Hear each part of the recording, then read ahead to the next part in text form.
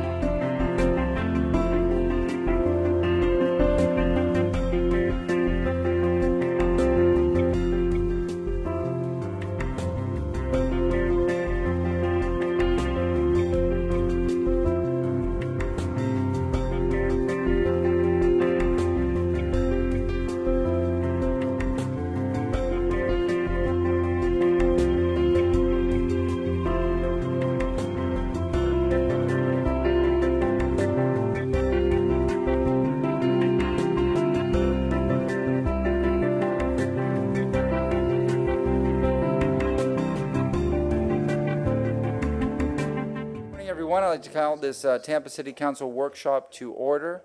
If we could take a moment. Councilmember Hertog, do you have invocation? Or just, let's please stand for a moment of silence and then a pledge of allegiance.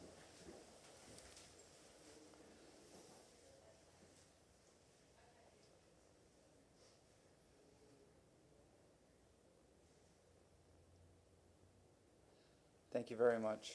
I pledge allegiance to the flag of the United States of America and to the republic for which it stands, one nation, under God, indivisible, with liberty and justice for all. All right, if we could have roll call, please.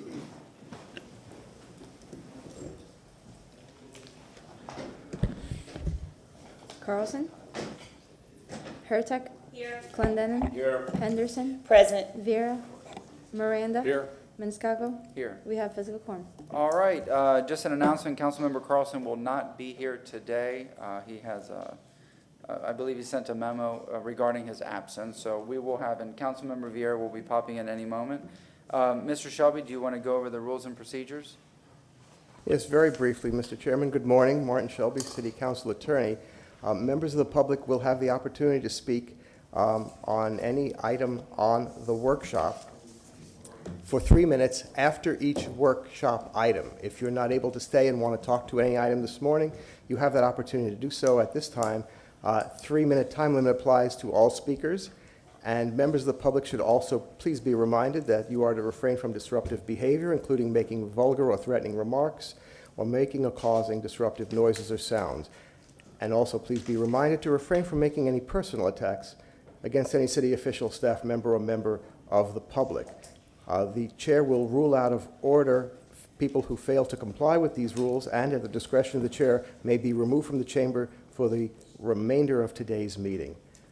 And finally, City Council should refrain from engaging the speaker under public comment, and the public should be aware the City Council does not take questions or have dialogue during public comment. This is your opportunity to express your position. Thank you. Thank you very much, and let the record reflect that Councilman Vieira is in the house. All right. We'll go to public comment. This is general public comment. If you're here to speak on, well, it's general public comment. If you're here to speak, this is your opportunity to do so. Please come up. And also, because this is a workshop, there will be public comment after each of the items as well. But this is general public comment, not related to any of the items. Well, Say that again? no, come on up. Please state your name. We have a choice. Yes. No, okay. Good morning, City Council. Sandy Sanchez, Armory Gardens Civic Association, home of the Villa Brothers Park, and a concerned citizen. I have come to City Council today to ask you not to move forward on item number 4. This item will limit your decision-making considerably. Land Development has recently hired Clarion Consultants to clarify and simplify the present inefficient zoning codes. Some community leaders met with Clarion on Tuesday, and I think most of you met with them on yesterday. I'm sure you came away with the same positive feeling as we did, that there would be analyze the ambiguities and simplify the process. Because of this, any changes to 27.61 would not be efficient and would be premature. This change further limits your decision-making, makes no mention of community notification, and is not transparent.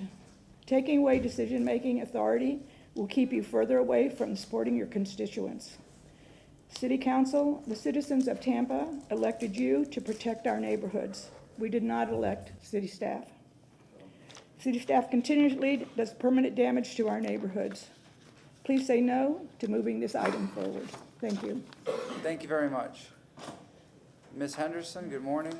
Good morning. I received your email last night. So Beautiful. I just wanted to acknowledge it, and I'm going to start working on it. But I appreciate, well, I'm here to follow up with public comment on that. yes, ma'am. Go ahead. Please state your name. Eileen Henderson, the Cemetery Society.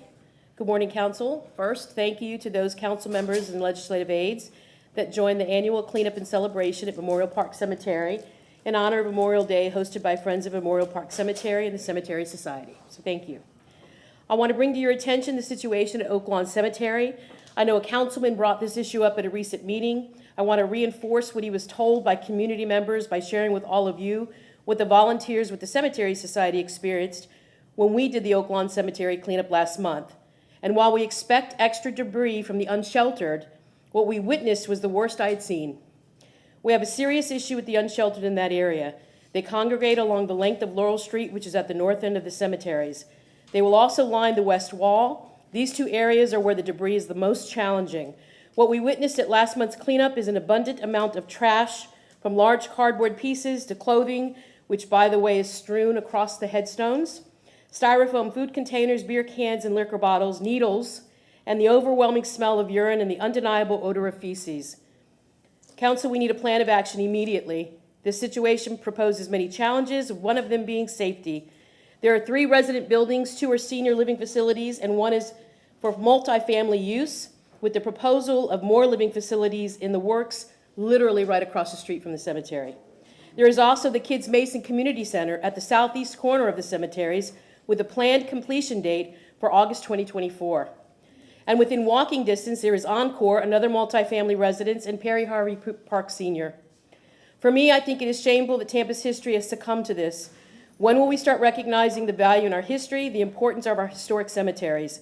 This situation will take a multi-departmental effort, and it should stem from council as a directive in the form of a motion to get the ball rolling for a plan of action. I hope we can act swiftly for a resolution. Thank you, council. Yes, ma'am. Thank you very much. Next speaker, good morning.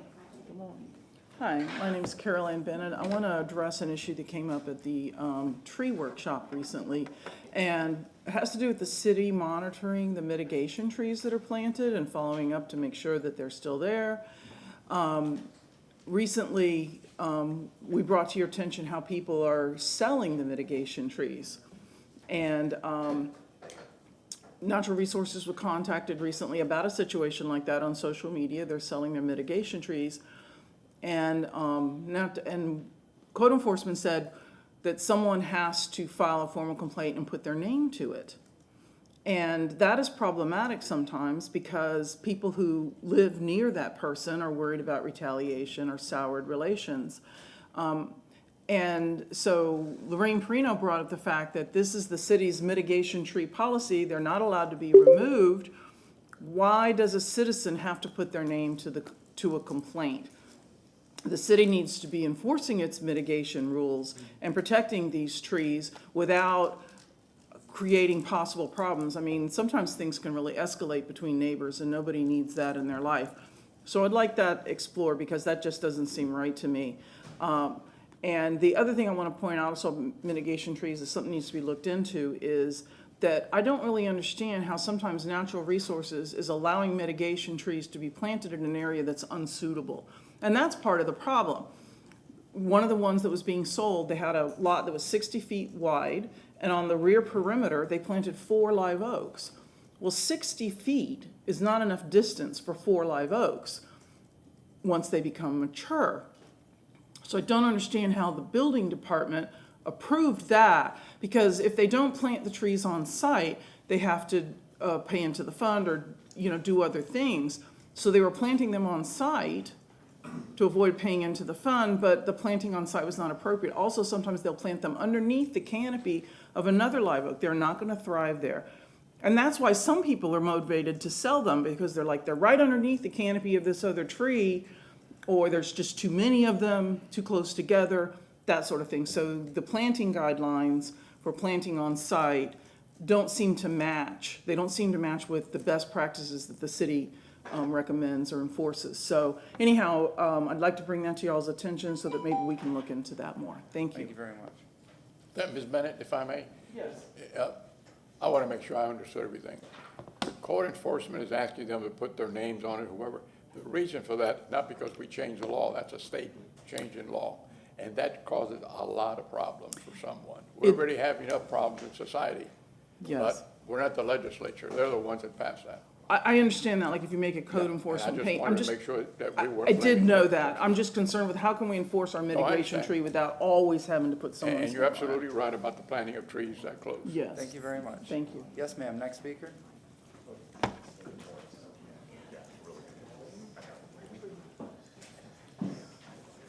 Speaker waiver form. Good morning, Stephanie Pointer. What I've handed you is Chapter 24, Section 120 of the Rental Licensing Code. I'd like to point out that this is ridiculously underpriced. I'm sorry. The Budget Committee started a year ago, or actually in August, it came out, the fees and stuff came out the same day as the budget came out last year. And we still have not made any amendments to this. And even for multifamily, I could live with them the way they are, but it's $23 to register a house for a year. And I still think that it's woefully undervalued.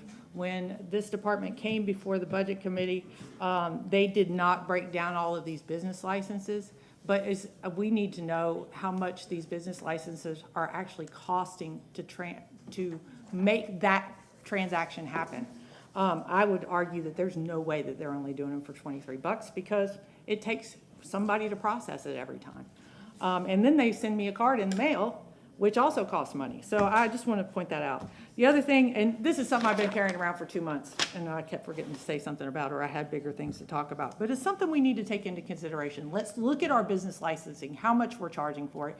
Why do we have that rate? What is the realistic value of the services that we are providing through that business service? Are we breaking even? I don't know the answers to that, but council needs to ask that question because we need money for things. And if we're paying money to do things that people are asking us to do, if we're in the hole for providing a service, then we are taking away from other departments.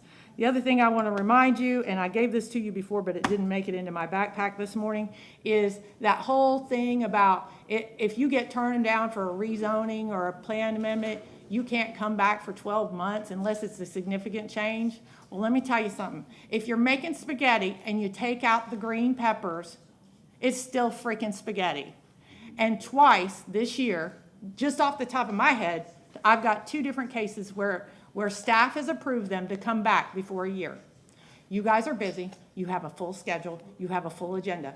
It's not fair to the neighborhoods for us to come back for spaghetti twice just because they took out the green peppers. Let's stop acting like that and stop. There should not be an exception for something that looks the same. If it looks the same, smells the same, it is the same. Thank you. Have a good day. Thank you very much. Good morning. Yes, ma'am. Please state your name. Good morning, Connie Burton. I want to come and first acknowledge and thank the board, the council for moving forward with Resolution 568. But somewhere down the line, I've gotten confused because I see now it is being called Resolution 344. And so if the things that was stated in Resolution 568 was resolved as it relates to the mistreatment, the actions, the policies, the betrayal of a legacy of a systematic oppression against African people, where's the proof of that? How then now do you move, and who did you consult? Because to come down here every Thursday, that's $3 per hour. All right? So I don't know who was consulted from the African community, even though you lay out a list of people, some that have gone on, but who was consulted as to what the community needed? And then how do we verify things that has not been resolved? Things have not been resolved in our community as it relates to the ongoing practices, the lack of investment in our community, the mass incarceration of our people in our community, and I can go on and on. Your own report showed that in East Tampa and the city of Tampa has the highest level of poverty in the state of Florida. So how do we move forward? I would just like to caution those that would sign on to this new resolution 344, that it might look politically safe for you, but it's not. Because what it speaks to what Dr. King laid out years ago, how moderate white people like to have a passive peace. Everything is good. It is not the job of this community or the people that has been oppressed to work toward an inclusive community. That's your job. It is your job to make sure that the least fortunate is risen to the point that we can have a seamless city. We don't have one. So as you move forward, we're going to keep on talking about Resolution 568. We're going to talk about how you, those 4 of you that was here, wrote, signed on your own accord that you recognize that this city had not lived up to its obligation as it related to African community. And what I do remember hearing Councilwoman Henderson signaling to the community that this new resolution was not the same. No, it is not the same. Do not move forward with 344. Let us go back to Resolution 568. And once we've completed 568, we then will look at 344. Thank you. Thank you very much. Yes, sir. Good morning. Ben Chesnut, Tampa, Florida. One thing I'm going to say, white people full of tricks. They're going to trick you every time. Every single time the white folks going to trick us. But the bottom line is for the last 624 years, we get nothing out the deal. For the last 624 years, we get nothing out the deal. This city gives us nothing out the deal. Since this city was formed in 1855, we've gotten nothing out the deal. Nothing. They trick us. They keep tricking us. And they trick us some more. And that have to stop. It have to stop. The big call is reparations. That's the big call, reparations. $3 million per African person, man, woman, and child on the planet Earth. Reparations. Remember that word, reparations. And who murdered the president of Iran? The same people that murdered 70,000 people in Palestine in a 70-day period, and the world acting like they ain't got nothing to say about it. The same butchers in Washington, D.C., the same butchers in occupied Palestine, calling it Israel. No such place. That you have to know. War criminals. Henry Kissinger, war criminals all over the world. All over the world, war criminals walking around free. But some people putting warrants for their arrest now, so they can't go every place free like they used to. And the word is reparations. I want to say what's going on in this city. What we want this city council to look into is this child support situation. Call the chief judge and tell them stop the child support situation in District 13. In the Judicial District 13, stop this child support situation because it's harming, it's been harming since 1975, African men. And these child support hearing officers is nasty, the nastiest, low downest white people you can find. Nasty. Arabella Campbell, Charles Denton, a bunch of other ones down there. They're nasty. And when you look at the record, they're nasty. And when you talk the law, when black people go in there, we don't know the law and we can't afford attorneys. So when you go in there and you try to explain your situation, they treat you like dirt. And when you go in there with the law, say, hey, well, this is the law, then they don't give you any case. They don't schedule any case for you. So you're just sitting there, you're like, hey, I got the law, what's going on now? You can't get a hearing on it. They're nasty, and that need to change. And this city council need to call the Chief Judge Sabella, tell him, review that child support situation and stop it. Men or women who are in child support, pay direct. Don't pay through the government. Pay direct. That's your duty and responsibility to take care of your family. Pay direct. Do not pay through the government. Thank you very much, sir. Good morning, sir. Hey, good morning. It's Grant Dawson. I guess I heard a reference to me. I want you all to listen to this as I pass this out to you all. This came directly from one of those nasty hearing officers he was talking about. Actually, two of them. It's always been said. You're the one trying to prove the case to me. You're not flipping this around because that's what you guys like to do with when you're working with Mr. Doss. You like to come in and try to flip it around. You're not doing it. I'm not on trial here. The department's not on trial here. You're the one with the issue with child support for failing to make child support payments. I mean, I think it just seems redundant because I've already taken notice of the record. Mr. Doss, your recitation of the facts, I don't think that there's anything incorrect in what you're saying in terms of the delay in service. This is all something that I wrote about in the previous order. Yes, there were delays. There's a 120-day rule that requires service. Didn't happen. Didn't happen on the second petition. Didn't happen on the third petition. I mean, nobody. And it's your position that the 120-day rule does not apply to me? No, it applied then, but you're bringing it up 2 decades later. And so you subject matter jurisdiction cannot be challenged at any time? No, my position is the link that you're failing to connect for me is why this is something that you're able to challenge under 12540. It's a void order. Okay. It's always been said if they're talking about you, you must be doing something right. You don't know about it. You're too young to remember that. But as you can see right here, I put rest in peace to Brother Craig Blythewood. I knew him as Dr. Craig Collins. He went to school with me at the University of Thomas Jefferson High School. And I normally don't come here and talk too much about the child support issue, but I am Mr. Doss. I don't hide from anybody, Miss Sabrina Frey. Craig saw us in the child support office a couple of weeks ago, and I kind of, before he passed, and he went to school with you. Before he passed, and he said, Doss, I have an issue with my passport. I'm thinking it's something that's just generally associated with people who owe, I think, $2,500 of child support. I didn't know his passport was suspended and he couldn't go overseas to get some medicinal assistance with his illness. Now Craig is an ancestor, so I take that personally because I knew him personally.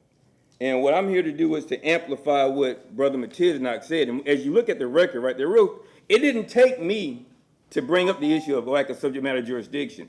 The reality is that I believe 90% of the cases in Hillsborough County, 95, well, that's him, can be reversed because of procedural due process violations. And because I'm running out of time, I'm going to tell you all something. Joe Biden, if you really want to win Florida, just have your DOJ come into Tampa or Hillsborough County and tell them to stop using federal funds to violate black men's federal rights and poor people. Because if you're poor, you might as well be black.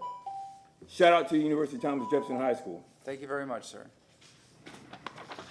All right, we have a registered speaker for public comment, Mr. Michael Randolph. Mr. Randolph, if you're online, please state your name. Yes, good morning. Michael Randolph, West Tampa, CDC. Today I'm here to give an update on the Rome Yard project related to the Community Benefit Agreement. Our last meeting focused on the consideration of the space related to the program that both the West Tampa CDC and the CDC of Tampa will house. We came up with a breakdown that we're going to be submitting to the developer related to West Tampa, our program. Well, our programs is the West Tampa Technology, Wealth Building, and Job Creation Center. That's part of the Community Benefit Agreement, and it was designed to create jobs and create wealth for both individuals as well as the community and increase public safety. So I'm going to talk about 2 to 7 programs. The first is the Technology Center, Artificial Intelligence and Web3, and creating the next generation of jobs. This includes, believe it or not, teaching people in West Tampa web application, game application, as well as software production. With this technology of open AI, both young and older people can start billing money up to $80,000, and you don't even have to have a high school diploma. This is one of the first initiatives that specifically focuses on low-income individuals using AI. The next is the Home Base Initiative. This is where we're talking about bringing in up to 50 businesses over the next 5 years, including those with criminal records, low income, and senior. Each of these programs will be partially funded by itself.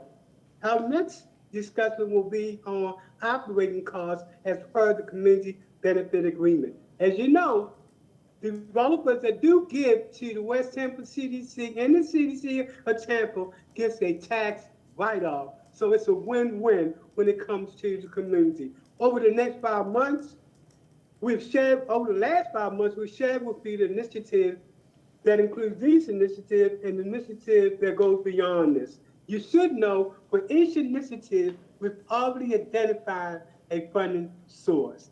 So I'm happy to say West Tampa is brighter today because of the Rome Yard deal, but this is just the beginning. This shows what public, private, and community partnership can bring about. Thank you so much. Thank you very much, Mr. Randolph. All right, that concludes general public comment. Council members, I had a question. We heard from one member of the public regarding item number 4. And we received I received a lot of emails. I don't know if everybody else did, but Councilmember Clendenin. So this was put on the agenda in September of 23, and it was asked by legal staff to put it on the agenda. It was continued in September, I'm sorry, it was July 13th of 23, so continued in September 28th, 2023. We have received a lot of comment on it, and I know staff has put a lot of work into it, but I would like to make a motion to just receive and file the documents. We have a motion and a second. Yes, ma'am, Councilmember Hurtado. And I disagree because I think what we asked for was how to simplify the process, and that's not what we got. Right. So I think what we need to do is at this item, clarify what we want staff to come back with. Well, I think what this particular one was brought on as a request, this particular item was brought on by legal. It wasn't one for that. Now, maybe that would be an appropriate, and I may have worded that as a new motion, but this particular one was brought on, it was a request by legal. And it was just put added. Sure. But, I mean, we got an email from Mary Lou Bailey that has a great suggestion that was eliminating the avenue of appeal to a hearing officer, which I think is fabulous, and I think we should talk about.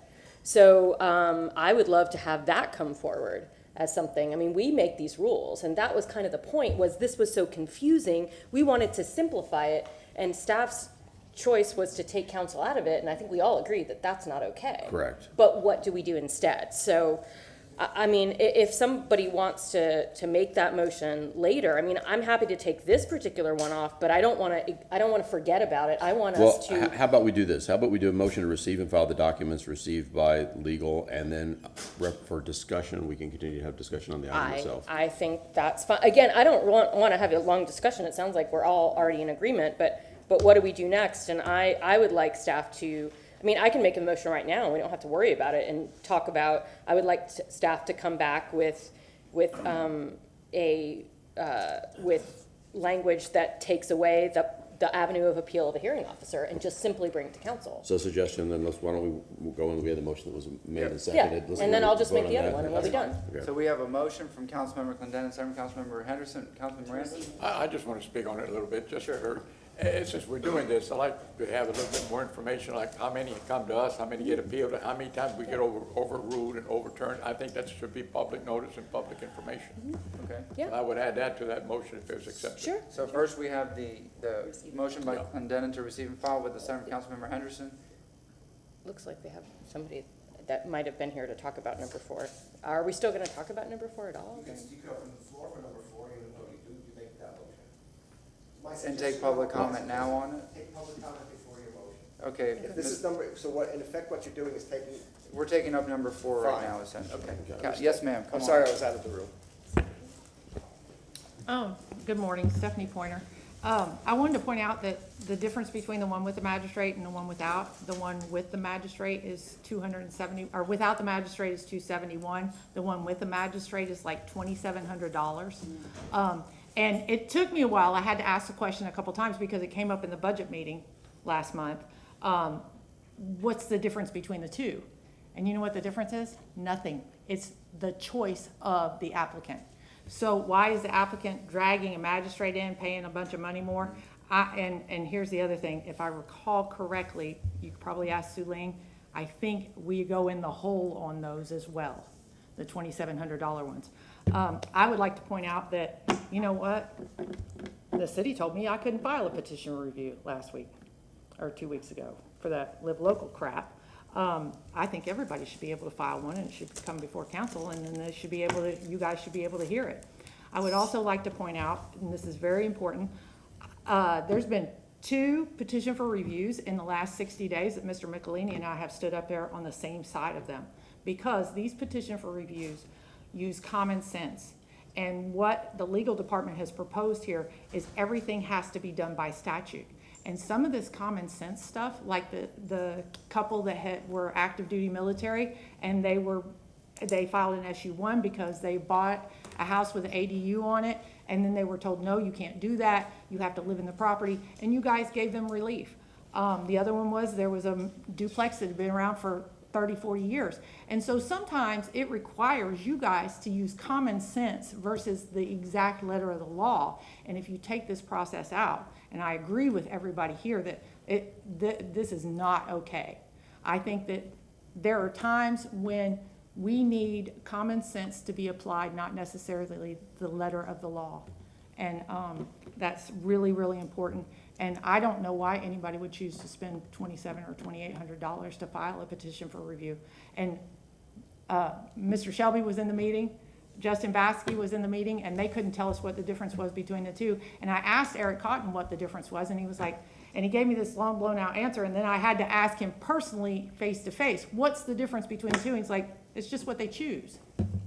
So why somebody would choose to do that, because they still have to come to you guys anyway. It doesn't make any sense. And if we're going in the hole for it, you know I'm not for it. Save our money. Our tax dollars need to be spent on things wisely, not on supplementing services. Thank you. Thank you very much. Next speaker. Good morning, sir. Good morning, Steve Michelini. You know, Stephanie's correct that, you know, we end up going through these extraordinary processes to resolve common sense issues.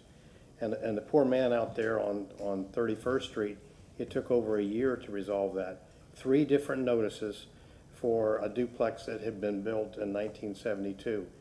Part of the problem is that your code says if it was in compliance in 1956, and you've changed the code many times since then. So the nonconformancies that you've created cannot be corrected because you can't get past a certain year. And the records going past, you know, I had a petition earlier to change that to 1987, which was the last major change you made, and it created thousands and thousands of nonconformancies throughout the city. You had a method of correcting that, but then you changed it.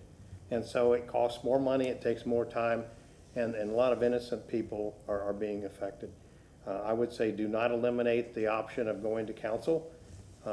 You are the people's representatives.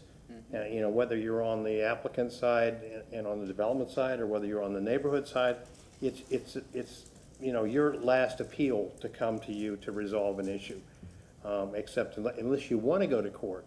And you know, it's very expensive to do that. And so to automatically go straight to court is a very expensive option, and it prices people out so that when somebody wants to address an issue, they simply can't do it. And I know it sounds, maybe think I'm talking against myself here, but fairness is probably the best avenue here. And people shouldn't be, as she pointed out, the couple that own the little duplex over in Seminole Heights. You shouldn't have to go through that extraordinary measures to resolve those issues. They were flying from Delaware to Tampa for every one of those hearings. Just completely uncalled for. But anyway, I appreciate your consideration, and I think fairness should be the guide here, and the ability to access your government. Thank you. Thank you very much, sir. Yes, ma'am. Good morning. Hi, my name is Caroline Bennett. I like it when y'all decide things, because I feel like there's nobody in the city that understands the citizens and our concerns better than the 7 of you. You have the most access, the most interaction, the most knowledge, because you are interacting with the people all the time. Every day, I know you interact with citizens. You really do understand what citizens care about. You don't always agree with each other. You don't always agree with me, but that's okay. I believe you really grasp what's going on because of your constant interaction. You should not be taken out of the mix. As much respect as I might have for a hearing officer, sometimes they are from out of town. This could be the first thing they've heard in Tampa. They're not familiar with us. The cost, I can't believe that the amount that the petitioner pays covers it. I think the city probably eats something. There's travel, there might be lodging, there might be meals, to mention their time. Then they read briefs, then they render decisions. I'm sure the city is incurring cost on this.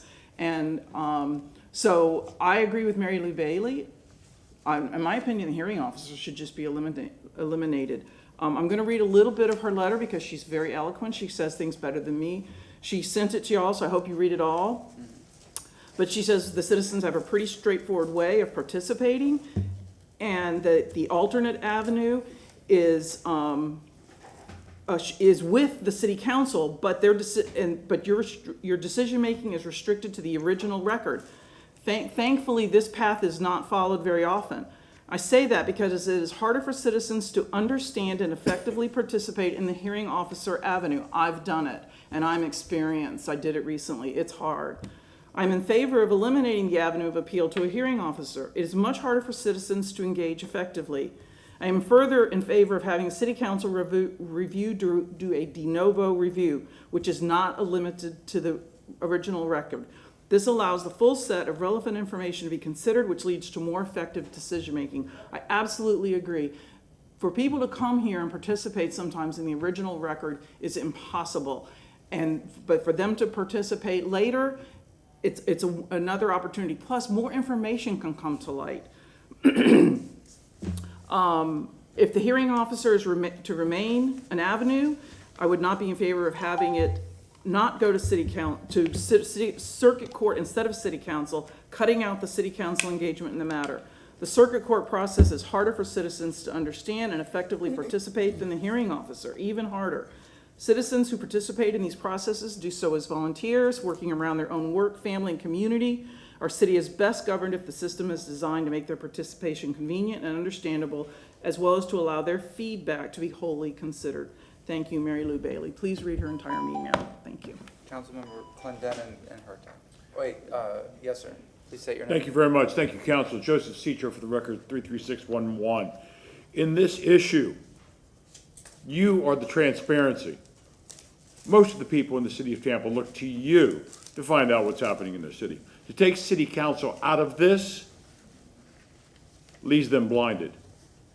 You are the responsibility for the citizens. If you have people coming together from different opinions to fight for city council to stay involved in this, it shows you something. City council, I ask you, do not take yourselves out of this process. Thank you. Thank you very much, sir. Councilmember Clendenin, Councilmember Hertog. Yeah, I think that we need to mark this day. That is the second time since I've served on council that Stephanie Pointer and Steve Michelini has appeared on the same side of an issue. So I think somebody should be buying somebody lunch. Commendation. Mr. Vieira. Again, I want to apologize to legal staff. I know they've put a lot of work into this, and I know that they've done a lot of things, but I believe, I suspect that it's pretty much unanimous consent amongst the groups of people that do business in council and the members that sit up in this dais that this is not an initiative that we want to move forward on. And once again, I apologize that you guys have put a lot of work into this and gone this far, but I think that it's probably not something that we're ready to move on. You know, we're doing the code rewrite. There's a lot of things happening in the city of Tampa, and this, I think, I'm going to stick with my initial motion that as a maker of this at the request of legal, and of course my fellow Councilwoman Gwen Henderson was the second, and we both agreed to strike this from the agenda. Councilmember Hurtag? I'll say something after we approve this So we have part, a and I'll do motion the next from motion. Councilmember Clendenin with a second from Councilmember Henderson. All in favor? Aye. Any opposed? All right. That is to receive and file. Yes, ma'am, Councilmember. And then I'd like to make a motion to look at Chapter 27-61 related to petitions for review and ask staff to put together language to eliminate the avenue of appeal to a hearing officer and setting city council review to be a de novo review, and to find out how many cases that we would normally have around this. That's the motion, and then my comment is I believe that we'll find more of the issues that we need to look at with this review of the land development code when we start seeing more of these. I think right now we're kind of hidden from the process, and this will allow us to really hone in on some of the areas where we definitely need to make changes as the legislative body. We have a motion. Do we have a second? I want to clarify that just before Go ahead. So I just want to make sure that I understand, this is not a decision point that you're asking for. This is an information that you're asking for us to make a decision. No, I'm asking for the language to make that decision. With the data that would support. With the data, that not just supports it, but just kind of gives us some background, and then moving forward, how this is going to work. So, no, I want the language. I mean, the public's made it clear. We've heard very strongly from both sides, which is very unusual, that they don't want this. So I think we need to move forward with the language to change it. Okay, thank you. Without an accommodation. No commendation. Councilman Miranda, your microphone? No? Any seconds? Do I Yeah, have a she second? seconded it. Yeah. So we have a thank motion from Councilmember Hurtag. Do we need do you have a date? Oh, is there a date? How Oh, long, you may want to ask staff how long they need, you think, for that? I'm She's so, coming, she's coming. so sorry. Hi, good morning. Dana Crosby Collier, City Attorney's Office. If you would like us to bring forth language to eliminate the hearing officer altogether from 2761, could I suggest we maybe fold it into our July cycle? Oh, that would be that work? fabulous. Yeah. That Because would I be can wonderful. work on that language now, and we can just bring it with the July cycle. Thank you. Yeah, That's perfect. sure. All right, so we have a date for the July. And what would the date for the July cycle, the 18th? I'm not entirely sure when staff is bringing back the July cycle.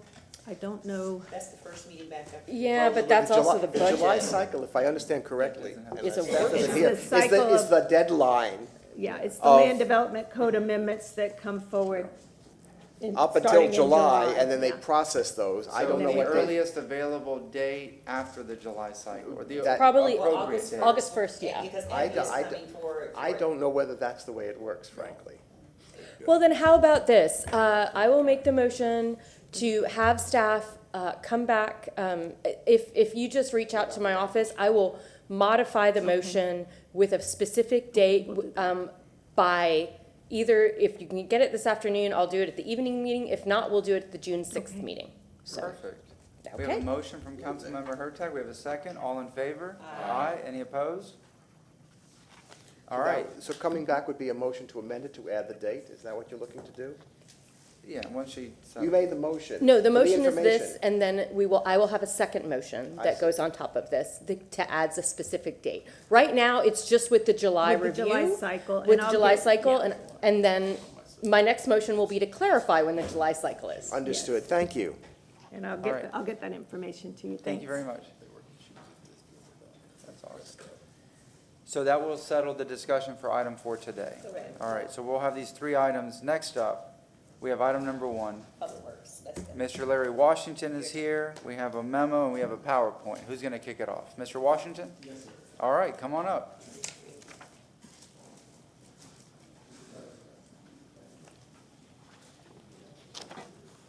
All right, and thank you. Make sure the PowerPoint is up.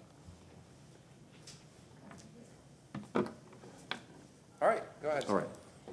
Well, good morning, Council. Larry Washington, Director of the Solid Waste and Environmental Program Management Department, here with the CFO, Mr. Dennis Royero, to discuss the proposed solid waste rate adjustments.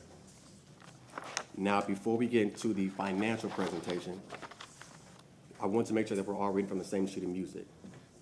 Next slide. Hope it is working. All right.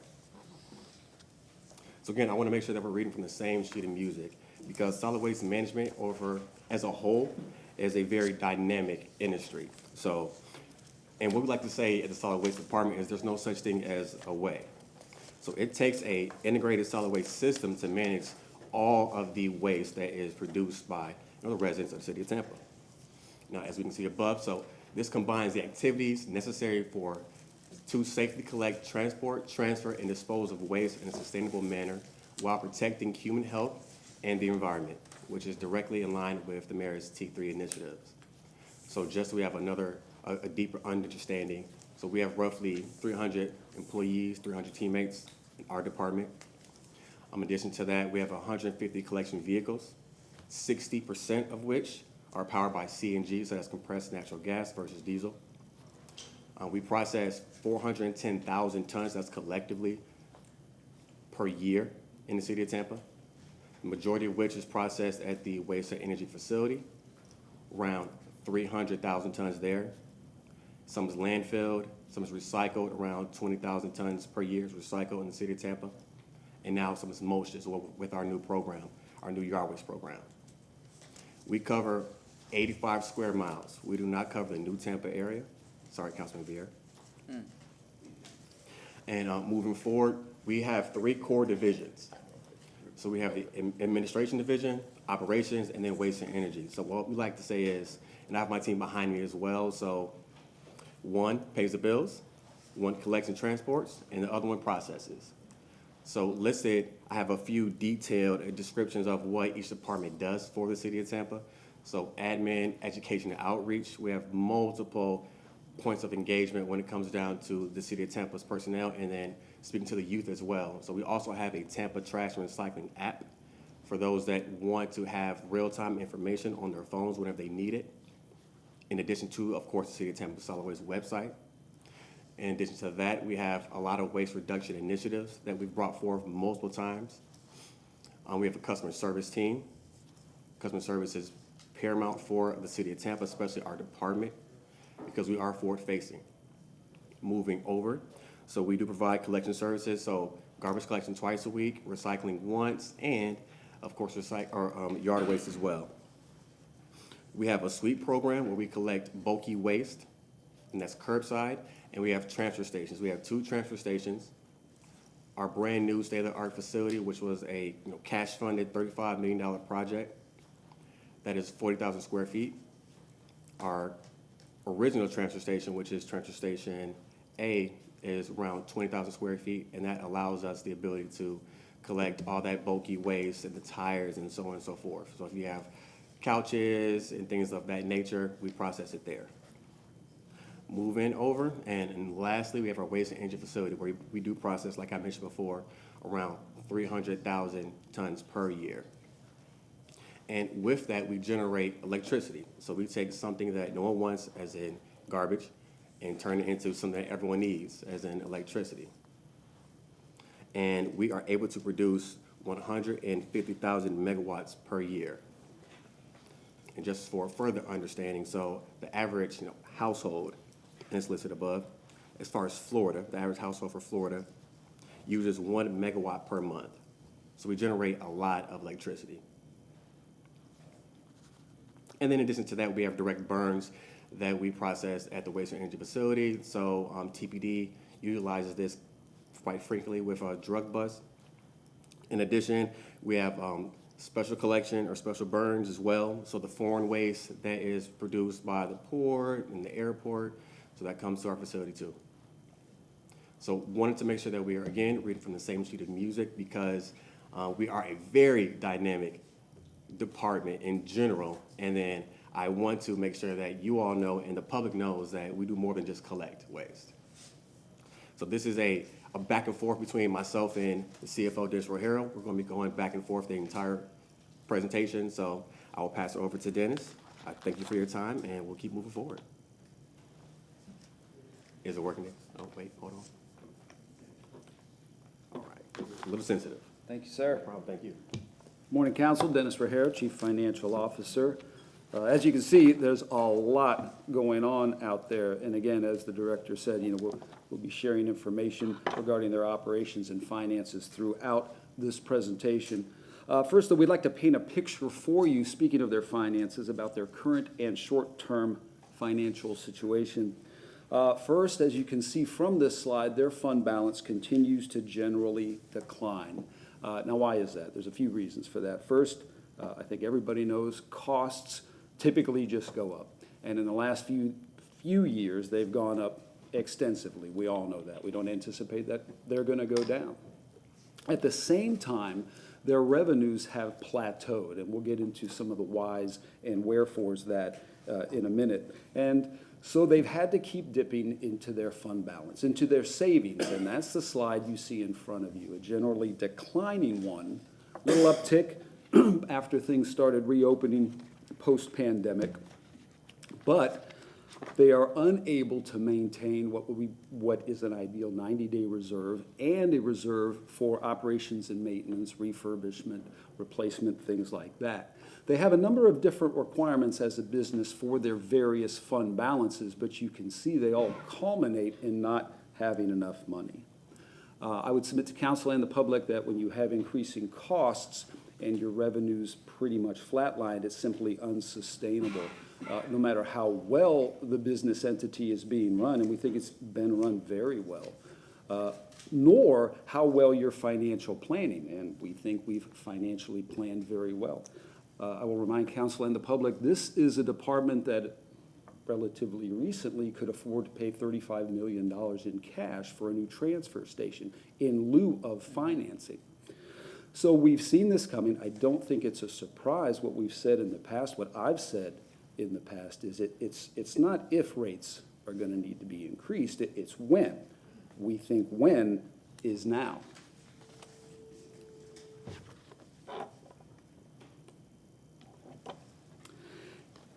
And in essence, we've got a three-pronged program and problem. A lot of P's in that sentence. And I think we've broken it out very well in this slide. First of all, in the dark blue, they've got to keep operating. And you see that, operating expenses. Regardless of what they do in terms of large projects, and we've got some very large projects coming, regardless of what they do in their, mid-sized projects, they're a big business, as the director just explained. There's a lot going on. $130 million business with a $200 million CIP. But they've got to keep operating regardless of those things. And you see from this graph here that they're not going to be able to do that. If you take away their operating capital in the light blue, if you take away the anticipated debt service for those large projects, their revenues, that purple flat line, is not going to be able to keep them above the dark blue line of just running a day-to-day operation. And I'm sorry? Mr. Rajero, Yes. Councilmember Clendenin, Sure. sorry to interrupt, but he had a question before you No, moved not at all. from this screen. What can I do for you? Question for you. So could you explain the decline in revenues from 23 to 24? From 23 to 24. Oh, yes, that is associated with the absence, reduction in electricity revenues because we've got the waste-to-energy facility undergoing refurb. Okay. And next question, why is revenue with growth, experiencing growth, why is revenue flatlined? Because we're adding customers, both commercial and residential. We are adding customers, but when your rates, and of course we've talked about this in our presentation, I'll talk about it in a little more detail in a moment. Your residential rates, for instance, haven't been increased in about a decade. So I think your point is, despite that, with the growth, you would think revenues would increase somewhat, and they simply haven't.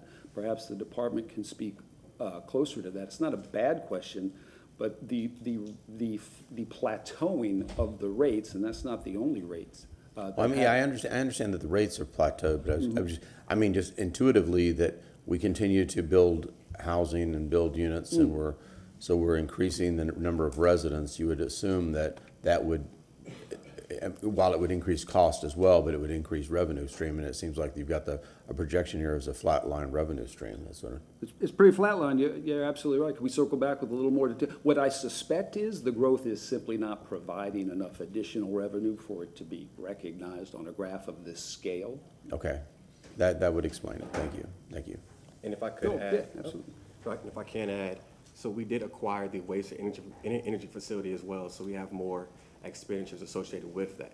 I get the expense thing. I'm just curious, like, what is your revenue growth? Okay. So, I mean, I understand that because of growth, you also, expenses go up too, but Yes. I'm in this pictogram, it's difficult, you know, it shows like no growth, which would indicate there would be no additional residents or no additional businesses being added to our revenue stream. So that was my question. No, we'll run that down. It's a good question. But what I suspect, it's a matter of scale. Moving from operating, of course, I've referenced the anticipated debt service. That's one of the discussions we'll be having later on in this presentation. You see, of course, the revenues aren't nearly enough. If the revenues can't allow the business to operate, they're certainly not going to pay for any anticipated debt service. And then again, you see in the light blue, the operating capital. Solid Waste has other things they need to do.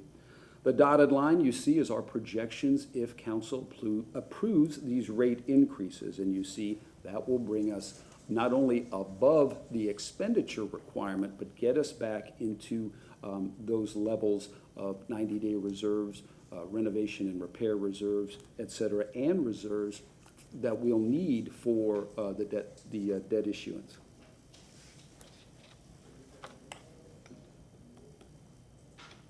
Operating costs, again, they continue to go up. There's a spike in 2024, you see, and that's associated with that waste-to-energy facility. The good thing about that is it's pretty much confined to 2024. The bad thing about it is it's a lot, and you're seeing that in their operating cost spike. But it's worth reiterating, you know, costs are not anticipated to go down. Are we experiencing some inflation relief? I think we are locally and nationally, but nobody that I know anticipates costs are ever going to go down. It's just how much are they going to go up in the future?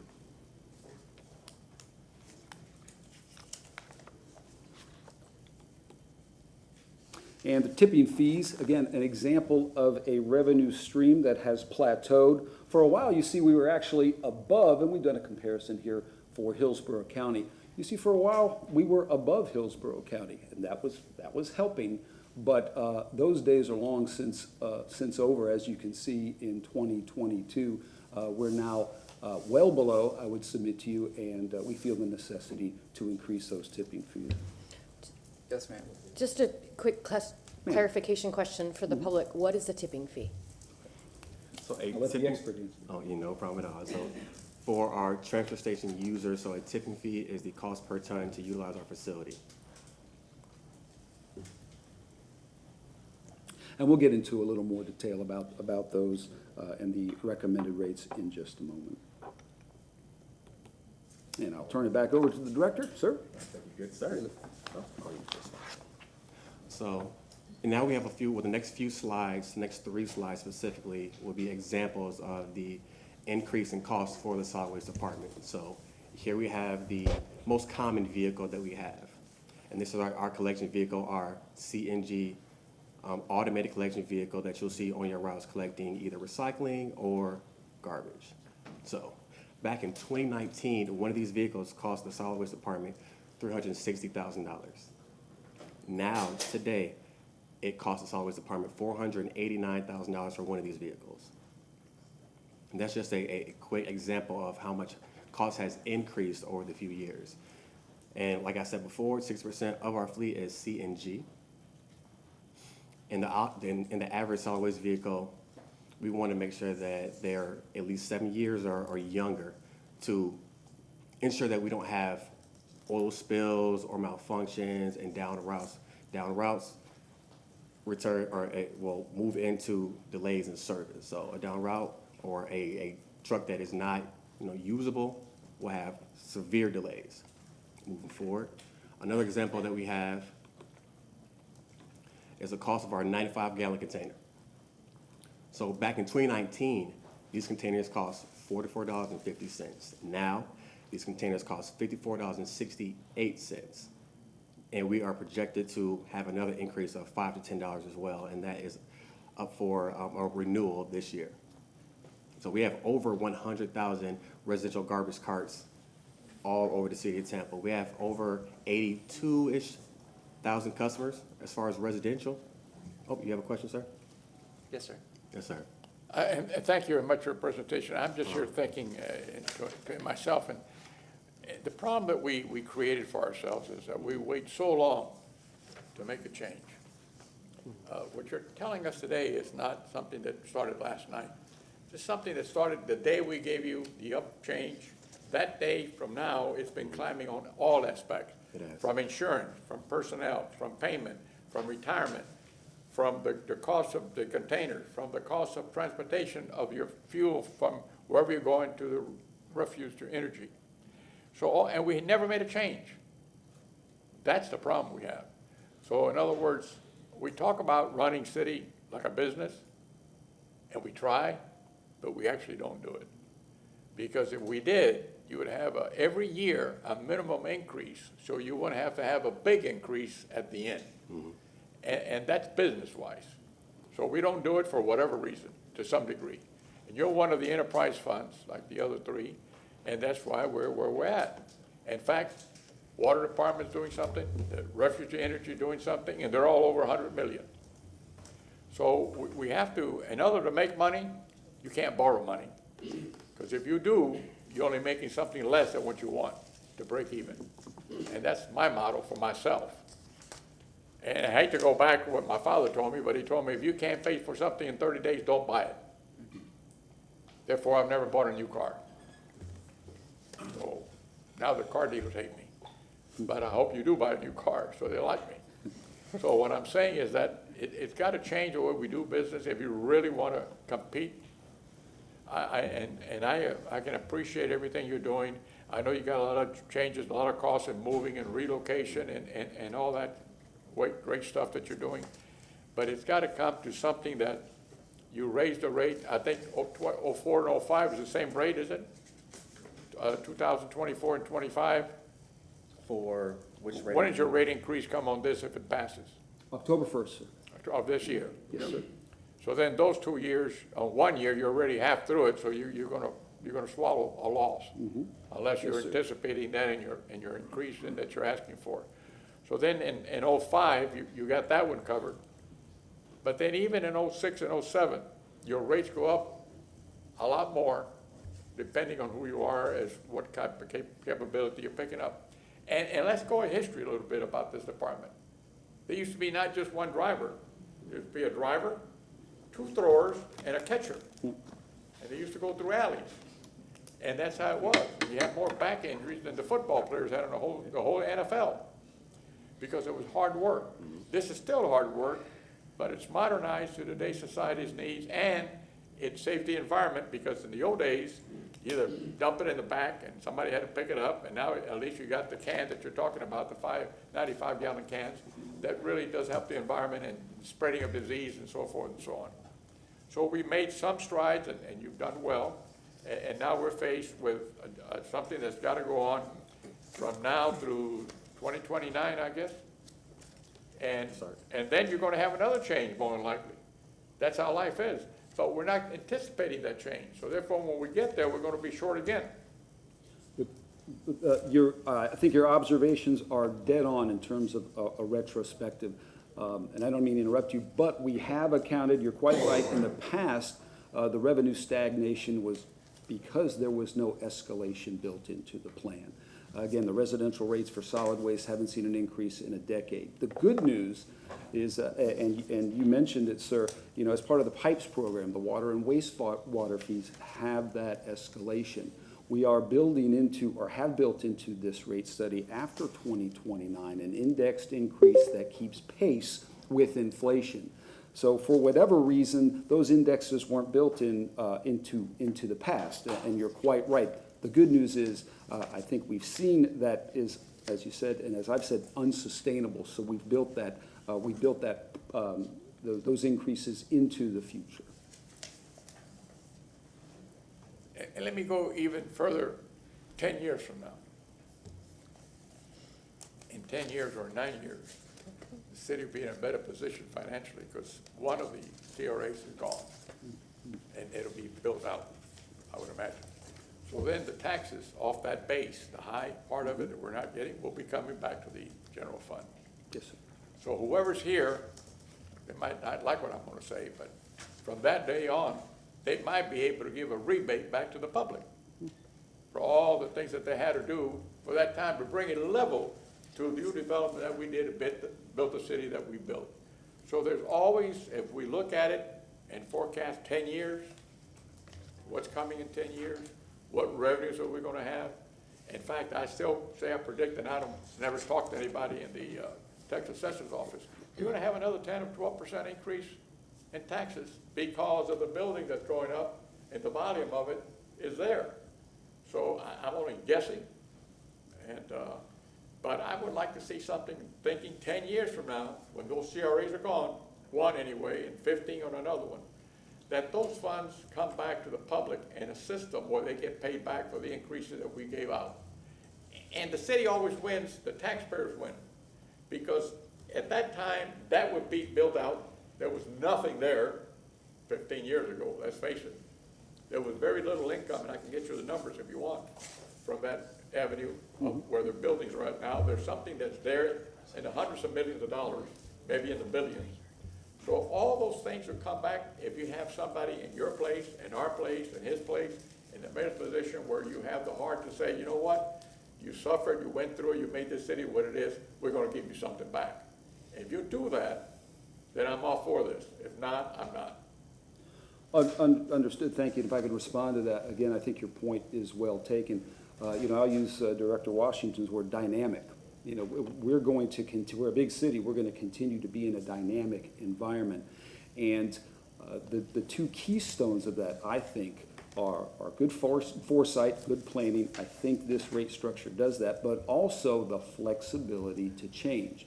Going forward, a decade from now, as long as our projections keep us within our debt covenants, our reserve requirements, and things like that, then City Council will have the flexibility to adjust rates. Again, who knows 10 years from now, but the key is, I think, good planning. We've planned for a progression and the flexibility to change if we have to. Thank you very much. Councilmember Hurtak. Thank you. I just had a couple questions about the cart, going back to the slides. Just because I noticed the next slide is talking about containers. So what's the length of time that the average lifespan for these? For our residential garbage cans. So it just depends on what the customer uses them for. So we do have individuals that may, put things in them that they shouldn't. There's often fires, or individuals may take other neighbors' carts from time to time. We have seen that, and we do receive the calls. So if you are an individual that follows all the solid waste guidance, we have individuals that have their carts from 2005, and then there's other people that may have had their carts for 3 to 4 years. So it truly varies. So I guess the reason I'm asking about that is because from this, it looks like we pay for the carts. Now, my neighbor who put a firework in their brand new cart Case in point. and has a giant hole in the side now, we don't pay to replace that kind of damage, correct? That would be something the customer would have to pay for. Yes. Okay, so that was kind of my question was, yes, if you use it the way you're supposed to, we pay for it, but we don't pay for people that use their carts incorrectly, and you all have a pretty good feeling of who can do what. So I just wanted to clarify that we don't just replace anything. Okay. I wanted the public to know that, and that wonderful. they are technically paying for it in their fees, but really we pay for replacing them when they need to be replaced, as long as they're just normal wear and tear. Yes, ma'am. Yeah, I'm doing exactly what I hate, is because we haven't finished with the presentation, but I feel like I've got to jump in here a little bit, because I'm back here on the solid waste financial picture. with revenue at proposed rates far exceeding the operating capital and debt services needs and requirements. I don't see, there's not on our printout, slide number 4. So go back 4. Slide 4, sir? Yeah.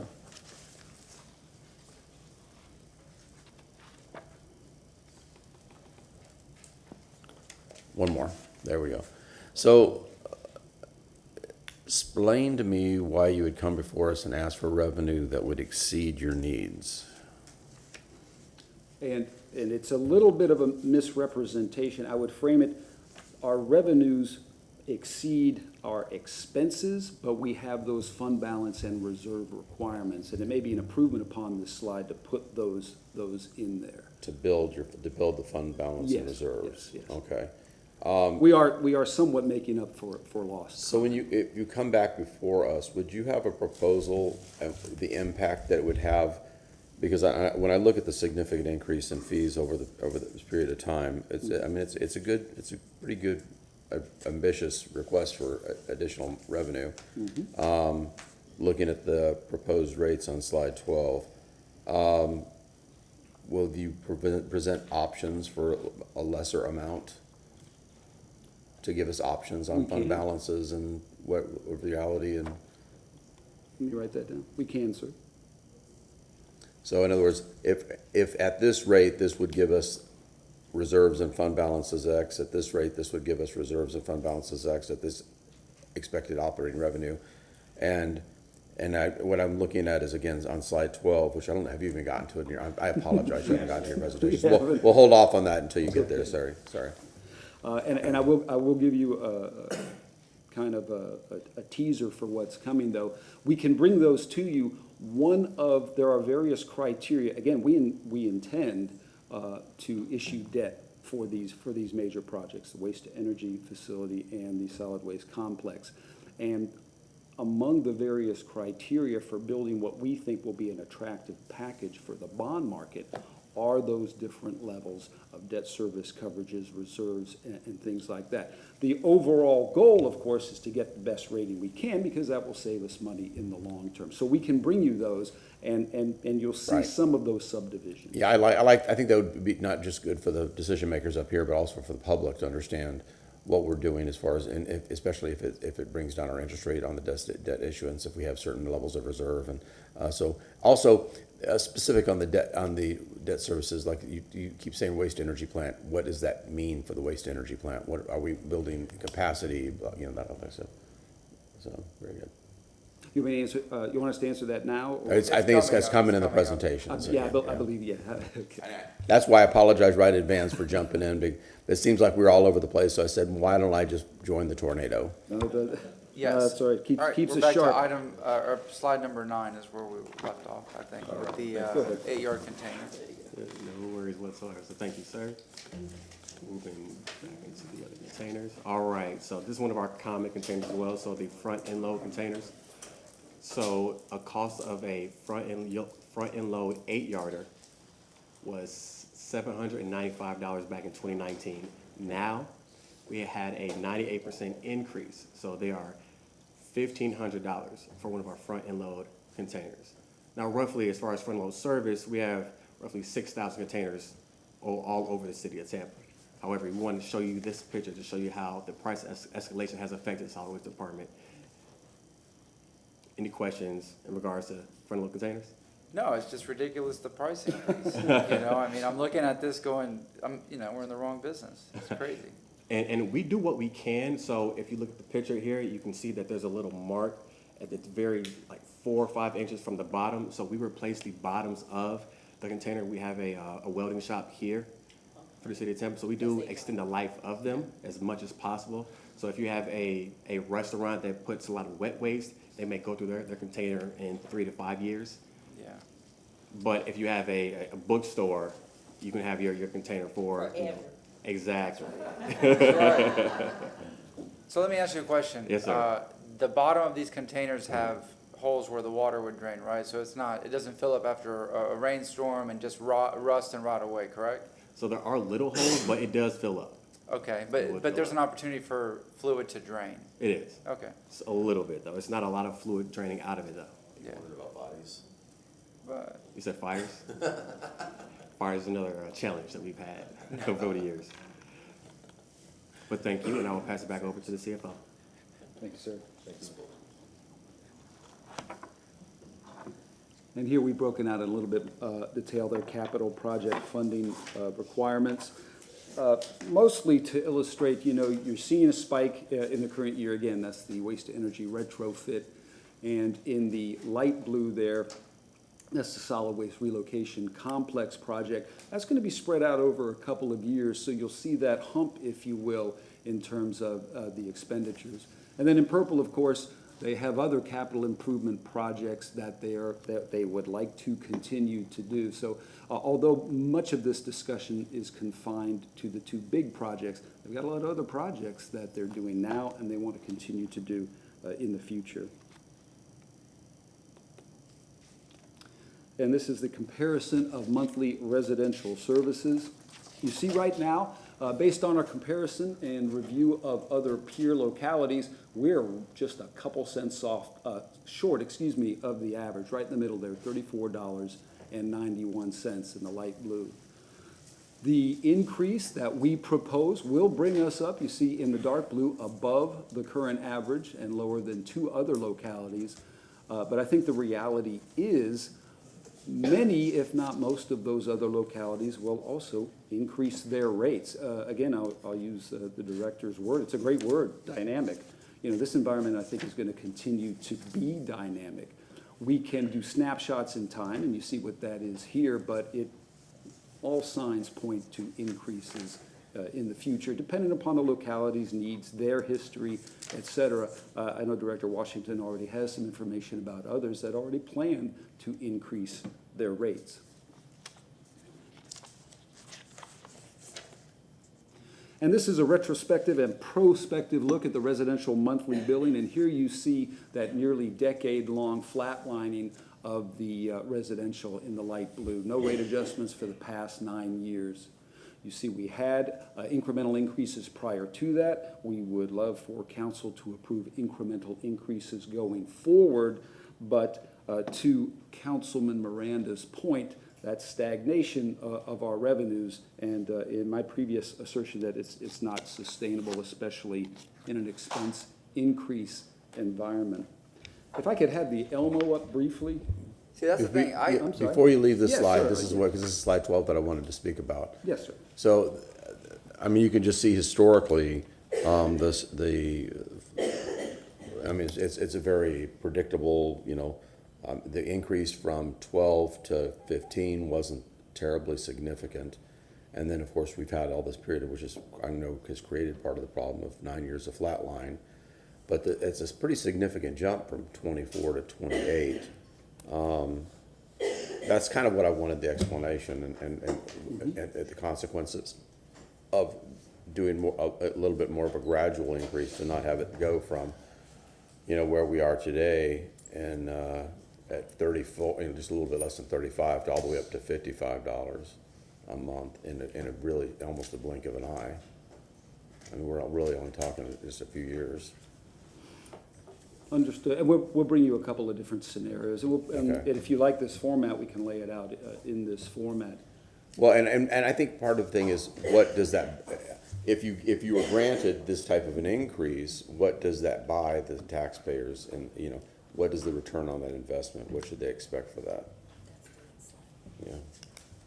So I started here in April of 15, and we haven't had anything happen since. We're going on 9 years. But if we would have added or increased it $1 a year since, we would be, 43, 40, and it was less of an impact.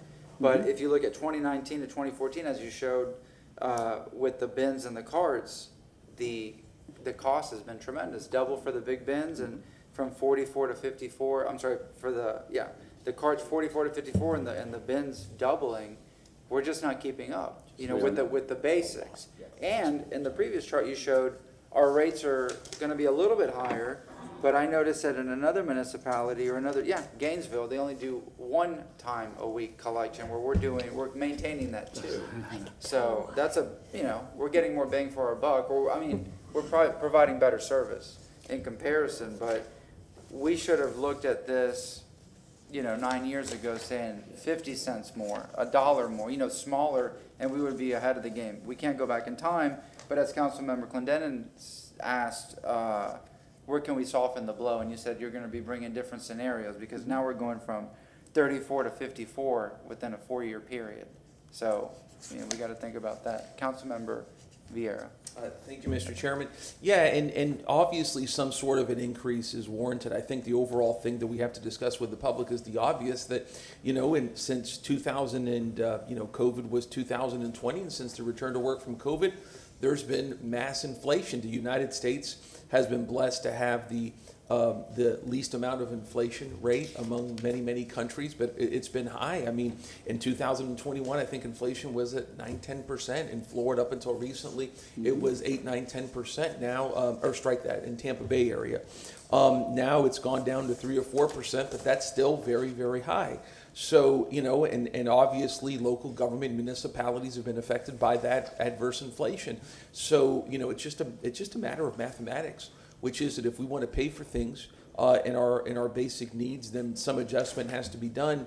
That being said, I'm with Councilman Clendenin that obviously we have to soften the blow, but some level of adjustment has got to come up. It's a basic matter of just inflation that governments have been hit by, and working families continue to be hit by.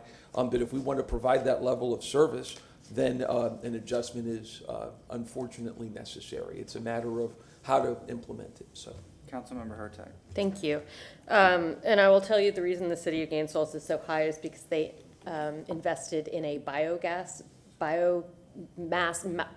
plant that was a poor decision. So basically their citizens are paying for that. How much was that project, do you know? Oh, it was like $1 billion a long time ago. So I mean, it was bad. So they're paying for the sins of the past. But really, I think that what you mentioned about how, if you look at slide 12, about how we did not increase the dollar, and if we had, we'd be at 45 right now, which is what they're trying for in 2026. So we would already be at 45, and so these increases wouldn't seem so much.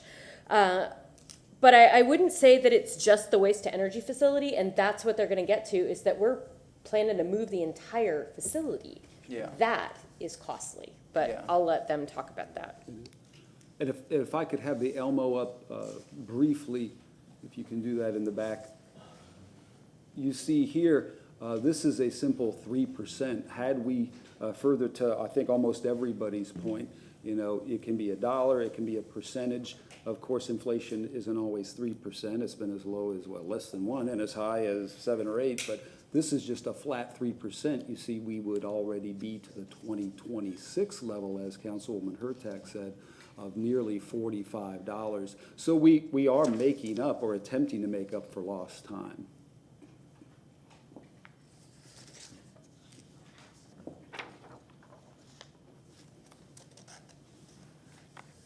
And back to the presentation, please. Thank you.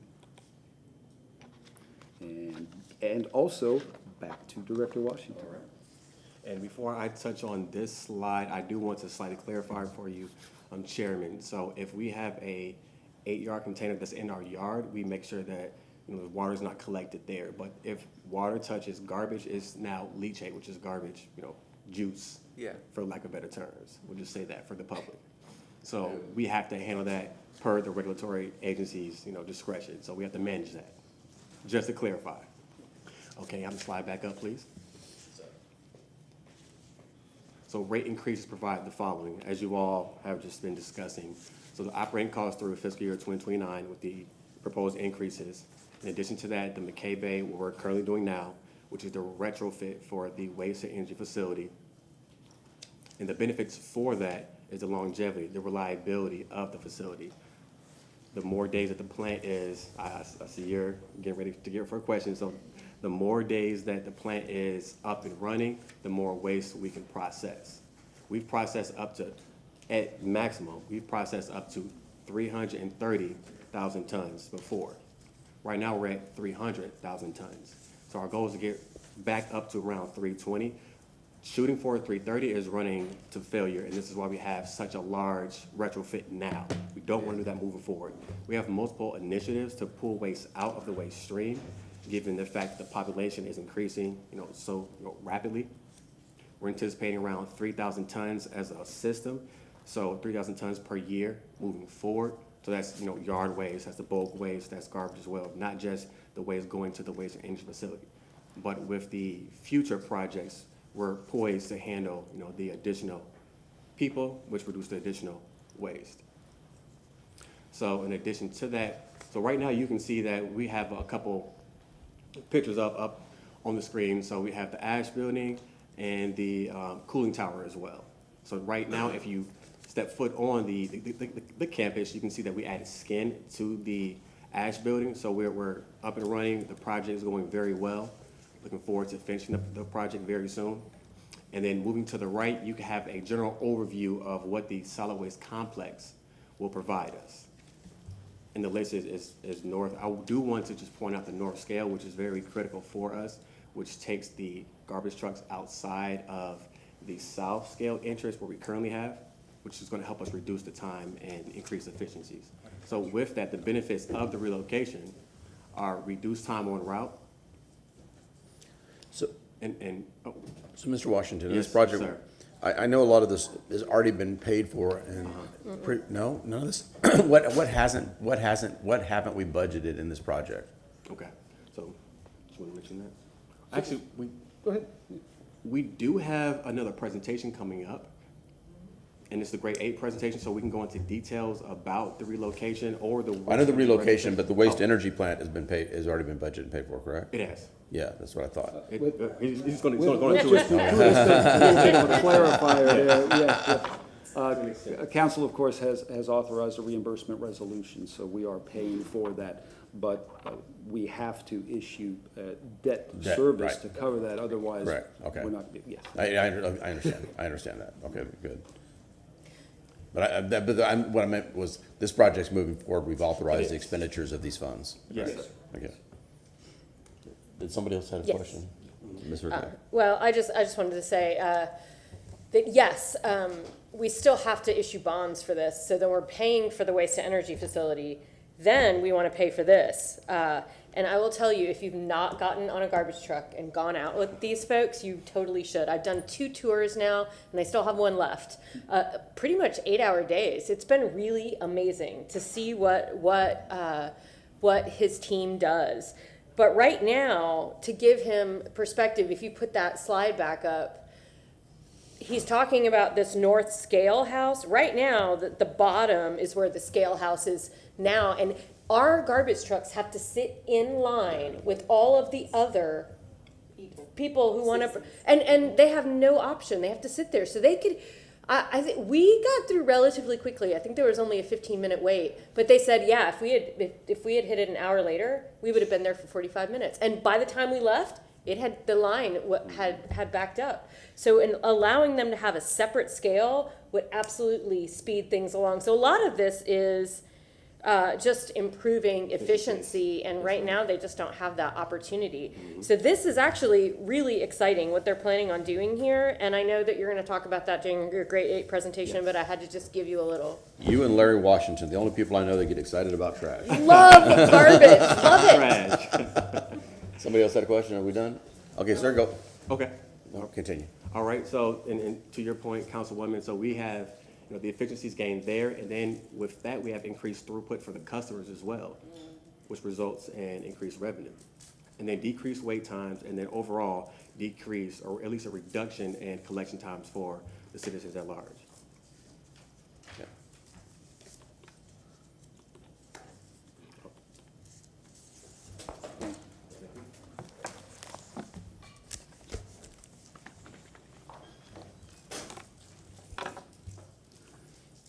And enterprise fund, just a quick refresh for the public.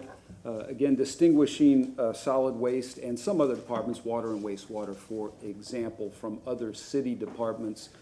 These are departments that are mandated to run in quite simple terms like a business. Their revenues are confined to only their operations. We can't take solid waste money and use it for the police department, for example. And we demand that they be self-sustaining, okay, which is, again, one of the reasons that we're before you today. In contrast to, the private sector, any profits, quote unquote, profits generated are reinvested back into the business. And that defines an enterprise fund generally in government. And again, parking is also parking, water, wastewater, solid waste. So a little refresher on enterprise funding. And the rate design strategies. Again, as we get into more detail in the rates that we are recommending, of course, first and foremost, sufficient revenues to meet projected requirements. But also, and bullet number 2 is pretty important, it seems pretty obvious in retrospect that their rates were not developed to fully recover costs.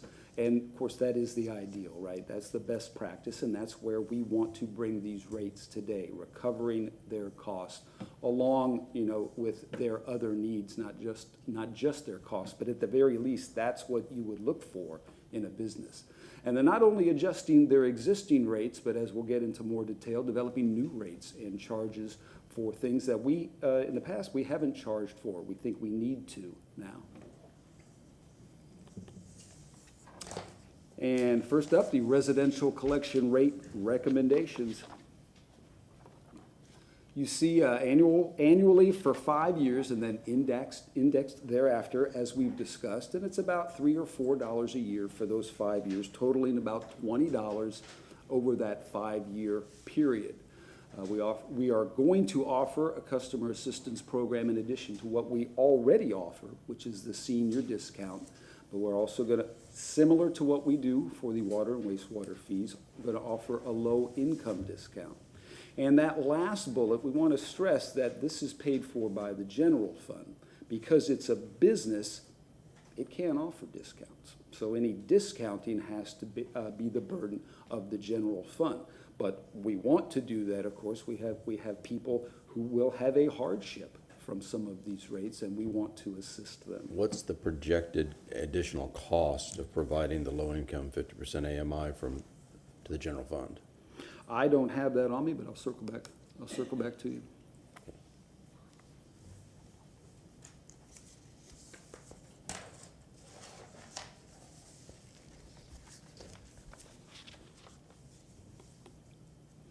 And into the commercial collections, again, annual increases over 5 years. They are much too detailed and nuanced to provide a slide that I can speak to, although Mr. Washington will be speaking in more detail in a moment. Various fees based on various conditions. And then, of course, the tipping fee that we've talked about. Per ton, you see the escalation over that 5-year period, along with, if I'm not mistaken, a $100 additional charge for out-of-county. Yes, 100. Well, you know what? The director speaks to it better than I do on this particular issue. Go ahead, sir. So, and to go into detail, at times we receive customers coming to our scale house from out of state. So upwards to Alabama, that's as far as they come. Not a lot from Alabama, but we do have some coming from Alabama. And then we have individuals coming from Orlando as well. Most municipalities have a out-of-county additional fee that they charge those individuals. We unfortunately do not. So we want to right that wrong and then charge them additional when they want to utilize our facility moving forward. When they what? Want to utilize our facility moving forward. Apologies. That's good. Makes sense. And that when I learned that, and that's one of the reasons I asked the director to highlight it, it astounded me that our rates are so low. I mean, we're not in North Florida. People are still coming from Alabama because our rates are so low. And we hope to remedy that. The new miscellaneous fees, again, Director Washington. All right, thank you, CFO. Thank you, Dennis. So the new miscellaneous fees, most of these fees are already, we're coming forward with these fees because there are already services rendered. Now, we have additional residential carts, and I'm sure that you've been out on route, Councilman Hurtak, you have, so you've seen this, firsthand. We have certain individuals that may have 1, 2, 3, or 4. I've seen upwards of 4 carts at their home. Now, we are collecting it per the ordinance. We must collect the waste. However, similar to other municipalities as well, they charge those additional containers. Now, moving forward with some of our other initiatives, such as Routeware, which will give us the ability to provide that service verification for that tip. So now we can guarantee that, hey, ma'am, you have 2 carts. Okay, do you want to elect to keep this cart, yes or no? And then we'll go ahead and charge you a nominal fee, which is roughly $20. That's $20 a month for each additional cart, upwards to 4 containers total. If you need more than 4 containers, then you must have a small business going on. You need a front-end load container now. So that's why we have a max of 4 containers. Moving forward, commercial recycling carts. So once upon a time, we were receiving money for recycling. When China stopped accepting our recyclable material, then we had a shortfall in revenue. So we were not charging, or we currently are not charging for commercial recycling carts. Now, similar to other municipalities like Orlando, they charge around $20 for their commercial recycling carts, and we would like to do the same thing as well. So What that's do you want to additional. charge for, you say Orlando 20. is charging $20 and you want to charge what? The same, You equivalent. want to keep it on par? Mhm. And how many commercial establishments request those carts or use those? So Is it we have a lot. So we can envision around 10,000 carts out there right now. Times However- $20 a month. Yes, I mean, it's a lot of revenue. it's substantial. Yeah. Substantial. Councilmember Miranda. Yeah, I was gonna say the same bit, but just going back for a second on page 16. When you say that the revenue increase over 5 years is $20.05, I'm not disagreeing with you, but I think you have to show that between the 25 and 26, there's basically a 31-cent increase. You're gonna multiply that by, you should put a factor by 12 so it equals the sums of the digits. The way it's done, the way it's presented, nothing adds up because it's on individual months, but talking about the total 5-year span, which is 60 months. So in other words, for anyone to understand page 16, you gotta multiply, you gotta take 363 from 332, which is 31 cents, multiply that by 12, and do the sums everywhere down by 12. But it's not explained, and it's difficult for someone who's not involved in this to understand it. So I'm not trying to correct it, I'm just saying that it's fine, but in my opinion, you have to show that 31 cents times 12 equals 33 cents. Because it does change from 31 to 35, 35, and so forth and so on every month. So it's explainable to the public and they understand it, what it is. That's all I'm saying. All right. And I agree, there's some conversation I heard about your regular containers. I've seen 7 and 8 in one area, and it looks nasty. Some of them spill over, and I'm not saying you gotta get rid of all of them, but there should be something done to minimize the public view of it. Agreed. And then to your point, I'll go back to the slides as well. We want to mitigate some of that with the charges that we're going to move forward with once we receive approval, per council. So there's return trip charges as well. So if we have individuals that fail to set their garbage curbside and they want to elect, they don't want to wait until the second service day. They want to elect for the truck to come back, which it costs us $125 to come back. And we'll charge them a nominal fee to come back. How much did you say to come back? So for us, as a department, it's $125. We will not charge a customer that. It'd be a lot less than $125, but it costs the department $125 to come back to a home, dispose, go back.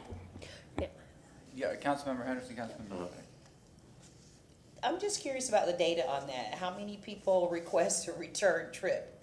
Because I have never done that, even though I've wanted to, because I've missed my timeline. So some individuals, some customers will say that, hey, the truck just missed me, and then we'll pull the videos because we do have videos in our, the ability to record inside of our trucks, and we'll see that the container was not, set out curbside.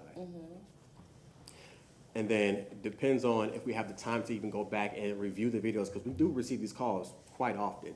Once you realize that, we will come back because it takes so much manpower to go back and review the entire video. We have to wait till the truck stops, bring it inside the yard, and then go inside the video and then review it. So what we have been doing thus far is if we know that there is a down route, which, we don't have the driver to service that area, then we'll just send the trucks back out to collect, because we don't really truly know. We don't have the time to go back and spend the man hours reviewing this whole video. We will have the ability to quickly pull this information when the routeware comes aboard, but right now we don't have it. Right, but my question was, how many, do you have Oh, the data on that? It's often, so I can get that data for you, but it's very often. So that means we're taking a loss. If it We costs are. $125 We are. every time we do it, and there's a lot, then that probably could end up being millions of dollars. So So why would we have a policy where you would go out and do that? Obviously, as a customer service, you're addressing it from a service standpoint, but it's costing the city, where we're running a deficit. And to your point, so on the service days, so let's say your collection was on Monday or Tuesday, and you called in, you let us know, we'll have an individual come in on a Wednesday and then collect all those homes that were reportedly, missed, to make it more efficient for the department versus having to go back and forth throughout the day or providing, collection for the whole entire city. So we do take that into account, just to make sure that's clear. We're not sending out each truck to go back and forth every single time that we have a customer calling in a missed pickup. Councilmember Hurtak, Councilmember Clinton. But y'all are off Wednesdays. So you're paying overtime to get folks to come. So it's doubly bad for us. So we are not paying overtime. Okay. So what we do is we shift our schedules around. So the team's on 10-hour shifts. So there's certain days where we have those 10 hours working from start to finish, which is usually Monday and Tuesday, and then the weeks kind of wean off, or the collection, it weans off Thursday and Friday. So we have individuals that are scheduled for this type of collection. So we don't pay overtime for that. No, but we're paying labor costs that we wouldn't have to if people did. So, and then the other, you touched on the new software, and that's part of what this is gonna pay for, correct? Yes. So could you talk a little bit about that software? Now the truck has to go back, but the new software Provides. So this is a turn-by-turn based software. So this is a garbage collection software specifically for collection vehicles. So we'll have turn by turn. So it eliminates the user error of, I was on my route, I went and disposed of the packed out truck that I have. I received 11 tons of waste, so now I have to go to the waste management facility and dispose of it and come back. So sometimes we have our drivers, let's say they're new, or they just simply forget. They forget where they're at in the process, because now we have just maps, paper maps, versus having a system that says turn here, turn here, turn here, and use heuristic routing, which is right turns only to collect. So it'll provide turn by turn service. In addition to that, it's service verification. That's one of the biggest things. It's hard to say that we did not service you without that service verification tool. So now we have that. or we will have it. Yes, will, in August. I appreciate that, because it kind of goes to what we were having the routes and making sure that the routes make sense and you're saving money and time. When I was riding with one of the commercial drivers who actually, they go and they pick up the entire compactor. It's wild. It is the most interesting thing. And they literally winch it up and they take the whole thing and dump it and then bring the whole thing back. It took an hour to do that. And right now, the guy I was driving with went to one spot. Actually, ironically, we were at Hannah City Center, which they had to come back to because somebody was parked in front of the compactors. They couldn't service it. And that's another problem, is that they have to come back to these compactors if people park in front of the areas. So there's all this. But then we had to go across town to pick up the next one. So it wasn't even in the same general vicinity, and this software is going to help that. And it's amazing. Your level of excitement when talking about trash is it's concerning me. No, it's not trash. It's efficiency. It's exactly. It's saving money. It's saving time. It's an amazing space to fix this. I am. I love it. Well, I mean, it's like when I toured the waste to energy facility. I thought it was awesome. I mean, I was, I understand the excitement. It's actually very fascinating. And we appreciate the solid waste enthusiasts on the dais right now. And if I can go back to the slide. All right. So we're going to slide 19 now, or more fees. And then some additional fees, so placing compactors and roll-offs. And this is industry standard charges that we are not utilizing, we're not taking advantage of, so we want to implement that into our system. Moving south, so we have cart special cleaning, so our residential carts. At times, we do receive calls saying, hey, I might have maggots in my container for residents. Let's say you put food waste in there and there's some spillage of whatever you have in that bag. If you want, and we give recommendations as far as how to clean them, but if you want to elect for us to come out and clean your container, we'll have that service, and there's a fee associated. This is a new service. This is new, yes. Without adding personnel, Yeah. by the way. The people who probably get maggots are the same people who miss the trash pickup day. So, And if they want to. I mean, I'm not talking about me. Well, kudos to you. And then we have overloaded containers as well. So if your container is overloaded, then we'll charge you a fee to collect it, and it's by ton. Usually that's your commercial containers. It's not residential. I see. Oh, this is not residential. Yeah, that is not residential. So again, so most of these additional fees or new miscellaneous fees are for services already rendered. Now we're just receiving the funds for these services. I see. Well, this is interesting. Yes. Well, thank you for being interested. So, how our rates and services compare to other municipalities? As you can see highlighted above, so we have the city of Tampa at $34.91. Then we have garbage pickup, recycling pickup, of course, yard waste as well. And then we have a sweep pickup. And then the residential, as far as, the brush site, so the transfer station.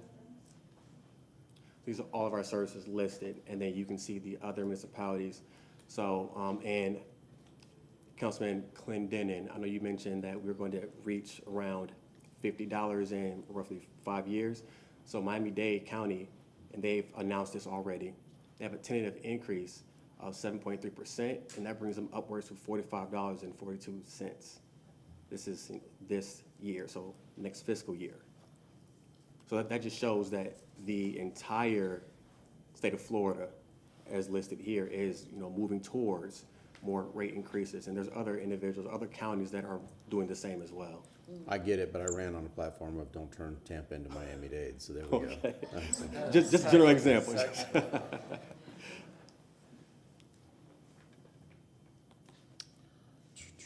And now I'll pass it back over to the CFO. Thank you. Thank you, sir.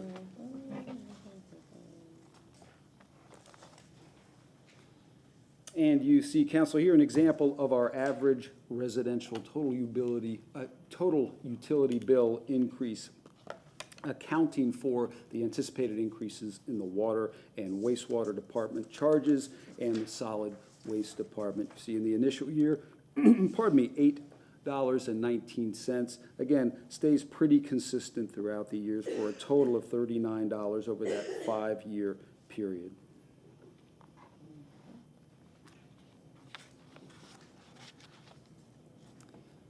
And on the next slide, this is what I was speaking to, maybe not, there we go, what I was speaking to. Again, all of these exercises haven't been done in a vacuum, okay? Not only are we trying to increase fund balances, cover operating expenditures, fund projects, but all of this with an eye to going to the bond market. And again, the bond market is going to get the best rate, or the investors and the market are going to demand certain things. You see this snippet from Moody's rating methodology. And again, we will adhere to and provide presentations to Moody's, Standard & Poor's, and Fitch rating agencies for these debt issuances. And you see some of the criteria here. Oh, I also want to give some credit to Raftellus and Public Resources Advisory Group. You see that at the top. Raftellus is our third-party consultant, just a tremendous depth and breadth of experience in doing these things. We've worked with them in the past. Our financial advisors, Public Resources Advisory Group, or PRAG, just outstanding finance professionals. So thank you to them. Again, none of it's been done in a vacuum in terms of team members, the Solid Waste Department, Larry and his team, and then my shop. So we can go down the list, system characteristics, okay? How old are our assets and what's their condition? Well, we're taking care to a great extent of that first bullet point right there, asset condition. We're out there doing that extensive refurb and rehabilitation on the waste-to-energy facility. That is going to be a big plus from the market's perspective. They want to make sure we're not borrowing money for something that's going to collapse the day after they issue the debt.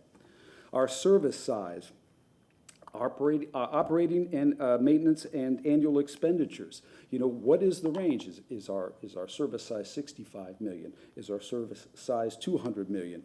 Our system is a little over 100 million.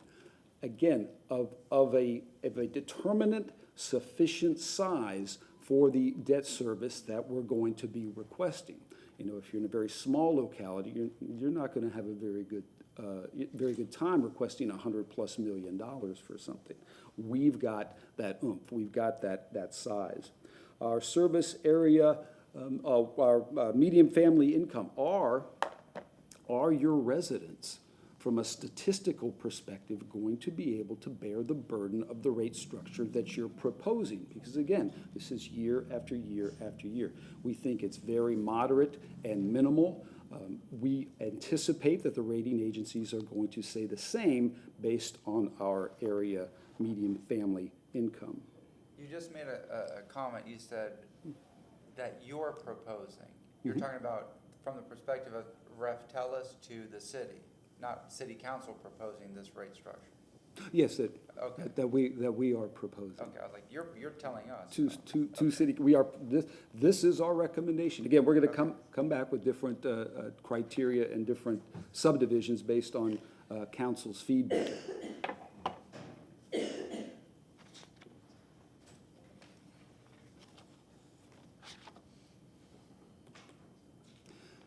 A couple of the other rating considerations, financial strength. Well, why does it matter? Well, it matters for any number of reasons.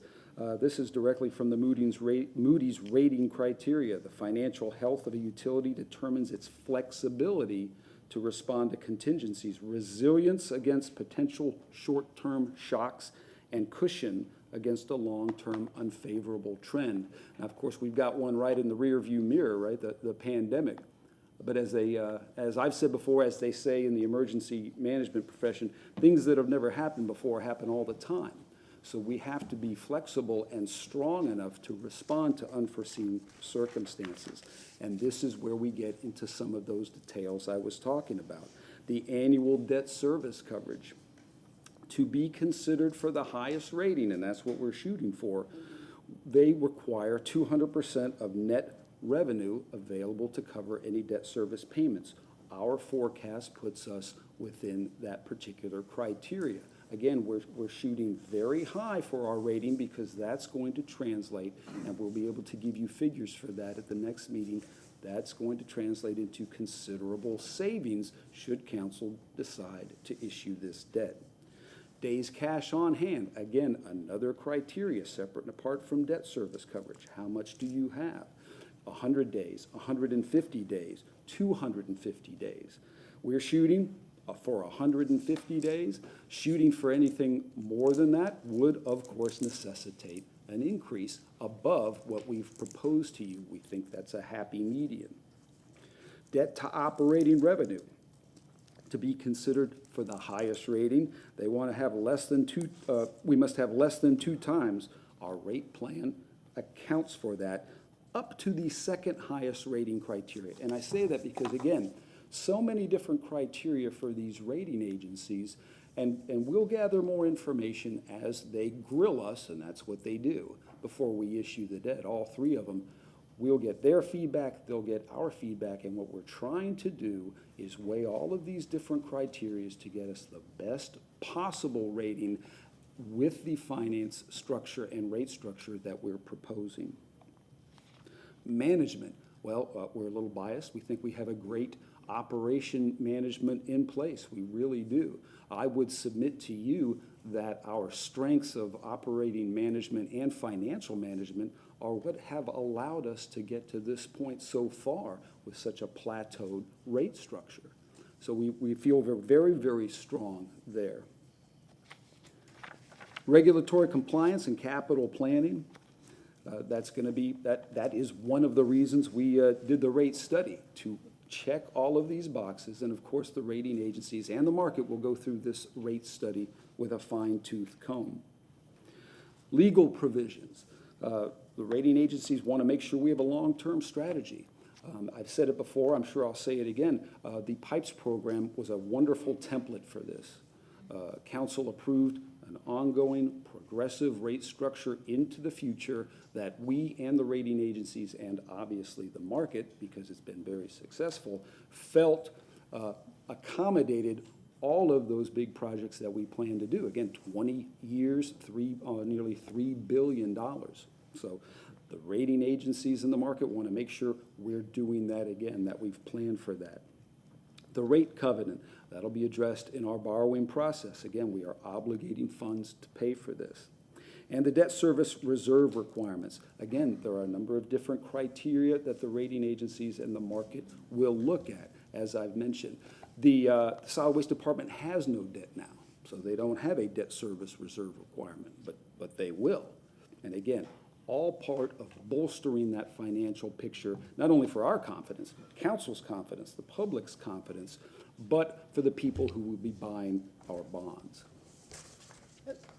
Yes, ma'am. I just have a quick question about that. You said solid waste has no debt service right now. So how are we paying for the waste to energy facility? We have to take out bonds on that, but how are we paying for it right now? Right now, we're just floating the money from cash. Okay. Yeah. So, And that's part of that reimbursement resolution that council approved. It allowed us to start spending money right now because it was a little bit of an unknown situation, with the turbine out there that other people can speak much better. Sure. So we wanted to get a jump on that. Okay. And then that reimbursement resolution will allow us to pay ourselves back from the debt service. It's a very good question. That's how we're managing to keep both those balls in the air. okay, so really what you're saying is this rate increase is gonna pay for what we're doing right now, plus what we wanna do? Yes, ma'am? Okay, Yes. that makes more sense, thank you. All right. Options history. Yes, and again, we have discussed this, many times, and again, we think and hope we did a good job of telegraphing, again, that it was just a matter of time before we were going to have to bring a proposal to city council, and you see the various times we've done that. Of course, the numbers have changed over time. Again, we're in a dynamic, have been in a dynamic environment, but we think we've got a lock on it now, which is one of the reasons we're bringing this to you.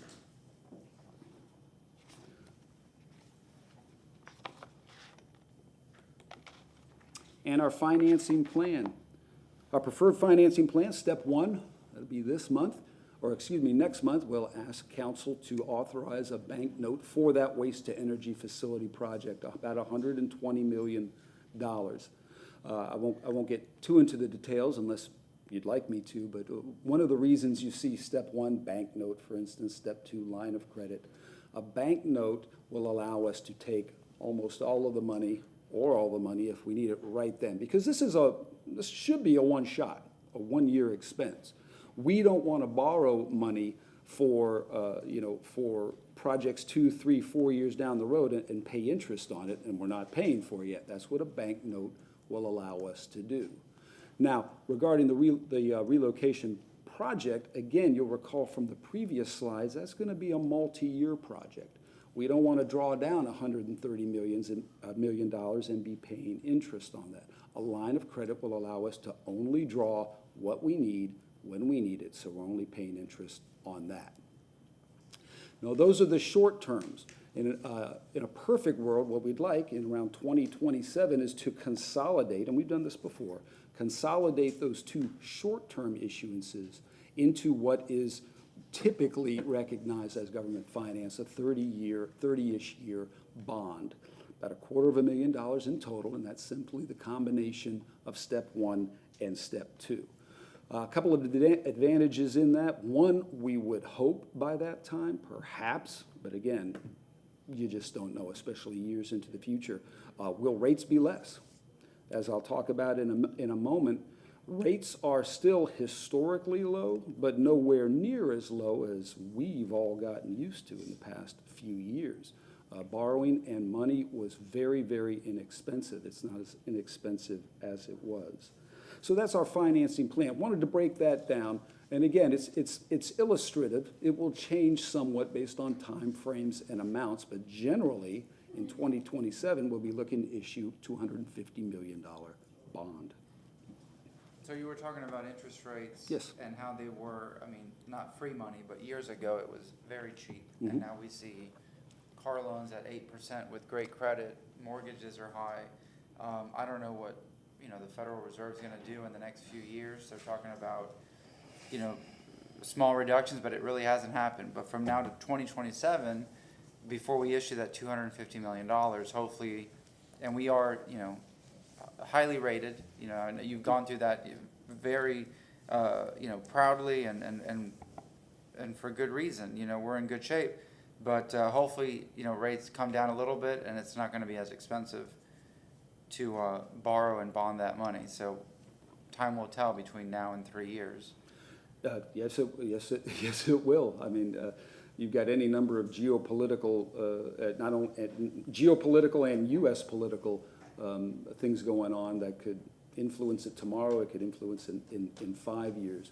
But we would hope and look for over the next couple of years for generally the Federal Reserve rate to go down, and then specifically borrowing costs. All right, and then you have projected debt service, correct? Yes, if I can have the next slide.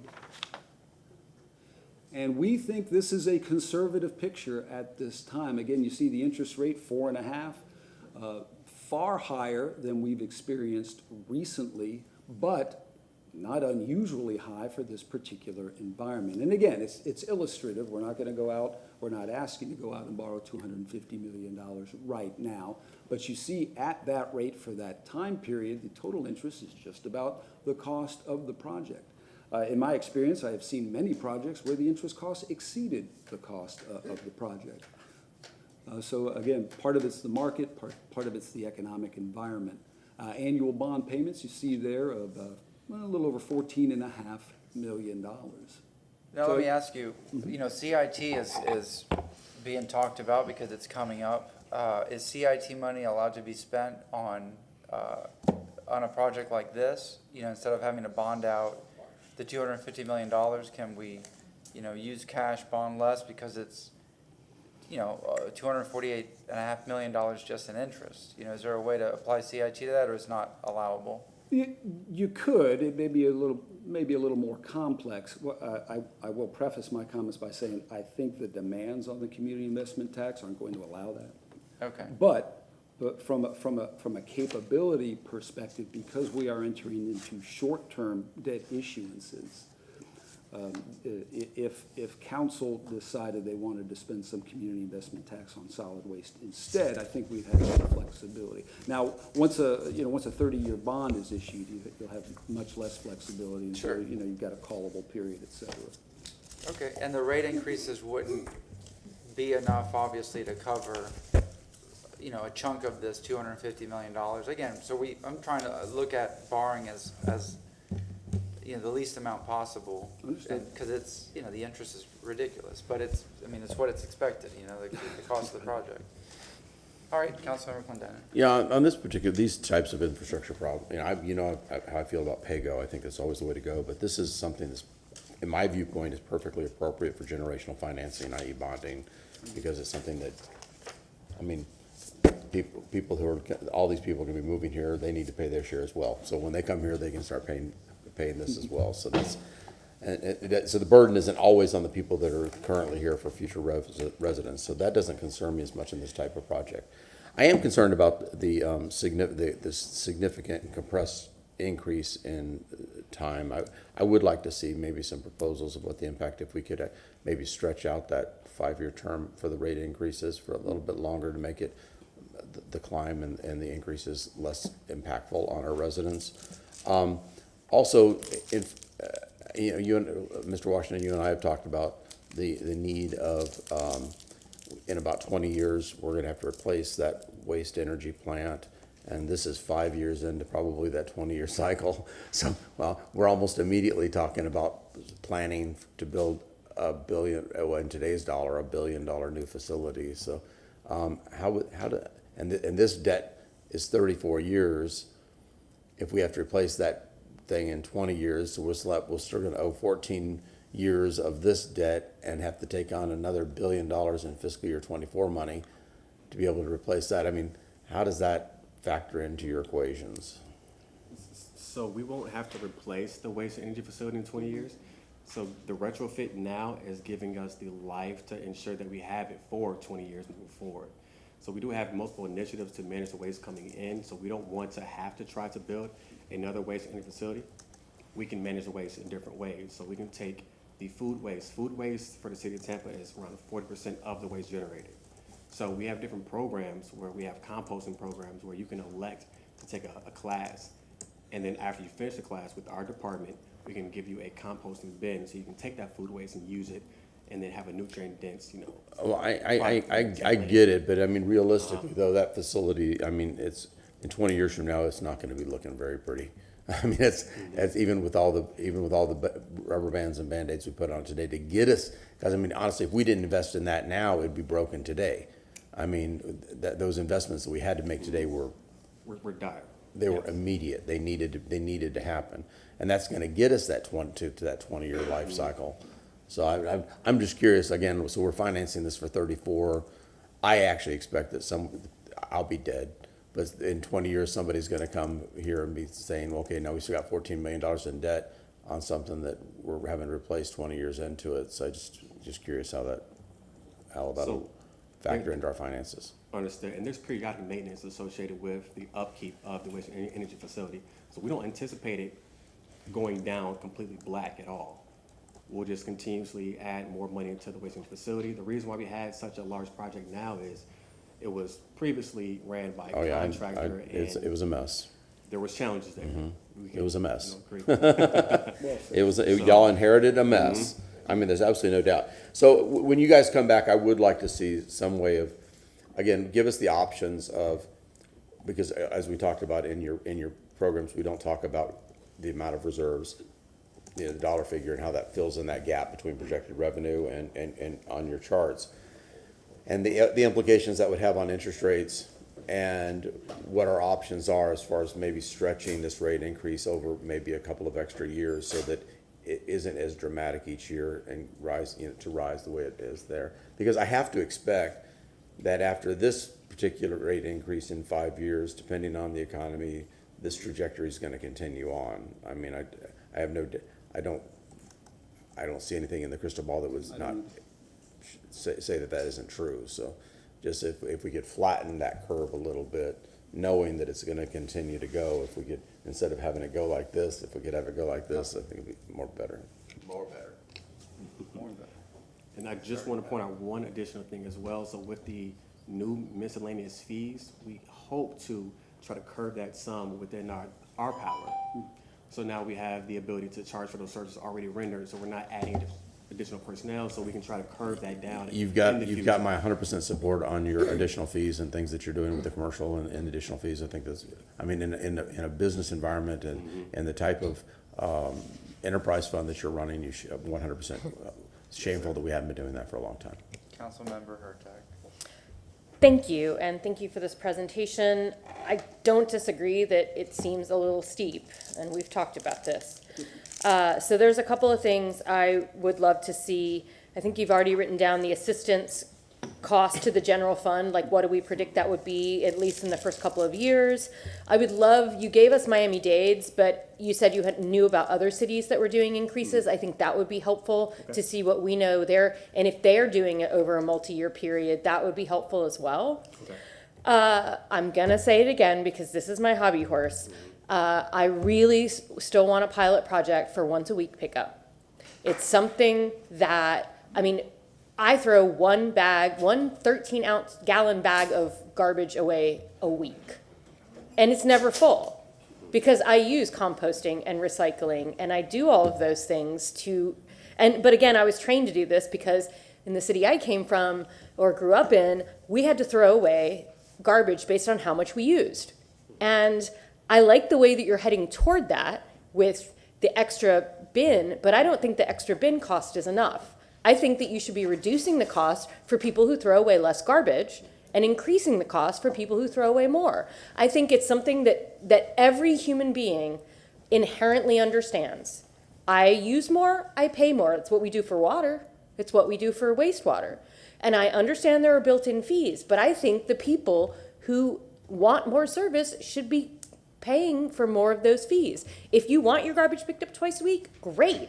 Then in addition, I mean, you should be paying for the additional cost to do that. Where those folks who just want the once a week pickup, I mean, I think about this, the folks who live by themselves, our community is just becoming very different. So again, we've talked about a pilot project. I'd love to see one in the next year, just to see what it would be, even if it's a small portion of the city, what that might look like, how many people might be interested, what we could do rate-wise for those folks.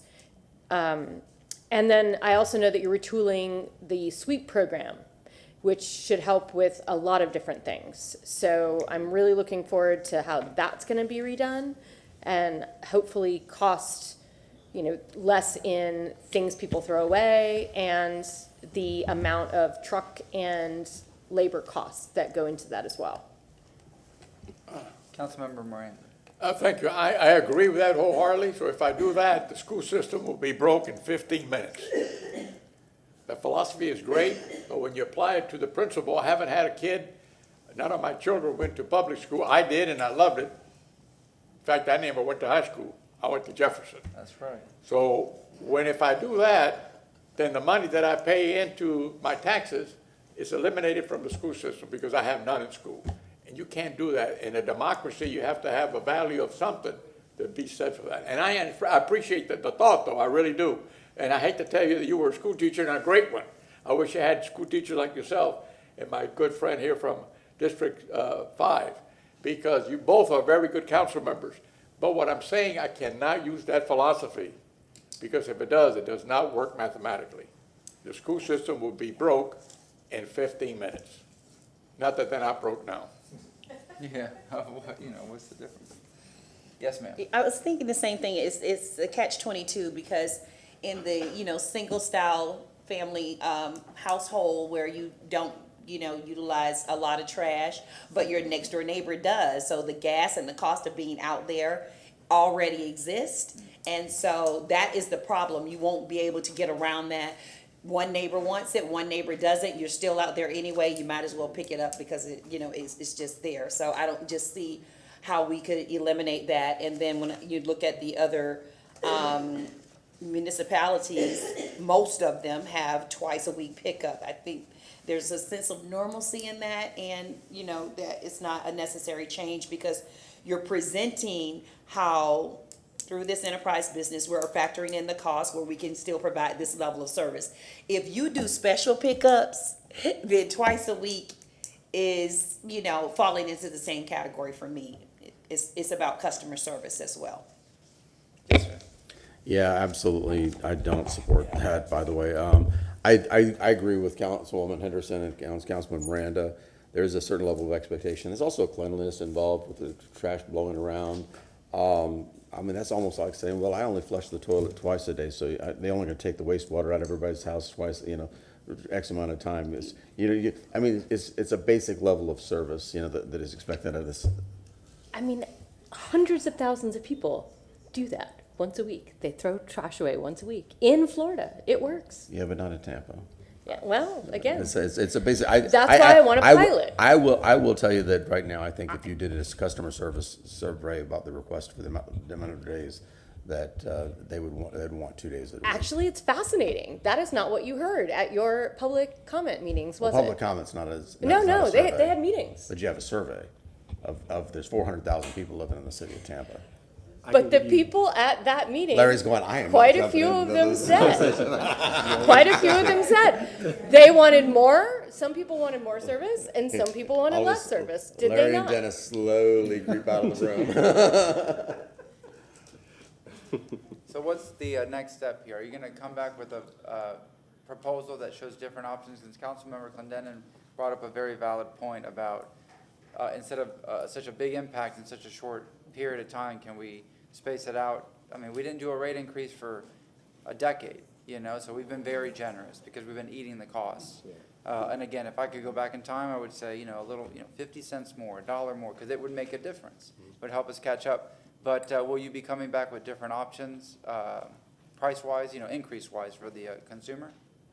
Yes, we're going to come back June 6th, and we can come back with different scenarios for you. Okay. And I would recommend that we come back to you with both the pros and cons, because again,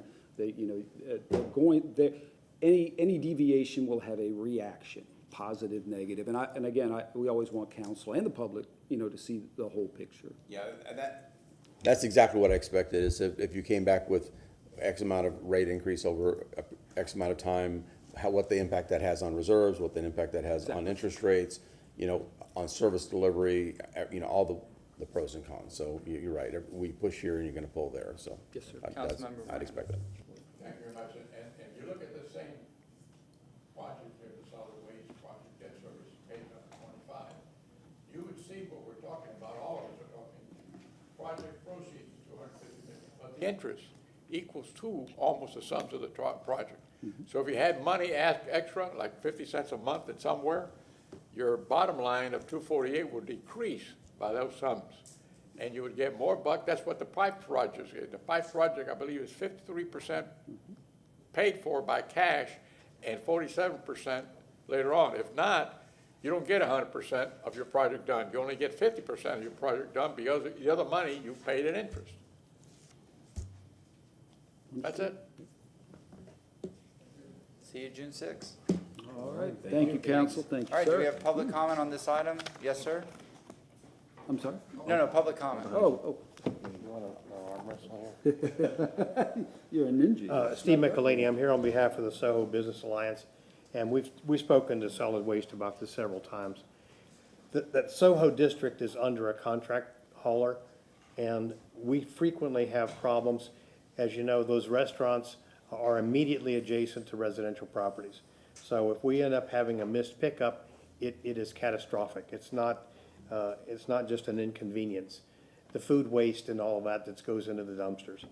And so I'm thankful for the city of Tampa, because I end up having to call Steve Swan to come in. Usually this only happens on a Friday before a holiday weekend, where they have missed pickups and the garbage is coming out of the top and the neighbors are all upset. And I understand that. So the general request has been over several years to take that district out of the contract hauler and to put it into the city district. And I honestly understand that from the finances that have been presented to you, I'm not sure how the contract haulers interface with what the city is talking about.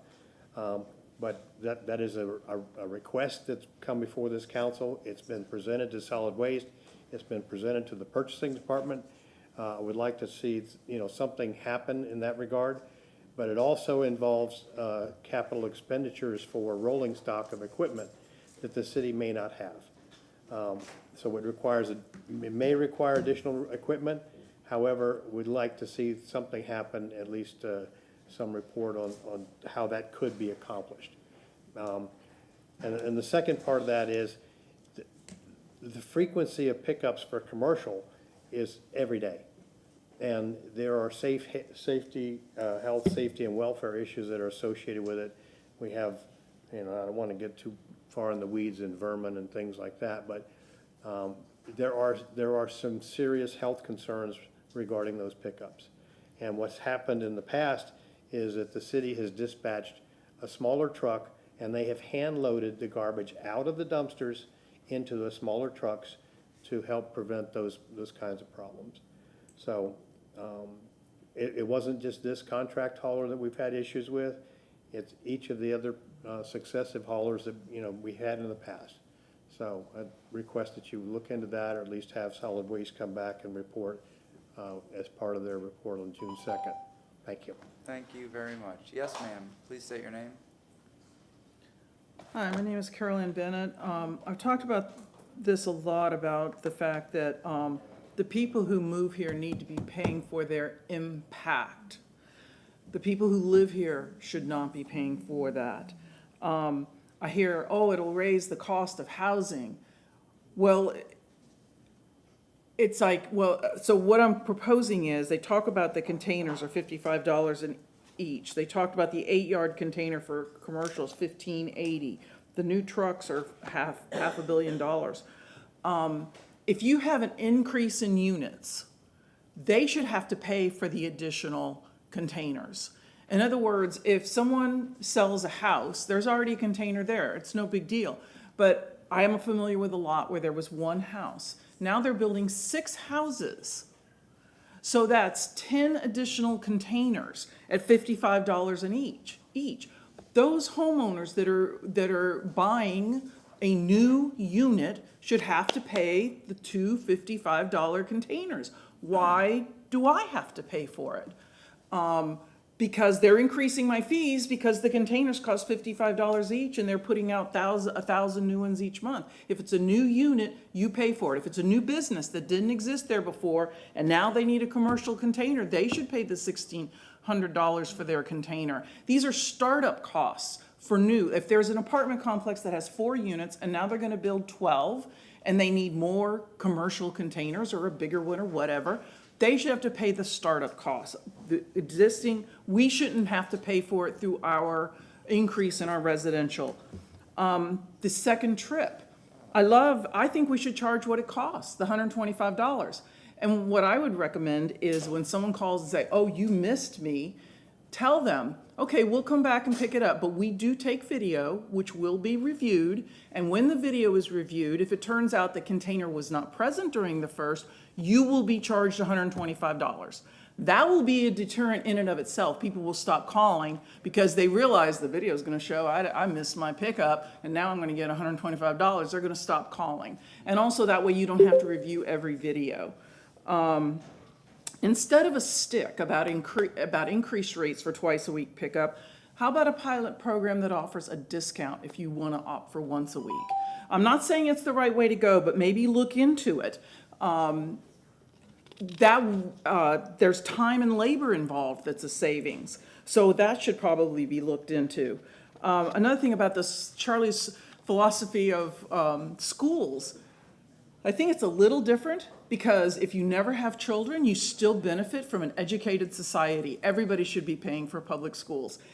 And businesses, when they look to relocate, what's the quality of the public schools? So I think it's a little different. So a carrot instead of a stick, a discount for maybe once a week instead of... Thank you very much. Yes, ma'am. Good morning. Please say your name. Allison Date. Do you need an address and everything sworn in? No? Okay. No, you're good. Go ahead. Okay, good. I just want to be sure because I always forget that. When I first moved here, there was a protest against doing this for ecological reasons by Sierra Club, and I went to one of the protests, so I'm just saying that. And so and there are concerns about this kind of energy because yes, it burns everything, but it also burns things that shouldn't be burned, that could be recycled another way or reused another way or gotten rid of another way. So there is toxic waste produced, and also CO2 is produced from this. So those are things we need to be worried about. And I don't want to go into all those details, but just thinking about making sure we have a good effort at, I don't know about so much recycling, because when everybody thinks plastic is being recycled, it's not being recycled, but reusing, like some of the, there isn't an effort to make compost. We should be collecting the food waste. We should be collecting the garden waste and putting it back into the ground. We really need to be doing that. And in some places they do that. And when you do it on a really big scale, it gets really, really hot, and it can really work very, very well. You could sell it, I don't know, but that would be a good thing to do. And also, I think on all of this, we need to educate the public because they don't know. I'm riding my bike all the time. Everybody still just throws garbage out of their car. And, or when they're walking along, they just throw one little piece. Well, that adds up. And I don't think that people know about things they could do and how important it is. So people who are dealing with this, the waste management, really need some support from the public understanding these things. So more education, which I don't think the city does a good job on. We don't let people know, and sometimes having fines, and maybe they'll start using their recycling bins more if they have to pay a higher rate for having more than one garbage can. So that would be a good thing. Anyway, those are my comments. Thank you very much. Yes, ma'am. Next speaker, please state your name. Good morning, Stephanie Pointer. Man, I keep getting to talk about the budget today. Councilwoman Henderson said sometime in the last couple weeks that she doesn't understand why solid waste is an enterprise department. Well, it's supposed to make money. And so the bottom line is that we are pulling funds from the general fund to pay for garbage pickup at this point. I mean, that's reality. And so, and I'm going to give you my very favorite example because I'm going to harp on this till the day I die because it was so annoying. We gave $5.5 million of ARPA money to solid waste. Solid waste is supposed to keep their own money in their own pocket. That money was for the people of the city of Tampa, and that money never got to housing. It was supposed to go to housing, and it should have went to housing, and when Mr. Washington and his friends have their money back, I'd still like to see it go to housing. You know why? Because we were told it was going to go to housing. So when we don't have, and I'm sorry, solid waste, I agree with Councilwoman Hurtak. Every place I've ever lived had garbage pickup one day a week. I very rarely have a full garbage can for the 2 days a week. And when I deal with all the military folks who come here from all over the world and place them in housing here, they say, what day is garbage day? And I tell them Tuesdays and Fridays, and they go, what? Are you kidding me? Because this is like a different planet to most people. It's not, it's the exception, not the norm. So I just want to point that out.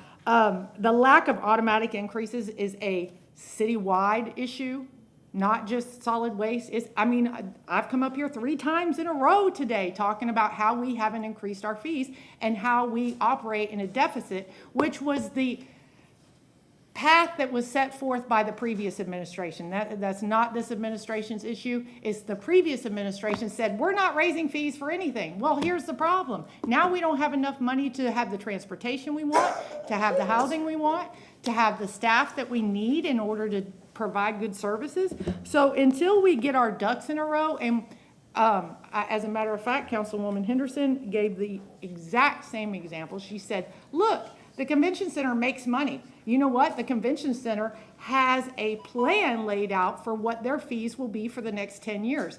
When this presentation was presented to the budget committee, I asked, where are we going after 26 or 27, whatever? It only goes out a couple of years. So why aren't we doing this annually?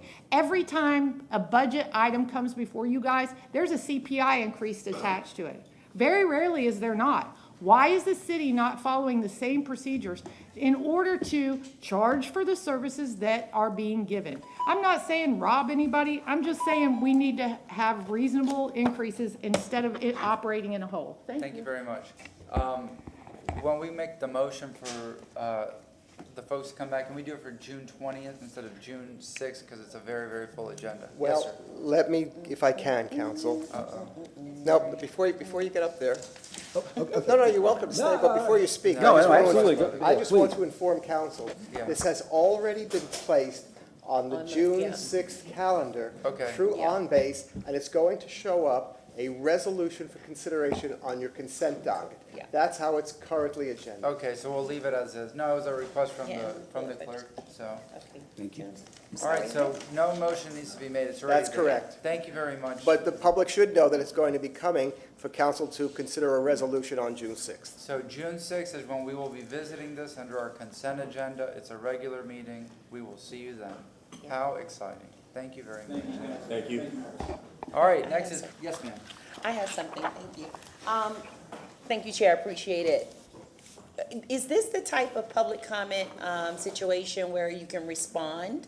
Not necessarily, I want the public who's listening to hear after a public comment regarding, Mr. Washington, I want you back up here, yeah, so that you can address this. Let me find my words.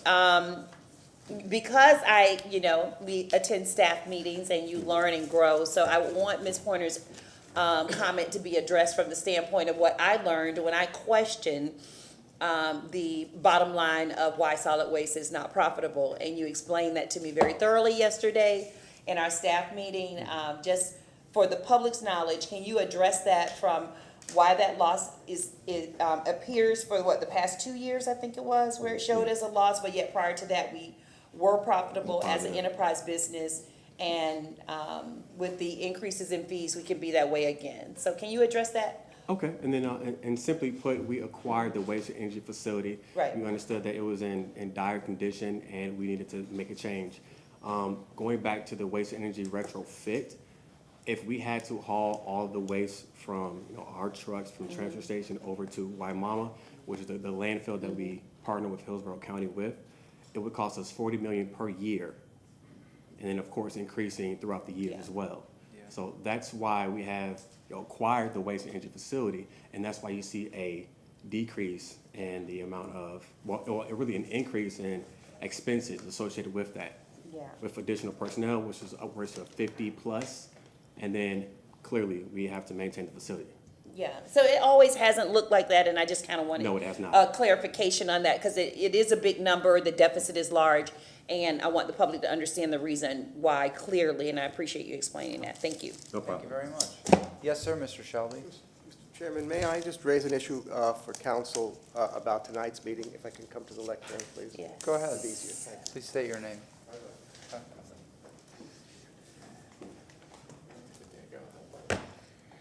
2 minutes of your time.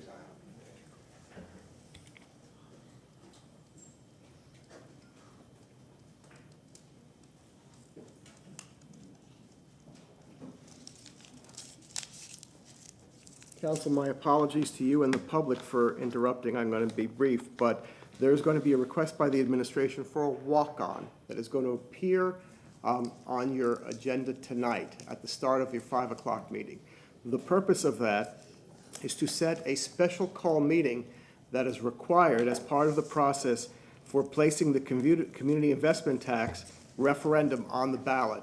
So rather than get into it, what I just want to ask you, I've been looking and working with yourselves and your staff regarding to your schedule, and the best time to set that is between the CRA meeting and the 5 o'clock meeting on Thursday, the 13th of June. Now, I'm told that looking at your CRA agenda, that your CRA should be done by 12:30 p.m. Council can either set this the special call meeting for the CIT either at 1 o'clock or 2 o'clock, depending whether you want to take lunch first or lunch after. And then, of course, you'll have a 5 o'clock meeting start up. That is the best day that this is available. And I wonder if any council member, and I've already, by the way, was able to clear that with Councilman Carlson's office. He's available that time too. So hopefully you are. Each of you have a conflict on the other available dates. I'm good. Councilmember Miranda.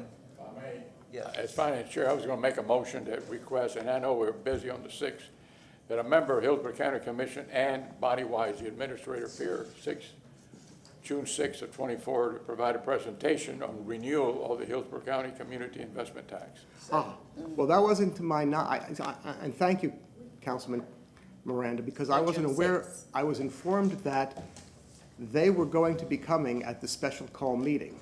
So if I can just hold my comments, is there any objection to something being set either the 6th or the 13th? Yes, ma'am. I have an objection with June 6th because we have like 18 items on that agenda, so Well, I don't want to add anything to June 6th. Actually, something is going to have to be set. June 6th is too soon to be able to have Okay. Yeah, I don't have a problem. I mean, I'm not thrilled with the June. Councilman Miranda, what Whatever. about If I June can, 13th? Would they be if I available? can. I don't know. I mean, I talked to the administration, and evidently somebody in the county commission, I would assume they made contact with. June, for the purposes of what I'm asking on the basis, actually, I'm not requesting this, the administration is requesting this.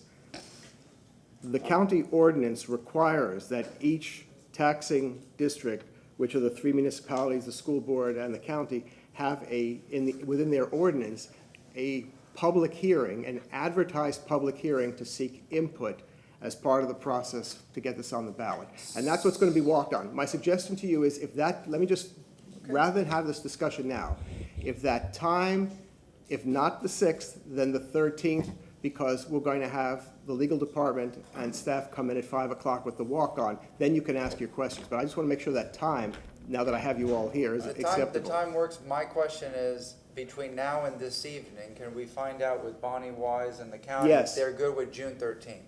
Uh-oh. Let me just clarify. The thought was, and I'm sorry, Andrea Zellman, City Attorney, and I'm sorry, Marty. Did I say anything? No, you did. You said nothing wrong. Okay. I just want to clarify what we're talking about on June 6th versus June 13th. I believe the county administrator and a commissioner wanted to come and just sort of briefly advise council what you're being asked to do. And the thought was, and Plant City apparently did it this way, is they first had just a short briefing from the county commissioner and staff person, which was what Charlie's proposing, I'm sorry, Councilman Miranda, I believe, is making a motion for on June 6th. And then you follow that. With the June 13th. With June 13th would be the actual meeting where you'd be looking at the proposed list, which will be on file in advance, looking at the interlocal agreement, actually making decisions, but not being hit with it all cold on the 13th. So we're talking about two different things, and I don't want anyone to be confused by that. When you say brief presentation, like Plant City and everybody else you mentioned, how long do you think they'll be speaking if they come June 6th? Is it a 10-minute or an hour-long? No, I think it's like a 10-minute thing. Okay. And I think if we asked them to, they'd wait and come on June 13th. The June 6th offer was really kind of a courtesy to council and to the public to hear on June 6th what you're going to be asked to do on June 13th. So that part is up to you. Councilmember Hurtak, Councilmember Clendenin. I have problems with the June 6th for many reasons, but if they're coming to us, they should have it should be an on base. So whatever they're presenting should be there already for us to review, because we don't. I mean, bringing stuff to us cold is not useful. But I mean, but the problem is also that we are a chatty group. You're not going to be able to present for 10 minutes and then they're going to go away. We're going to want to talk about it. I just know us. That's who we are.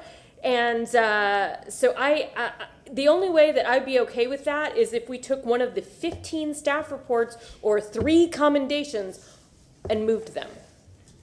So maybe we could look at that at lunch and come back at the evening to see if there's anything that's possible to be moved. And if so, I would support the 6th and the 13th. But as it stands now, this is one of the most packed agendas we've had. Or we can just commit to not getting into a discussion on June 6th and reserving it for the 13th. I love that. I love that thought. But we couldn't even get through the solid waste presentation, and for good reason. I mean, there's a lot to talk about with the CIT. It's a very important thing. So Agreed. I 100% think that we'll have questions or comments, even if we minimize what council does. I just see it as easily a half an hour. No, agreed. Thing, and I don't think there's anything wrong with that. The 6th was simply to give council more time to talk about it. If you want to consolidate it on the 13th, that's fine. I would then suggest the 13th. Councilmember Vieira. Yes, sir. Wait. Clendenin. Obviously, we need to check with the county and make sure they can come on the 13th. If we could check between now and tonight. Okay, first place, so let's get real. June 6th is crazy, so I would urge makers of motions and have asked for the 150 staff reports on this thing and all the other issues to delete some of those items just to be able to fit the presentation, because nothing's ever just 10 minutes. Yeah. Nothing. We can discuss this color of the sky and it's going to be more than 10 minutes. And it's not just me. June 13th. This is a public hearing we're talking about having for it? Yes. Okay. We've got a CRA, and then you've got the evening session. Yes, and let me share with you, I'm sorry to interrupt, Councilmember Clendenin. I've confirmed that for the night meeting, there are 13 items on your agenda. Yeah, So if I may, and I apologize if Marty already said this because I was coming down in the elevator. Just so you know, the county commission has already voted to put this renewal of the CIT tax on the ballot in November.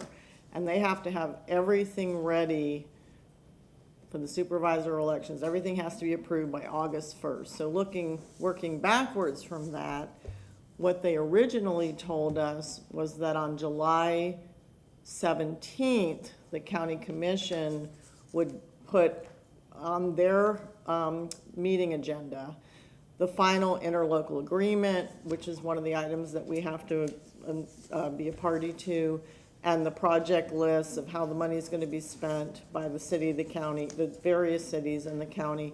They were going to approve all that on July 17th. So working backwards from that, and looking at your calendar where you don't have a meeting in July until July 18th, we said, okay, let's get it on the city council calendar for June 20th. And we actually had already prepared a resolution scheduling that and all that. And then this week, I believe it was Monday, the county told us, no, we want to take it to the county June 20th. So city, you have to do it sooner. So that's why we're in the scramble we're in, because you only have meetings and we can't get it, we can't advertise it and do it on June 6th, and you don't want to do it then anyway. I'm not gonna subject myself to another brutal, horrible day of trying to squeeze 10 pounds of sugar into a 5-pound bag. I mean, I would be willing to add another day to do something like this. I've attempted to do that, Council. I just learned about this, by the way, as the city administration has, and I thank them. They brought me into the process to see how we can be able to expedite this. And I've talked with each of your offices, some of you personally, and I know some of you have appointments or some of you have commitments that you don't want I'm sure every one of our days are full, but I mean, I can clear schedules. I can clear meetings, but I mean, I doubt seriously I have a single day that doesn't have meetings on it, but I can cancel and reschedule those. We have a board meeting, so we can't do that. You have a Hart board meeting. No, actually, I think you have a committee meeting. If I understand, Hart does not meet on the 10th or the. What is that? And I know some people What have. day? I know some people have doctor's appointments. I know some people have actual events where multiple parties have committed to a particular date, time, and place that they can't move around. I know some people have a lot of meetings that would have to be rescheduled. And this all has to be done, by the way, Council. Ideally, in order to meet the publication deadlines, that's why we're requesting, or the administration is, and I agree with them, that it's necessary to have a walk-on tonight to set the date. So, and they really need the time now so they can prepare the documents for tonight. So that's why I've asked to speak. Councilmember Vieira. Thank you very much. I have 2 items that I can take off the agenda for the 6th. That's number 1, so I've already identified 2. I suggest that we discuss this evening. We're on item number 1, and it's 11:45 for workshop. And I think that we can clear the issues that we need to. I've started by getting rid of 2 that I will on 30th Street as well as the athletic facilities. I'm glad to do that. And then I think if we, on the 6th, have rules on speaking, 5 minutes, 3 minutes for follow-up, that's it. We can get it done. That's it. So we should continue this tonight. Again, I think the issue isn't the 6th. No. The 6th was, again, just a courtesy thing. The critical issue is there has to be a public hearing on approving the project list and the interlocal agreement. And just to clarify what they call the project list, it's very simplistic. It's, at the risk of oversimplifying, it's not a capital improvements plan project list type list. It's, these are the categories of things you're allowed to spend the CIT on, and we're proposing that they be spent in these percentages. And the interlocal agreement is frankly just a renewal of the one that's been in place since 1996. Question. So I don't think I hope there won't be that much discussion, but, the critical thing is, under the county ordinance, we have to have a public hearing with the opportunity for citizens to comment before you approve it. And with a notice. And we have to do it before July 17th. And it has to be noticed, and it has to be a time certain. Correct. So it cannot just be somewhere within the June 6th agenda. Well, no, we can't do it on June 6th. Okay, so. We don't have enough time to advertise. So Yeah. okay, what about us curtailing take our city council hats and put our CRA hats. I mean, I can see actually one item here that's mine, kind of, that I could remove from that, and that's the streetcar. I mean, maybe we could compress the CRA to like a 2-hour meeting, and then reconvene as a city council. That would have to be, let's say, for instance, a time. The only thing you can't control on the CRA, or perhaps you can, it's the CRA board can do it, is public comment. If you spend an hour and 15 minutes, that doesn't leave you much time left. If it's council's pleasure, what you can do is do a special call meeting for 11 a.m. on that day, and you either get through the CRA or you go into recess. And when everything is done, you could either take lunch and come back, or go back into the CRA. Or push it all to the next meeting. Possible. Continue everything to the next meeting. So why don't we consider doing that, ending the CRA at 11 o'clock and reconvening the city council and finishing this business? Is the consensus of council then for tonight to have the walk-on come back? Yes. With it set on June 13th, a Thursday, at 11 a.m. time certain, and it'll be advertised as such. Thank you for that guidance. That'll be done. Mr. Shelby. Yes, sir. I've been waiting almost 30 years to have this discussion. Because when I was a little boy in middle school, our teacher made us read the newspaper every day, and I followed all this discussion. You know, the Bucks are gonna leave, the stadium's gonna get built, this and that. And, you know, I'm so excited about it that, you know, I can't wait any longer. So June 13th, we're gonna figure it out, and we'll bring it back tonight. You'll bring it, thank you, and thank you for that guidance, and sorry to the staff and public for the interruption, but this is a time-sensitive, important For us to matter. bring it back tonight, we need to know what time are we? 11 a.m. 11 a.m., June 13th, June special 13th. call. Yes. Okay. Thank you very much. And you do away with the 6 courtesy presentation? Yes, just June 13th. Okay. Thank you. All righty. It's almost 12 o'clock. We still have 2 items. Council members, do you wish to take up number 2 and then break for lunch and come back on the tree canopy? Any suggestions, or just go through it? Let's go through it. So long as we go. Yeah, we have food coming tonight, so you don't have to worry about that and other things, so. Let's just go. Let's go, item number 2. I'm okay with going. You're good to go through? Yeah, I'm good. All right, item number 2, Ms. Van Loan, hello. Good morning, Michelle Van Loan, Real Estate Department. We provided to you, it's just a 2-page overview of the approval process. If CTTV can pull that up, and I'll be quick. All right. So I'm not going through the whole entire ordinance. I'm just going through the approval process, which has been the focus of most of the discussion by council back in December and January. So our process initiation for honorary naming, it can either start with an application by someone from the public. We do have a written application that they can submit to our department. We also can have a city council motion that most of you have been already participating in this past year. And the mayor of the administration can also bring forward and initiate an honorary naming. All of these 3 ways that you can bring forward an honorary naming process and request would require the full bio and type of naming request that is being recommended. Once we have that, staff then confirms eligibility per your ordinance that was adopted by city council, and we are only again looking at eligibility per that ordinance, and that the information is complete and correct, as much as we can verify that through public documents. Then we turn all of that information and recommendation over to the affected department. Recently, that has mostly been the Parks and Rec Department and the Mobility Department. They will then come back and make a recommendation if it has not been completely specific. We've had some that said we'd like to name something at this location without it being fully specific.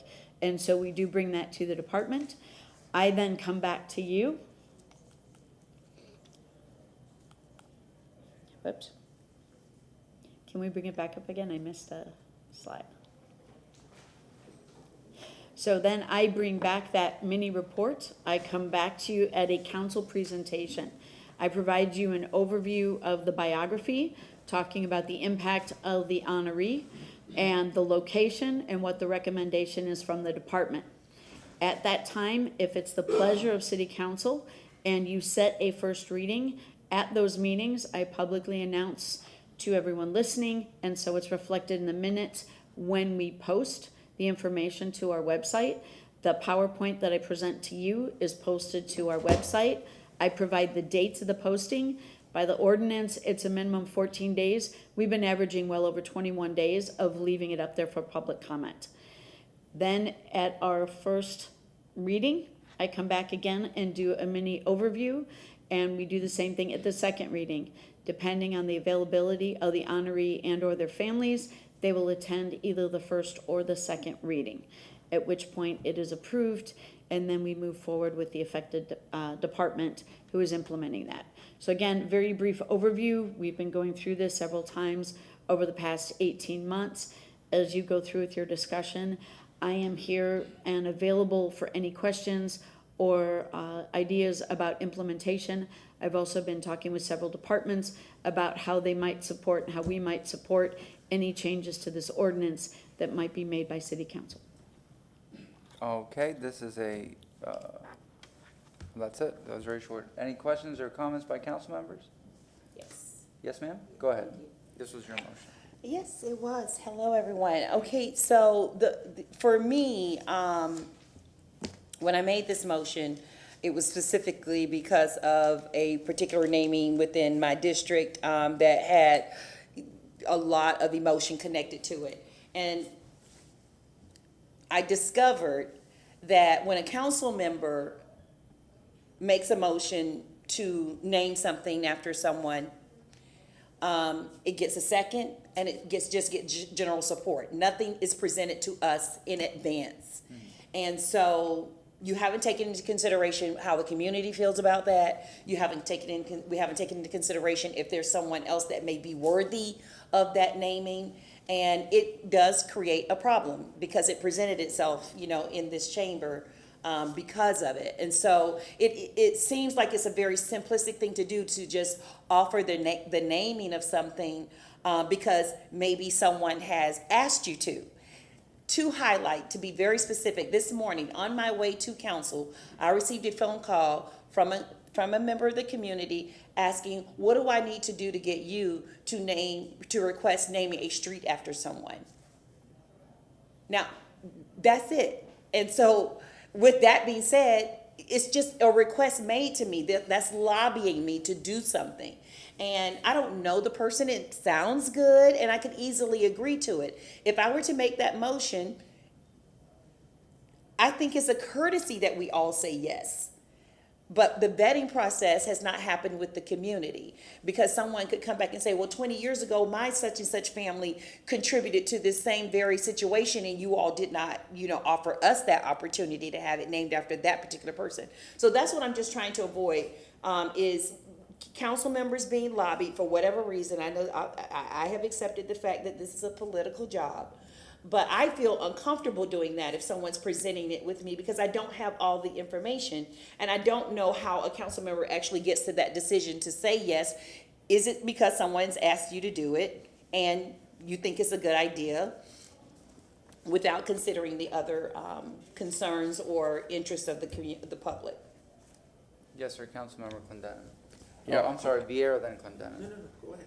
No, I concur with Councilwoman Henderson on this, that it seems like what we're missing a little bit in these decisions is the gravitas of the individual or whatever we're renaming after, and I think a lot of that has to be done by the research and staff reports to fully understand that person's life and contributions and why it rises to a level of renaming a public facility or a public, a street.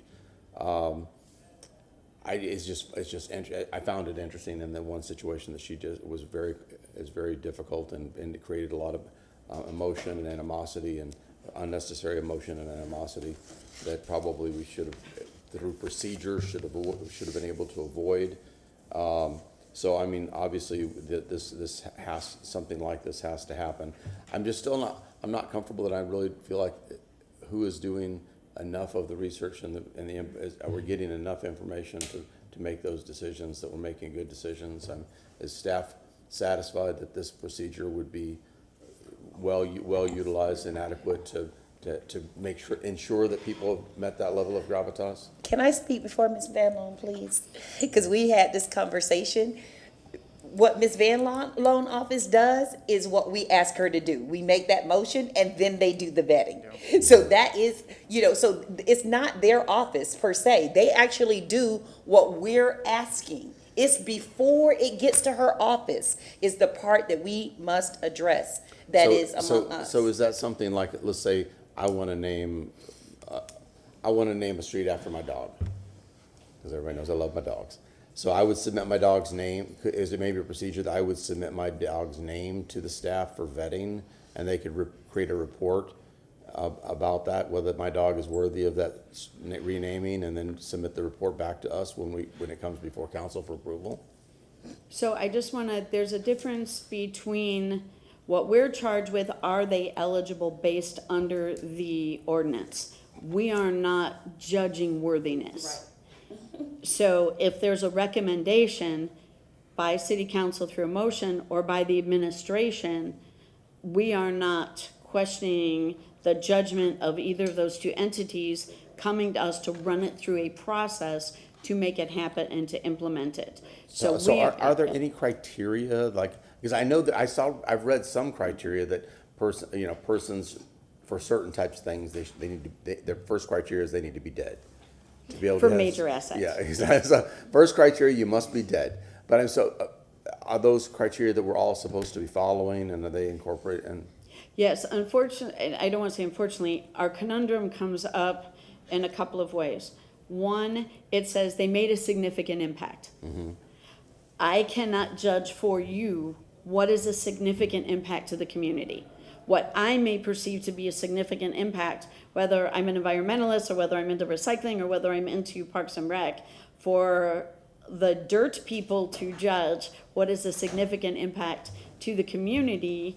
And there is, when you make a recommendation that you're asking us, we're being asked to put it through the process to make it happen, because there's a recommendation by city council to name something after someone. So I'm a city council person, and I say I want to have the street named after this beloved animal, Theodore Barrington, because he's made a significant impact.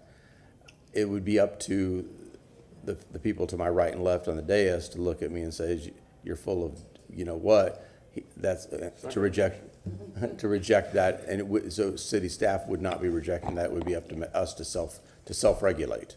So what would happen, and what has been happening, is the ordinance says that when you make that motion, a full bio is supposed to be available. What normally happens are the motions are made, and then our staff is working with whoever asked you to make the motion, or anyone you've been working with, that we're trying to chase down those bios. We gather that information, and then we try to look at public records that verify the information provided. So if they say they did X, Y, Z, we go and look. Did they serve on these boards? Did they participate in whatever it is that it was said and the information provided, usually by the requester? And then we put that together and bring that bio back to you in that first presentation for you all to decide, does that bio live up to your level of significant contribution? Significant contribution. I know I've read it, but is it? Do they spell out examples of significant? No. No. Okay, that's for our interpretation. Councilmember Vieira. Yes, thank you, sir. Yeah, and if you look at some of the ones that we've done recently, we have one coming up for Salvador Martinez Ybor, the grandson of the founder of Ybor City, who, unbeknownst to many, was killed in action in World War II. Dr. Walter Smith, we did. Mike Phillips, McDonald Training Center. So I don't think that so far we have abused this discretion. I know there was this one situation which was tragic. It really was, because it's sad to see a dispute over, person A and person B, both of whom have passed on. That's sad, between people that it means a lot. So I really think that this is something where the burden is on us as council. If I'm going to propose something, I'm going to vet it, and we all have to vet it. And if we see a red flag going, hey, maybe this shouldn't happen, there's a diplomatic way to handle that. But it really is just incumbent on city council members who may make these proposals to be responsible with them. That's it. It's just to be very, very responsible with them because acute things can happen. People get very emotional, justifiably so, over the legacy of people who are no longer with us. Yeah, I wish it were that black and white. For me, we just don't need that level of power to make the motion at all. The application process actually does exist for the community, correct? They can fill out an application, and just like how we decide on zoning issues, it can just be presented before us, and then we can make the decision. We do not have to be the initiators of it. We should let the community present it to us, and then we decide. I mean, because it actually can happen, and it did happen. I'm not saying that the ones that we voted on, from Alessi to Walter Smith, and some of the other ones that I've been a part of, yes, it is good when it's good, but when it's not, and because it came from up here, it shows a level of power that we have, that we just don't need to have it. We just don't need to have that level of power. It's not necessary. And it can actually put you in an uncomfortable position. You know why? Because this is what happened. I got the phone call today, and I was given a little pitch, and it sounded nice, but if I'm in a position where that's not up to me, you all can make an application, and it does come before council, and, the 7-member body can make that decision. We do not have to be the initiators, and I know that takes away power from this dais, because but it also puts you in a position where you don't have to be lobbied and feel uncomfortable, because just because they ask doesn't mean you have to say yes. Have you ever declined anyone that's approached you? Have you ever been in that position? And that's something to consider as well, where you want to say no. What about this? What about if instead of doing the process we did now, if somebody wanted, instead of exclusionary like that, but let's say I wanted to have some, which I never have, I don't foresee myself doing it, but let's say that somewhere in the future I thought I came across somebody that was worthy, that I would actually make a motion to request staff prepare a report and a bio to present to council, and then let the procedure go from that point, instead of having us make a motion and starting blindly, because generally when we hear this, it's the first time we've heard it, and we don't have any information, and then it starts the clock. But we get all that information from staff ahead of time, and then we can make a determination. That puts a lot of burden on the staff. Yeah. That's number one. And number two is if one council member suggests it and it's a motion of council to toss it to staff, there's an inference there that there's a vote of council behind sending it to the staff, and the process, a lot of those names may or may not be, and you're going to be in a position of either staff saying it doesn't meet criteria and then telling those people, or council making that decision in a public meeting on its own, and that's a very awkward position to be in, I would think. Councilmember Vieira, Councilmember Hurtado. Thank you very much. I mean, I think that we risk creating a problem, what is that, in search for solution, whatever it is. Number one, we can, and I say this with tons of stuff, including resolutions, we can say no, right? We can say no. If somebody comes up to me and asks me for a renaming I'm not comfortable with, I say no to people all the time on stuff, right? That's fine. We can always say no. And if we leave it up to the community to come to us on it through number one, that's going to be, the community is in charge of street renamings through us, because we're elected by the community and we're the democratic representatives of the community. And if we put it out to some process where people can come, it'll still come to us and we'll still have to say yes or no. So I just think, again, maybe if there's more of a burden on council members for vetting things, again, there was, and I would, question, when has this bit us in the past, right? One time. It has, and again, that was very, very sad. I hated to see that. That broke, and I think it broke everybody's heart, because folks who are no longer with us, people getting emotional about that, nobody wants that, but that can be remedied, I think, through proper vetting and whatnot. If we put it out through some process where people in the community can unilaterally proceed and council members can't, we're still going to have to say yes or no to it. And we were elected to make those decisions and in consultation with the community on it. So, and by the way, I actually have had, I'm not gonna say who, but I have had people come up to me and ask me, and I go, I wish you well and go in the peace of our Lord, but I must decline, right? So I have had said no before, but yeah. Councilmember Hurtado. Thank you. The difference is, though, right now, we're just caught unaware, and we don't have any of the background. It comes during new business. Instead of, and I think Councilwoman Henderson's idea is honestly the best, of if somebody comes to you, says, hey, I'd love a street renaming, great, well, here's the process. Here you go, you fill this out, they'll do the background work, or they'll, you know, we would have to come up with some you know, rules that people would have to follow. They would have to pass this test, that test, whatever, but we could come up with that, and then they could bring it to us. But by then, I would have background information. I would know about it. But right now, we simply just approve it because most of us don't know who the person is. And then we're just automatically sort of forced to say yes because we don't know. And that just is, I understand where Councilwoman Henderson's coming from, and I agree that the process could be better. So I support you in the application. If it already exists, great. If not, creating one. If I may, we do have an application, and we're also, you know, when you pass your own ordinance that applies to your policy, creating a policy for yourself, it also, as Mr. Shelby pointed out, puts us in the position of having to very politely and diplomatically remind you what your policy says so that it's followed. So currently, the policy does say that when a motion is made, it is that council person's responsibility to have the bio.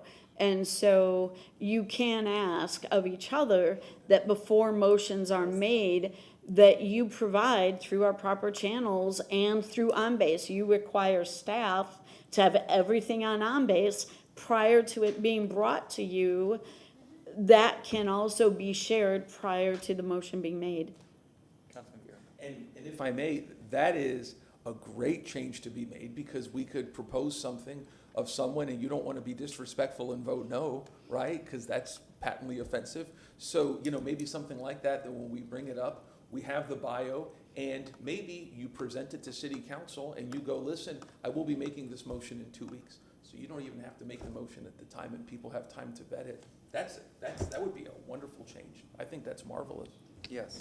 That's not really any different than the application though. So I just think we should take the motion out of it, just period, and go straight to the application. That's gonna be my recommendation. Councilmember Henderson. Yeah, I think it's because, you know, women are just a lot tougher up here, even on the dais. You know, we can say no very easily, and it's just not impactful to us. I think it's just, for me, I've just made a general rule within myself that I'm just not going to do it, and I'm going to decline when a member of the community asks me to do it.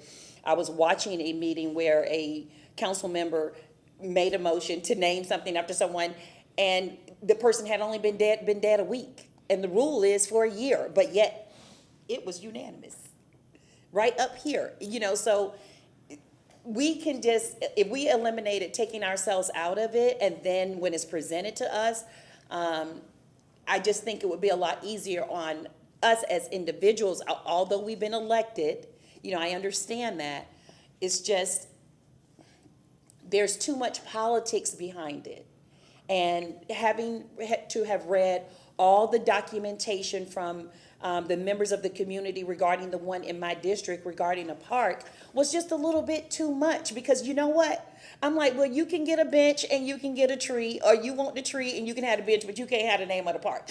That would have been my solution to both families. Like, nothing can be named after your parents, but you can get a bench at the park and you can get a bench at the park. That's how I felt about it, because I didn't want to be put in a position to decide one over the other. It's just not fair to any of us, or even to them, because you're deciding worthiness. And it's just, it's just an uncomfortable position to be in, and I'd rather say that right now while I don't have anything in front of me. It is easy for me to tell a person no, that that's not the process right now, rather than be put in a position. Mr. Shelby, Councilmember Condon. Yes, just very briefly, Council, just a reminder that, of course, if somebody does approach a council member and ask for this, and the council member says no, it doesn't preclude somebody from going to lobby other council members to get somebody to be able to say yes. And of course, you can't even discuss, have you been approached by, because it's something that's likely to come before council for a vote, which would be a violation of the Sunshine Law. I just want to bring that to your attention. Yes, sir. I'm going to pull out my man card. Oh, boy. Well, that's better than the other one. On behalf of men everywhere, I can say no. I don't have any problem saying no. Ask any of my kids or my dogs. I think the thing is this is political, right? And we are hired to be politicians, so I don't have a problem with that. I do like procedure. I'm a procedure guy. I think having the bios ahead of time, I think the suggestion of having that submitted in on-base so that we're better prepared and better understand the gravitas of that particular request is important. And I think that was a really well-made discussion. I believe that was Councilman Vera said that, or staff, I can't remember which one first brought it up. I think Councilman Vera echoed it. I think having that gravitas in front of us prior to that first vote, because I do see, and I think sometimes to the frustration of staff and others on this and other issues, we out of courtesy to our fellow council people generally will either second motions or push things along as out of courtesy. And maybe if we have this in advance, we'll be better prepared to say no. Yeah, but it doesn't determine worthiness. You see, that's the issue. Well, so it may be, yes, this person is good, but well, we have. But nothing else has been presented to you. I think maybe we need to either have in writing from council's perspective of what worthiness looks like, so that we have a better procedure. So examples of what accomplishments these people have made. Maybe that needs to be, and then we can compare what is brought before us before our predetermined list of what would be worthy, and then we can make a decision based on that quantitative information. So, if I remember correctly, on the Riverwalk, the busts that are there, I think the criteria was the person had to be dead 15 years, and they were very specific. So perhaps we can look at something like that, the matrix, and then that could be helpful. Mr. Shelby. I just want to take 2 minutes, Council. You are about to adopt rules with regard to presentations and commendations that are somewhat similar to that, and I just wanted to bring it to your attention. And these are rules that actually you're going to be talking about on June 6th or adopting. With regard to an in-person commendation that's not related to city business, your rule will be that City Council shall require a memorandum received in advance of a motion seeking an in-person commendation that is not related to city business, explaining the background of the person for whom the commendation is sought and why an in-person commendation is requested instead of being presented off-site. Because you said, and I added, it is the preference of City Council that such commendations not related to city business are presented off-site. With regard to presentations, a rule states City Council shall require a memorandum received in advance of a motion seeking a presentation on a matter that is not related to city business, explaining the subject of the presentation, who will be presenting, and why the presentation at the meeting is necessary. So you're going to be setting that up now for presentations and commendations to do that in advance, council receiving that in advance of making a motion under new business. Yes, sir. Would this be something that could be cured through or addressed through a rule of procedure? It certainly I think that's great. And again, to give, because it does two things. Number one, it gives people time, but then it also puts a burden on a council member going, you have to write a mini biography on somebody and explain why they are worthy for this. And so that puts a burden on someone, so I can't just flippantly go, hey, I want to do something after so-and-so. So maybe rules of procedure could deal with this in a good way. Good job. All right. Anything else? And Yes, another ma'am. thing, could I set within my own policy, would it be within order for me to say, well, you need if you want me to do this, then I need several letters of recommendations from other people, organizations or other people in the community supporting what you're requesting, if I'm lobbying.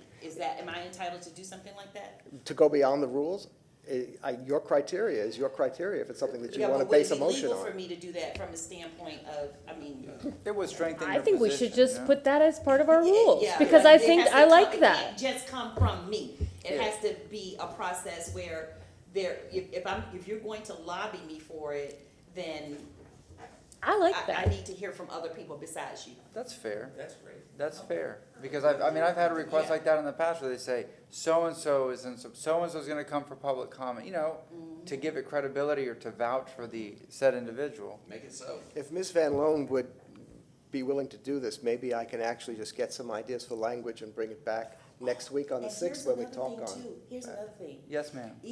The day that you June make the 6th. motion, I just love, I'm a teacher, I like coming up with ideas on the spot too. Sure, So, I'm working on the 6th. The other thing that would be great is the day that you make the motion, there needs to be somebody in public comment backing you up. Besides just your paperwork, hey, you need to bring at least, 1 or 2 people for public comment as well. So, Well, you work with Ms. Van Loan and She has a lot on her plate, but I would just, you know what it is? Do you have standard operating procedures outside of what the ordinance says? Or is there a checklist or a process that you follow?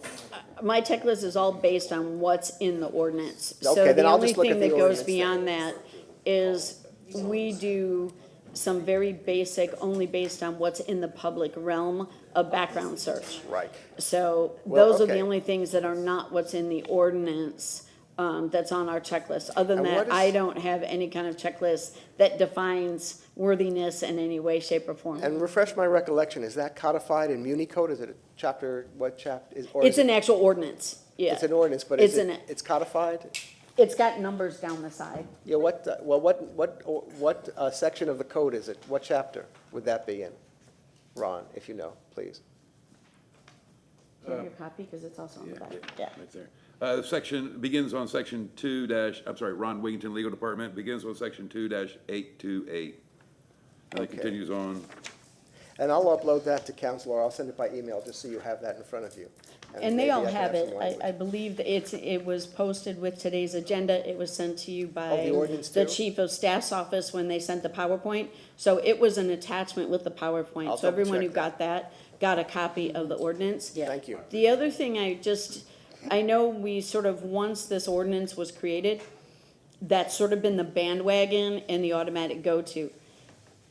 Some of the comments I received back from some of the departments are honorary namings, a significant contribution should be something that is big and impactful. It should be the exception and not the rule, that everybody gets honored with a street name or everyone gets honored with a park name. There are other ways and other namings that we can do that are minor, or I use minor with a small m. There are major assets and minor assets, but then we have assets that are smaller than what's in here.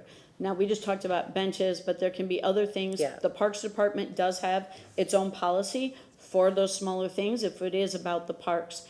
I've also been working, and staff has done a lot of sort of brainstorming about what other ideas, and Parks and Rec is also possibly looking at historical, interesting markers that we might put, that we might recognize somebody's contribution in an area without officially naming something after that person.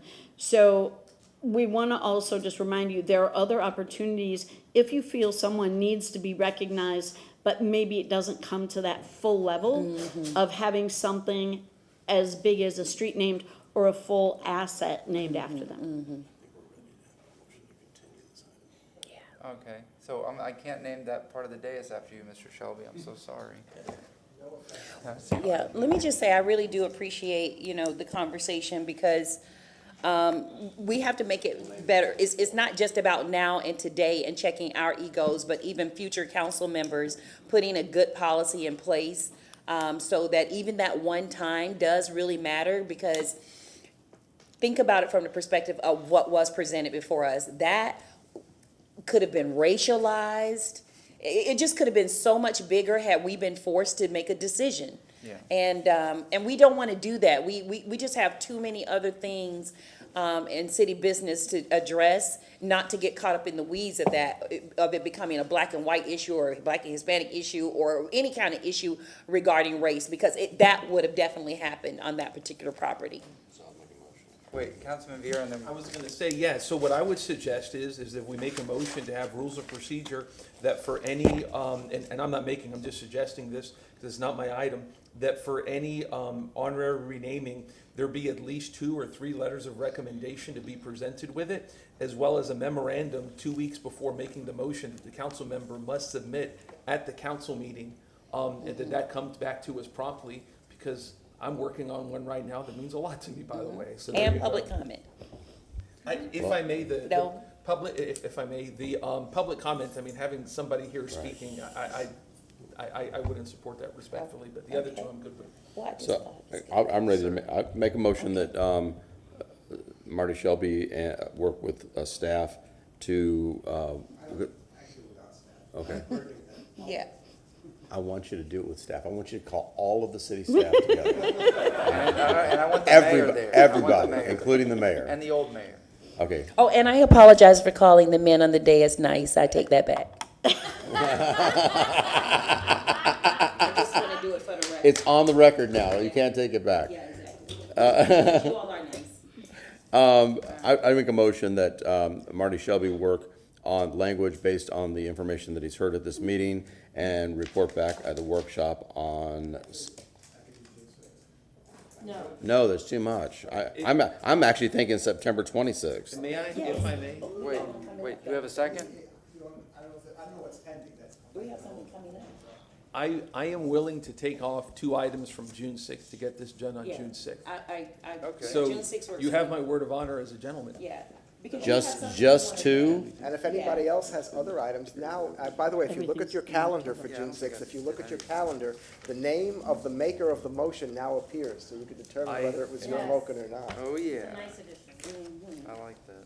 Well, one of the persons that has most of the stuff is not here today. Yeah. If I may, But he may Yes. be, I'll bring it to his attention, he could do it by motion, by memo perhaps. None from. Take a look at that. Yes. Yes, ma'am.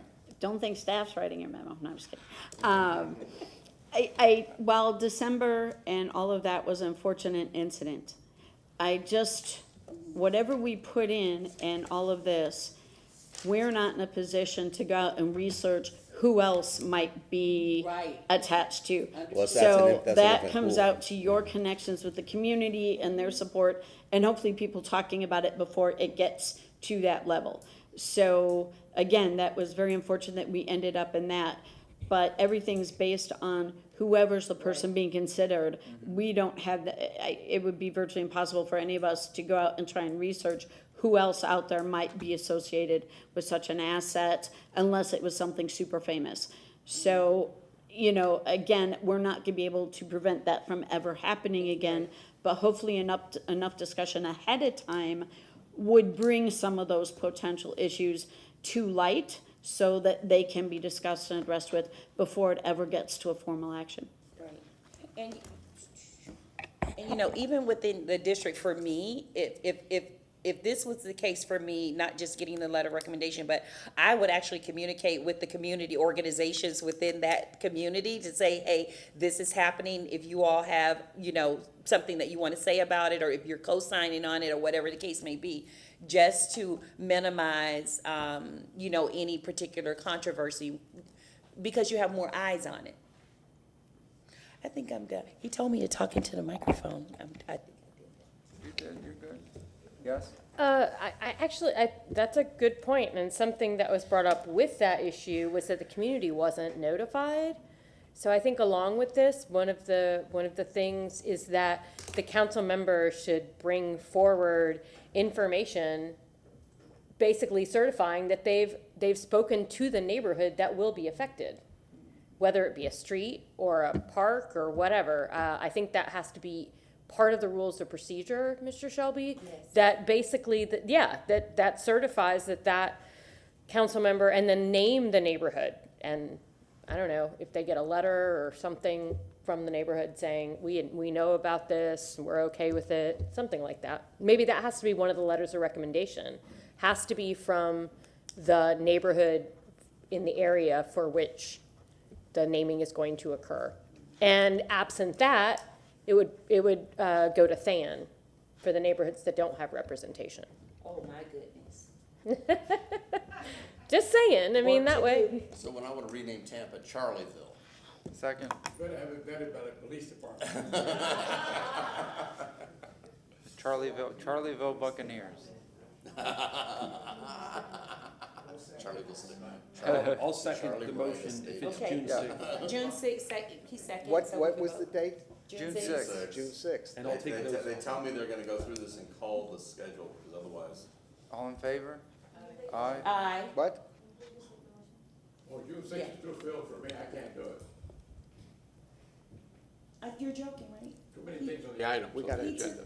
I'm removing stuff. They tell me they're gonna, and he's gonna call one of the council persons that are not here. We have public comment. So the motion is that Marty, the city council directs Attorney Marty Shelby to come back on June 6th with a proposed rules of procedure for renaming, taking into account the input they've received from city council on this day, May 23rd. Second. We have motion second. Is there anybody here in the public that wishes to speak on this item? It's 12:30.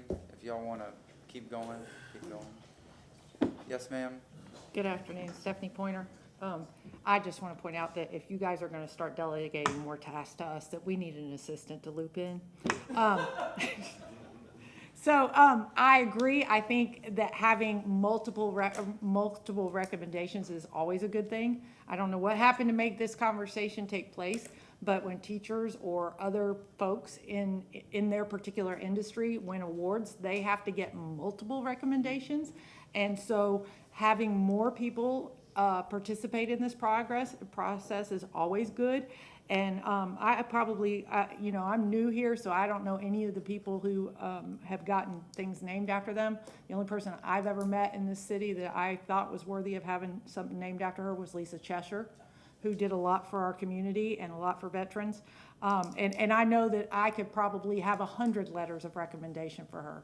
And so I think that that is a very realistic expectation, to have 10 at least. Because if somebody is worthy of us changing the name of a street for, they have touched hundreds of people's lives, not just 10. So we want to make sure that we give them the honor they deserve, and no, we can't expect staff to go be the FBI, but at least if you're getting that many recommendations, there's going to be enough people touching enough other people that they're going to, that if there's something in an undercurrent, it's going to come up. But thank you. I look forward to my assistant. Thank you. Thank you very much. All in favor? Aye. Any opposed? Council, we have one item to go. Tree canopy, just brief, yeah, let's do it. All right, go ahead, Mr. Remmer. Good afternoon, council. Yeah, I think we can do this in less than 10 minutes. So, Great, go ahead. Whit Raymer, Sustainability and Resilience Officer, item 3 today, and I'm going to be joined by Brian Knox. I'm going to take the first part of the presentation, then Brian will take the second part. Great. If we can have the slideshow pulled up, please.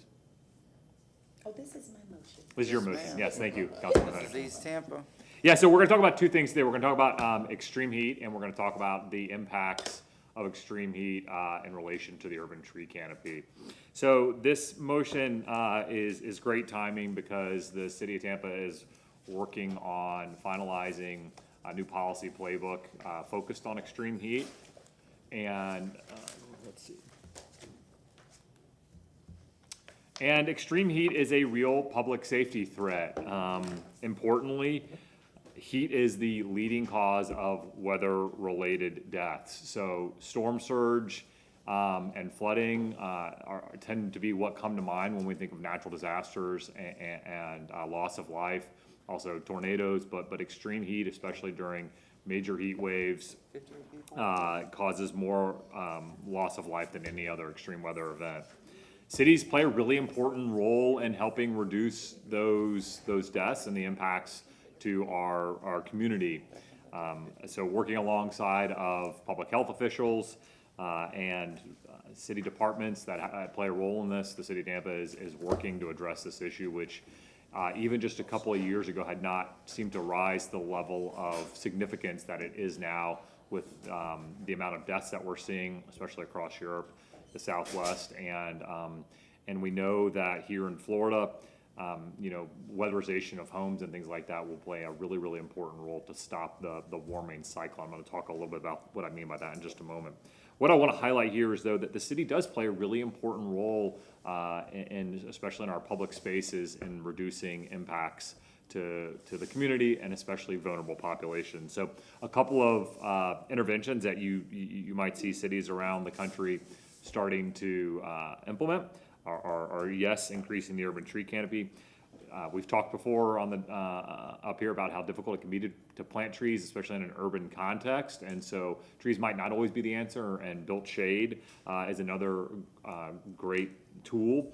Right now, just across the street in the Hilton, the city of Tampa is hosting 5 international cities to discuss sustainability and resilience projects and programs that Houston, Phoenix, New York City, Toronto, and Mexico City are all implementing. And I learned yesterday from the city of Phoenix, they actually have literally a built shade department within their department of Parks and Rec. So not only do they have urban foresters, they have an entire department focusing on built shade for when trees might not be appropriate. Hydration stations, splash pads, misters, cooling tents, and cooling centers. All of these have benefits, and sometimes they're not the right fit. We've looked at cities that have opened up cooling centers before. We did that last summer for the first time ever. The Parks and Rec Department supported that. We had a steady flow of people come through those cooling centers. But what we've learned in a lot of cities is folks don't come to the city cooling centers. What they do is they go to Walmart instead. And so how do we work with these kind of other entities, even though we might stand up a cooling center that might seem like a nice policy idea, but as Ms. Pointer likes to point out a lot, sometimes common sense makes a lot of sense as well. And so we're trying to adapt these things to see what works. The city of Tampa is expected to see more than 100 days of the heat index going over 100 degrees in the next decade. It's really going to be a problem, and we've got to get ahead of this issue as a climate change threat.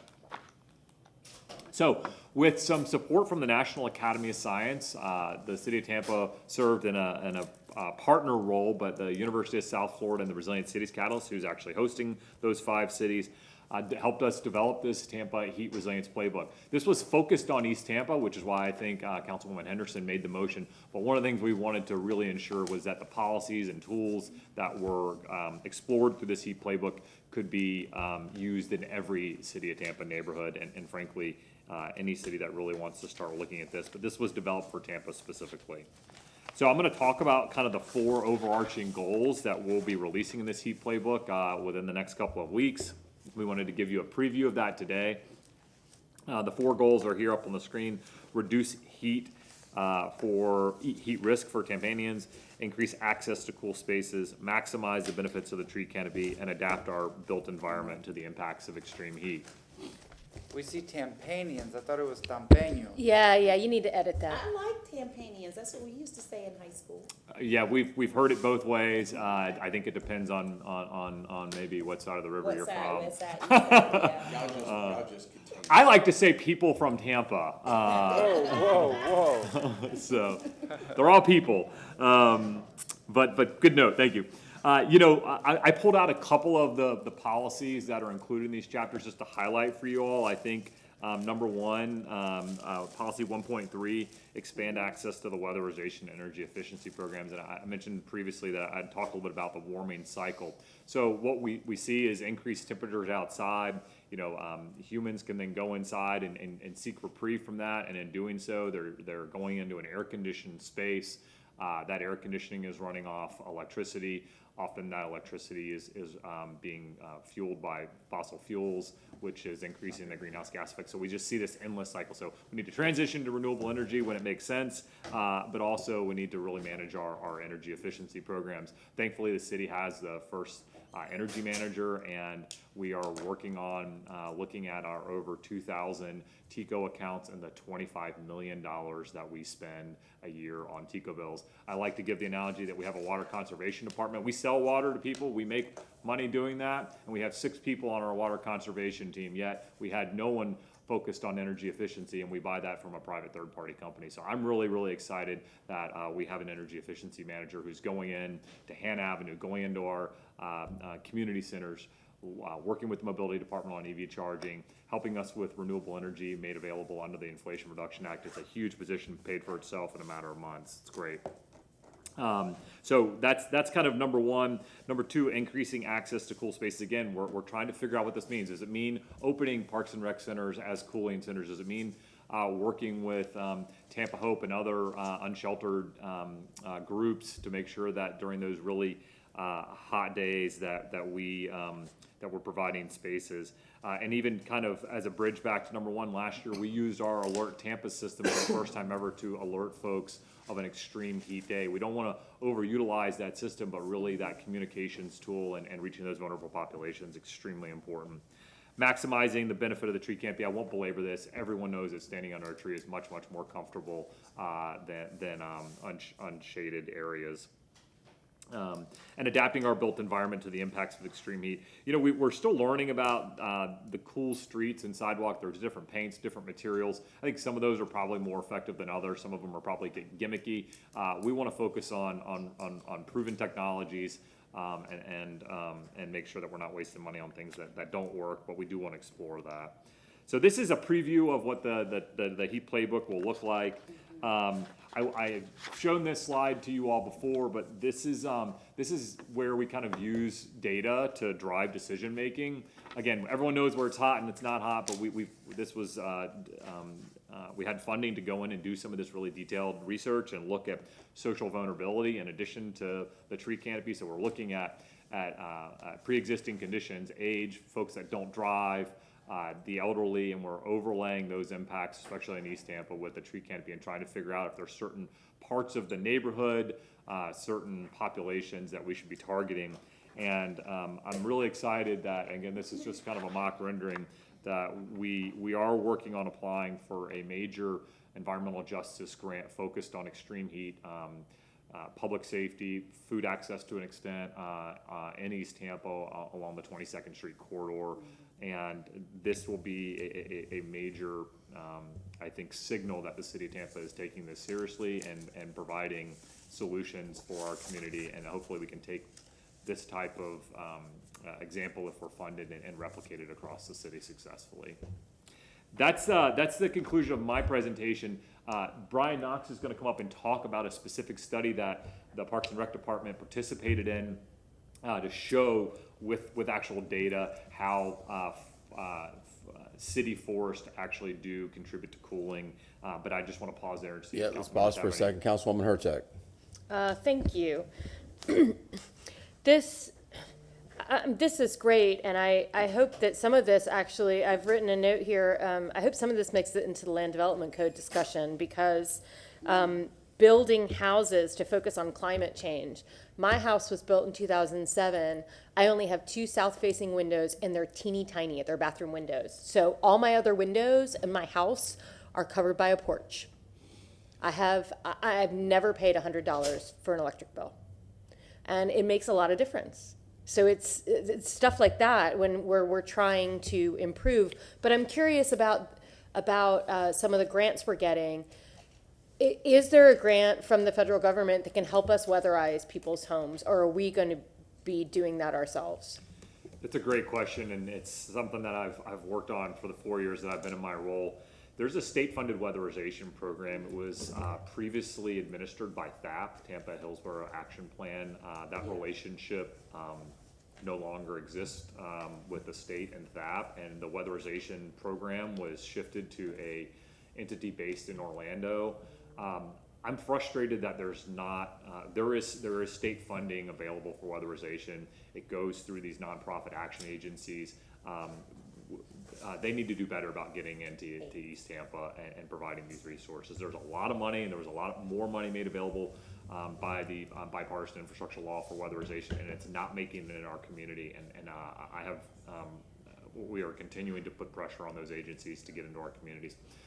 There is also now a Solar for All program that the state of Florida, a group, not the state of Florida, a group of entities in the state of Florida were awarded $156 million to do low-income solar and roof replacement, partial roof replacement. So that some of that money in those programs are starting to make their way here. There's still a lot of work to be done, but there is a lot of money available in the state for these types of programs. In fact, the state of Florida in this year's budget is including a $356 million grant for energy efficiency rebates, which previously had been reported by the press that the state had declined. It appears that the Florida Department of Energy is now on the cusp of pulling those funds down, and we're really excited about that. That's wonderful. I mean, I'm looking at the homeowner occupied rehab that we're doing now, and we do roofs and we do AC and things like that, but being able to say, hey, while we're here, we can help you replace your windows would be. And I think the owner occupied program is already doing it. In fact, we supplemented that program with a federal grant that was looking at mold and asbestos, and I pushed really hard to look at energy efficiency in that. We do blow test on houses, which kind of detect where the leaks are. So those programs, and I should also mention, TECO has a free weatherization audit. They will come to your house and do similar programs. So I implore you to look both at the state-funded weatherization program, the utility-funded weatherization, and our owner-occupied. There are resources, and we've got to do a better job getting that information out, and I'm hoping the playbook can kind of serve as a catalyst for that. Well, that's wonderful. I just think that while we're in someone's house, we might as well just say, hey, there's a federal grant that can help you replace these windows. It's not part of our thing, but hey, let's help you get there. I should mention, thank you, I'm glad you said that. There is also another grant program. This is a really good one. It's called the My Safe Florida Home Program. Get this. Last year, it was open to anyone. This year, there's income eligibility requirements. The state of Florida will pay you $2 for every $1 of mitigation you put in your house related to energy efficiency and weatherization and hurricane proofing. You would need to put hurricane straps on, or you need to put impact resistant windows. Let's say those windows cost $5,000. The state of Florida will write you a check for $10,000. Wow. Okay, that's great. So let's get that info out. See, he just as excited as trash. Yeah. I get excited about trash too. Yes, okay. No, that's absolutely. As we're looking at expanding our homeowner occupied rehab program, things like that can assist in a way that we aren't funding, but we're able to leverage federal funding. I'll leave tomorrow. Go ahead, sir. Councilman Clinton. I'm sorry. In our previous discussion, we discussed, of course, the task of having to find places to plant trees in the city, and how difficult that is. And we had talked about the idea of you all working with mobility. Have there been any progress on that front?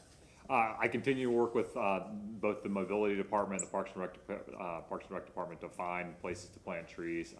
We're trying to get better about including those things up front in those projects and those contracts. The West River project is planting hundreds and hundreds of trees. So there are synergies that happen there. Yes, sir. Okay, thank you. I appreciate it. Councilman Miranda. Thank you for what you've done in the past and what you continue to do, but there's so many little things I want to talk about. First of all, the trees. What we have here, you see, when at time of decision-making from the council, whether they approve or disapprove something, and there's so many trees that have to be removed.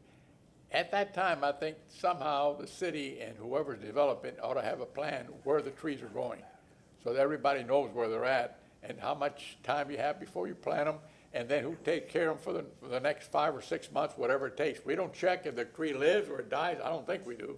But how do we know what's going on? That's number one. Number two, on new construction, we're talking about, I know the houses that are of age, and TECO does have a great program where I think they put 13 shears in your house in the attic, and you put the next 5 if you want 18, and it works very well. Number three then is, on new construction, what do we have without incentives and for incentives to make the buildings applicable to the future of what's coming? And the next, we're already beyond the 8 ball. The 8 ball ain't moving, and we're playing pool with, and we're not hitting it. We need something that fix existing houses and new construction at the same time as a parity. Because the new ones are not having it. I see friends of mine, I don't care if they don't like me or not, but they come here as environmentalists and they tell you what you want, but they themselves haven't done it. That bothers me. It's like having a ball team without a ball. Yes, sir. Maybe I can work backwards. Number 3, incentives for new construction, or how we have, you guys funded for the first time through last year's budget. It had been on the book since 2008, a rebate refund program for commercial or mixed-use family that achieved the LEED Silver rating or certification, just like that the city holds itself to. So there's $250,000 in the budget that year. I am actively reaching out to those permits that were approved that indicated the LEED certification. There's not $250,000 worth of rebates that I can refund right now.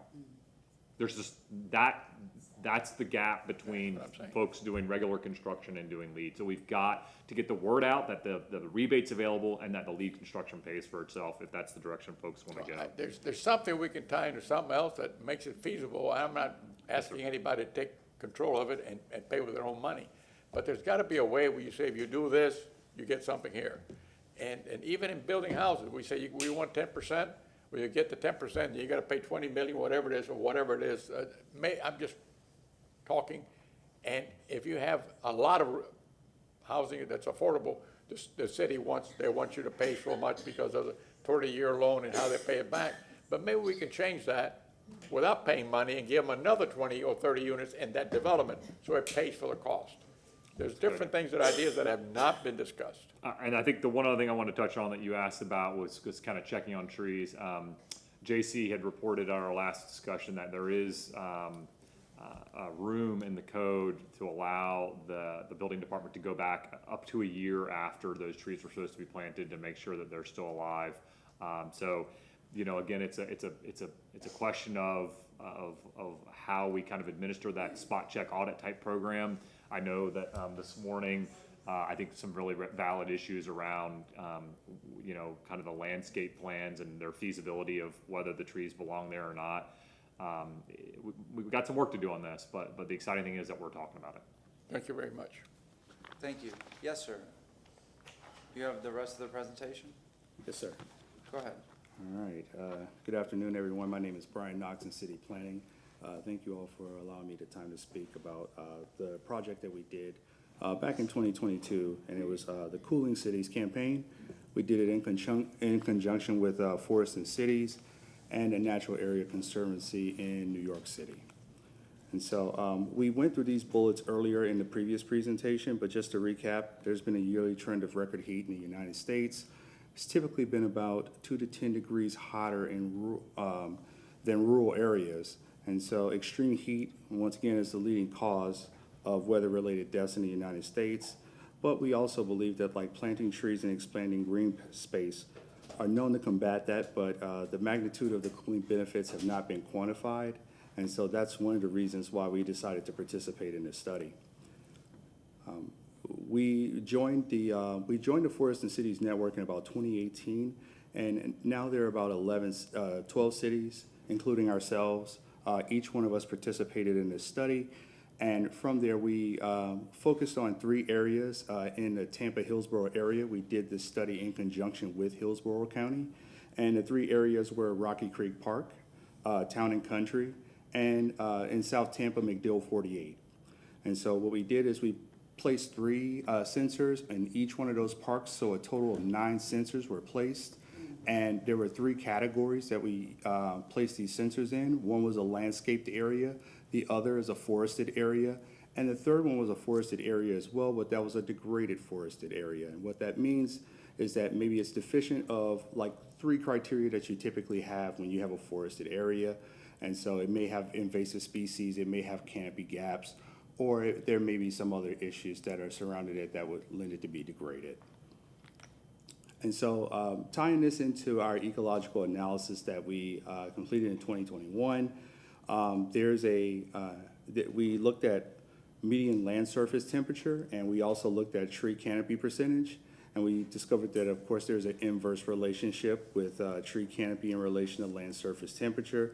And you can see the two areas where it clearly spells out where those issues arise. One is New Tampa, where we have plenty of green space. We also have a lot of trees, and also the temperatures are lower in that area in comparison to the west part of Tampa. Looking at West Shore, the airport area, it's very hot because there's not a lot of trees. And so we also completed an equity analysis in our ecological analysis, and what we learned is that we looked at several metrics. We looked at maybe about 9 or 10 of them, but I just pulled out a few of them just so we can just kind of describe what urban heat and the correlations are in the city of Tampa. And so what we learned is that wealthy neighbors are subject to lower temperatures, lower summertime temperatures, and some of our residents that meet the definition of in poverty experience an increase in summertime temperatures. Meanwhile, renters or areas with high concentration of renters, they have less tree canopy and are likely to have extreme heat events.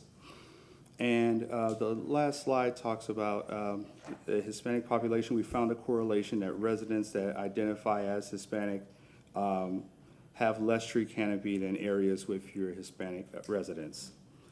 And so tying that back into the study, we looked at some of the lowest air temperatures. And so across the board, forested areas, of course, had the lower land surface temperatures. But also we noticed that there was occasionally like some blips where we had really good feedback from our landscaped area. So it afforded us to say that we should focus on some of our landscape areas, because that can kind of create a cooling effect in areas where there aren't any trees at all. And so creating those cool corridors are going to be really important. And hopefully at the end of this slide, end of this presentation, I can tie the landscape areas with the forested areas all together to summarize what our actions are. And so I did a brief analysis of other cities that are in the network.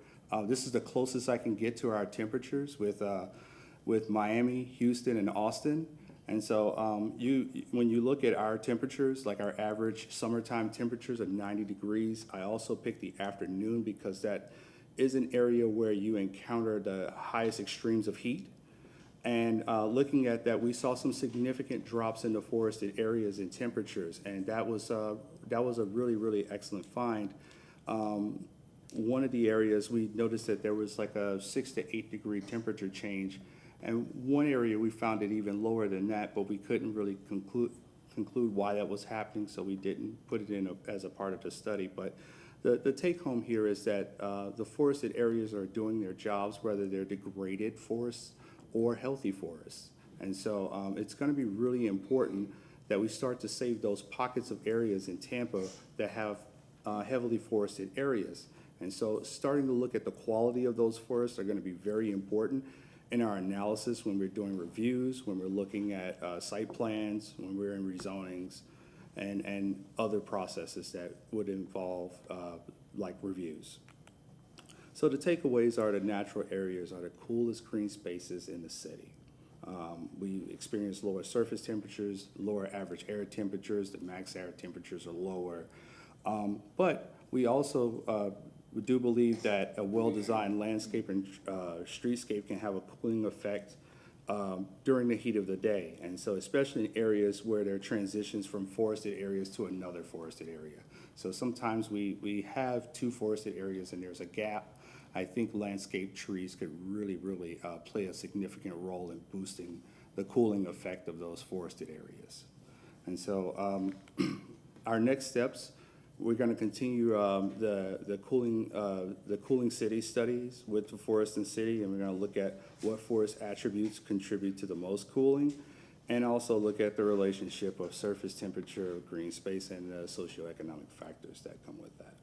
And that concludes my presentation. Thank you very much. You're welcome. Public comment? Or Councilman Miranda? No, no. Go ahead, sir, please state your name. Steve Michelini. There's a couple things that may require some code changes. For example, encouraging green walls. That's not me.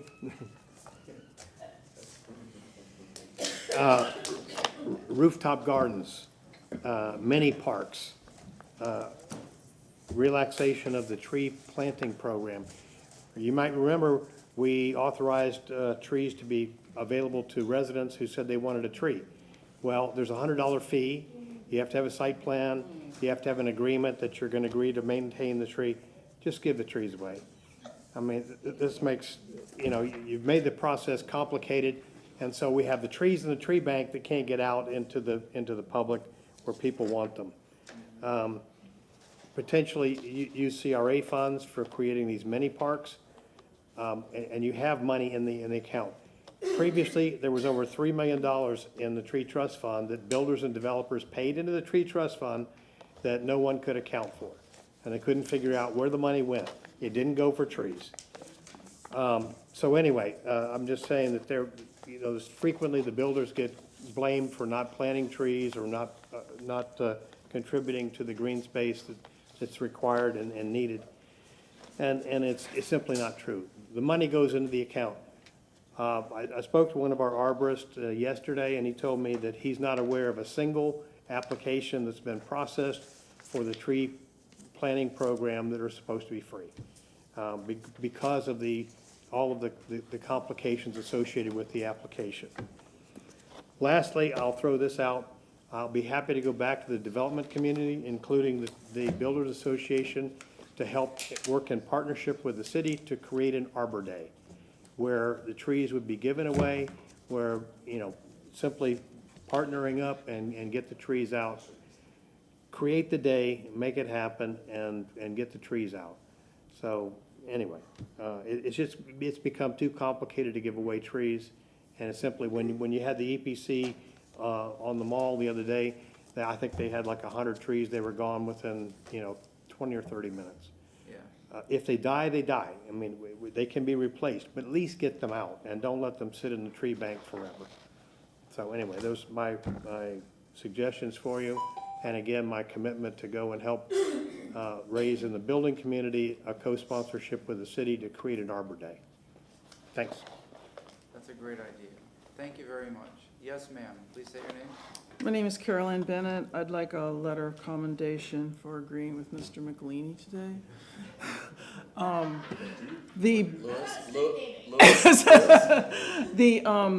The builders and developers pay all this money into the tree fund, and they want to know what happens to it, and so do I. Yeah. What happens to it? There should be a semi-annual accounting, how much money went in, and exactly how the money was spent, why it wasn't spent. We're 100% in agreement with that. It's a big problem. Also, I am thrilled that the city is going to start exercising its option to find the tree cutters. Have you ever gone to give a child a bath and went to fill up the bathtub? First thing you do is you close the drain. If you leave that drain open, what happens? Nothing happens. And that's what we have here. The 30,000 trees planted by 2030, the tree giveaway, the Tremendous program, the tree fund is meaningless if we don't put the stopper in the bathtub. We have all these trees that we are losing. We have lost 3,300 acres of trees in the city of Tampa in a 10-year period of time, from 2011 to 2021. It's now 2024, so it's more than that. We cannot plant our way out of this problem. Green space. There are ways for the interest of cooling and health and green space and air quality and climate mitigation to dovetail with the housing crisis. More units does not have to mean more square footage.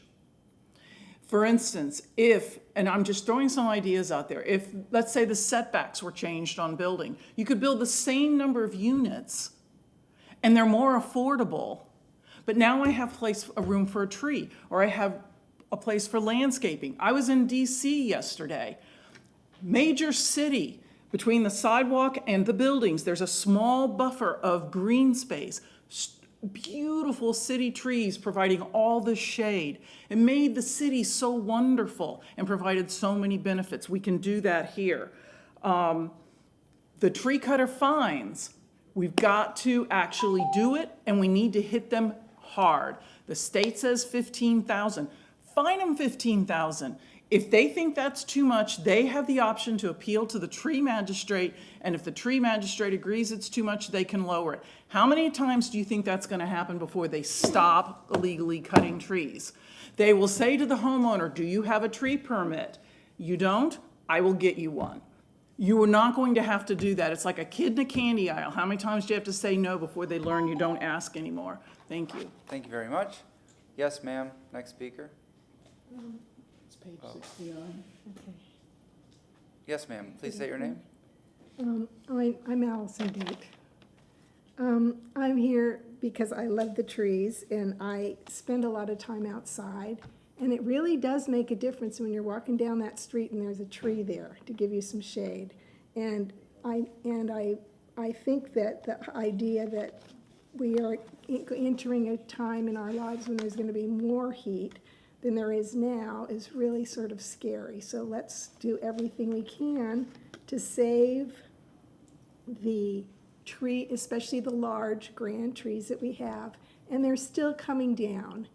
And there's also a lot of places where we could be planting trees that they're not being planted. I go up and down Bayshore 3 times a week on my bike, and there's a lot of spaces there that new trees could be being planted because the old ones are going to be too big and they're going to die eventually, or they're running into the street, or they could get hit or whatever. We need to fill in those spaces and be putting them places where there aren't any trees.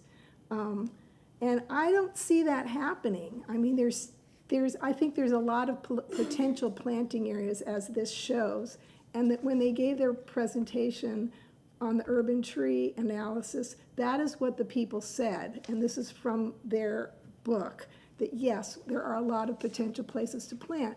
One of the reasons they're not being planted, we don't have enough resources. In other words, we don't have enough people to go out there and help plant them, plus they have to be maintained. You can't just put it out there and it's going to survive. So those are complications.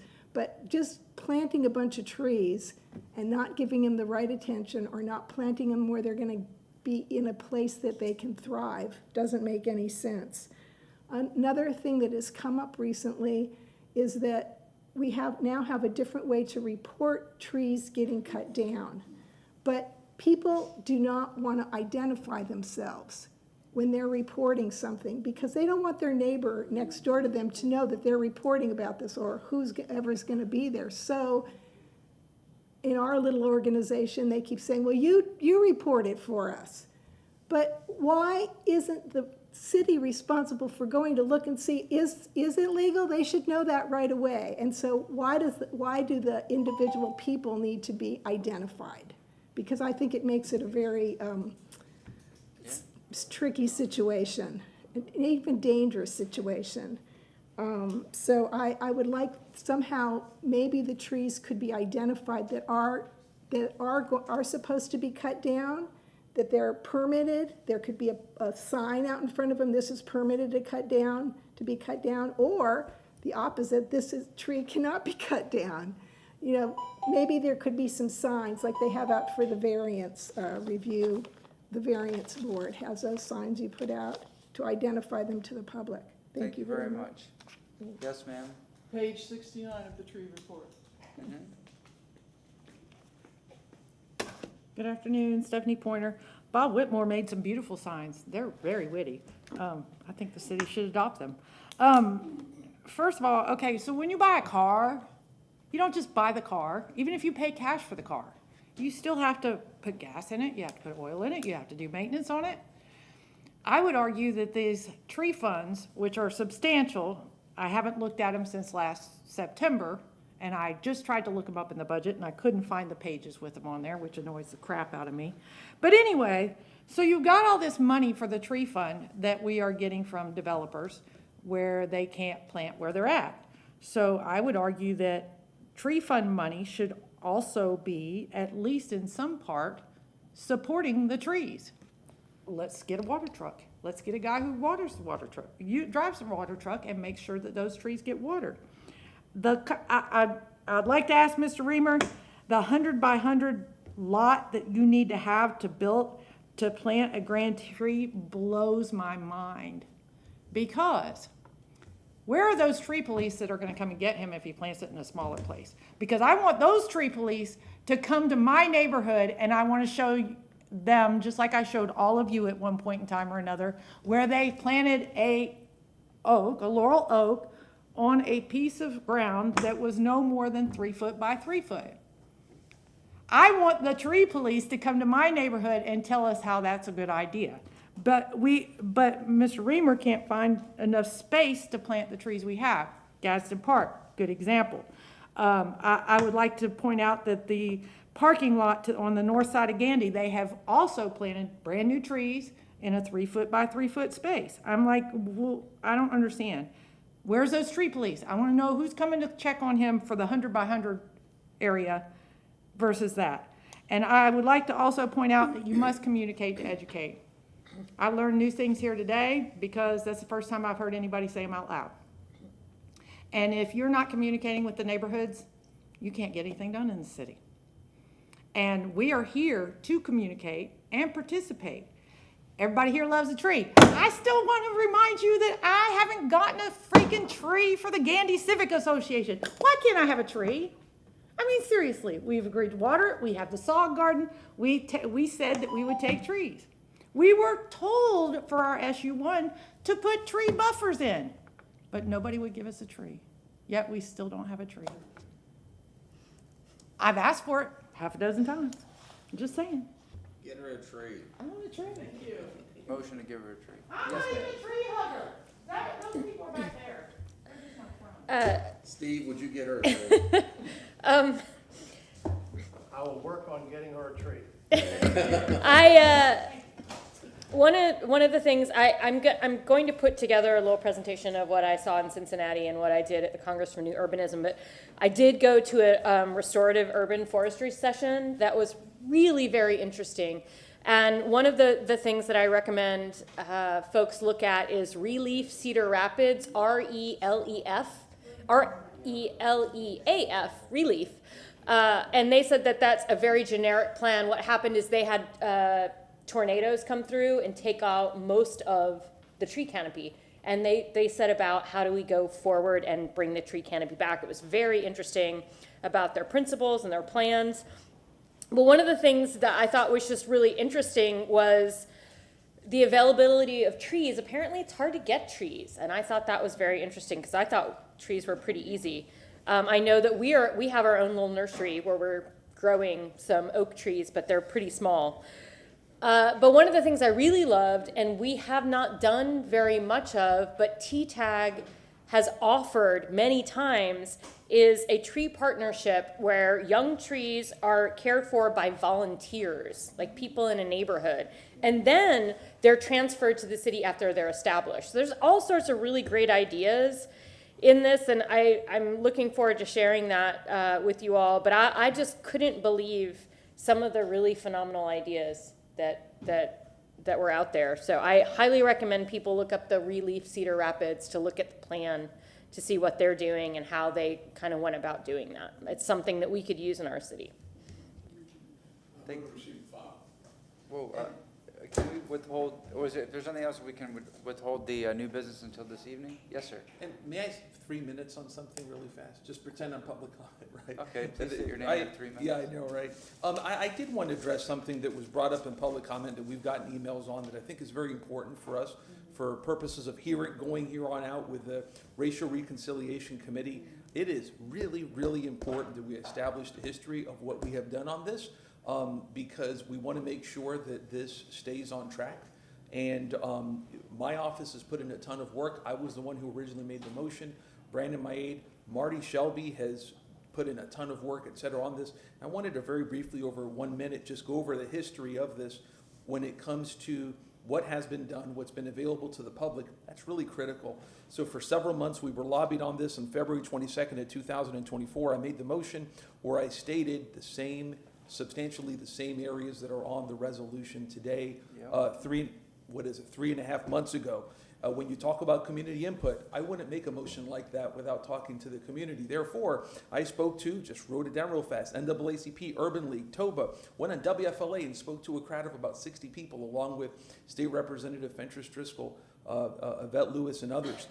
Florida Rising, Mr. Heisch, WMNF, and many other, WMNF came later, and many other individuals. That came back to us on April 4th. At that time, I did a detailed memo that came to Tampa City Council detailing what would be in that resolution, which in fact was substantially in that resolution. We had a wide discussion on it.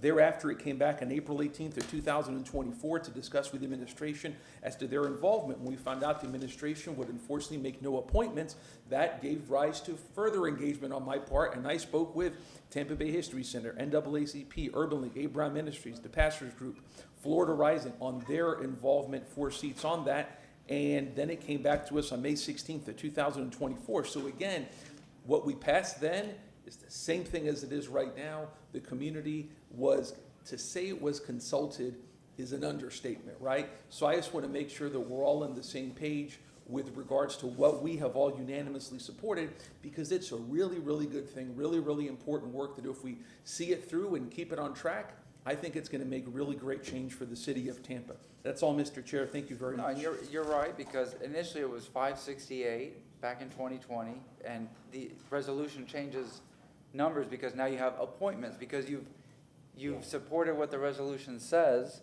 I mean, it's just the procedure. I mean, everything is being done, so. I just want a question from the Yeah. Yeah, And if but I I'm may, glad you pointed it out for Yes. the community, and the number has to change. yes, and if I may, well, Councilman Miranda, for the record, I was defending everybody up here because Yeah. we've all supported this 7-0. There's been no I dissent. agree. And everybody, I think, is a very enthusiastic supporter of it. I just want to make sure, look, politics is politics. Things happen. That's fine. And when you make a motion like this, you're going to put yourself out there. You know, if you can't stand the heat, stay out of the kitchen. And right, and we're all in the heat here. But I think that we got to protect our record because that's really important, especially on this committee. Thank you. Motion to receive and file? Second. We have a motion from Councilmember Miranda with a made. second from Councilmember Henderson. All in favor? Aye. Aye, we are adjourned. We'll be back at 5:01 PM, and we'll take all the new business then. I'm so glad we got this. Huh? Thank you. Yes.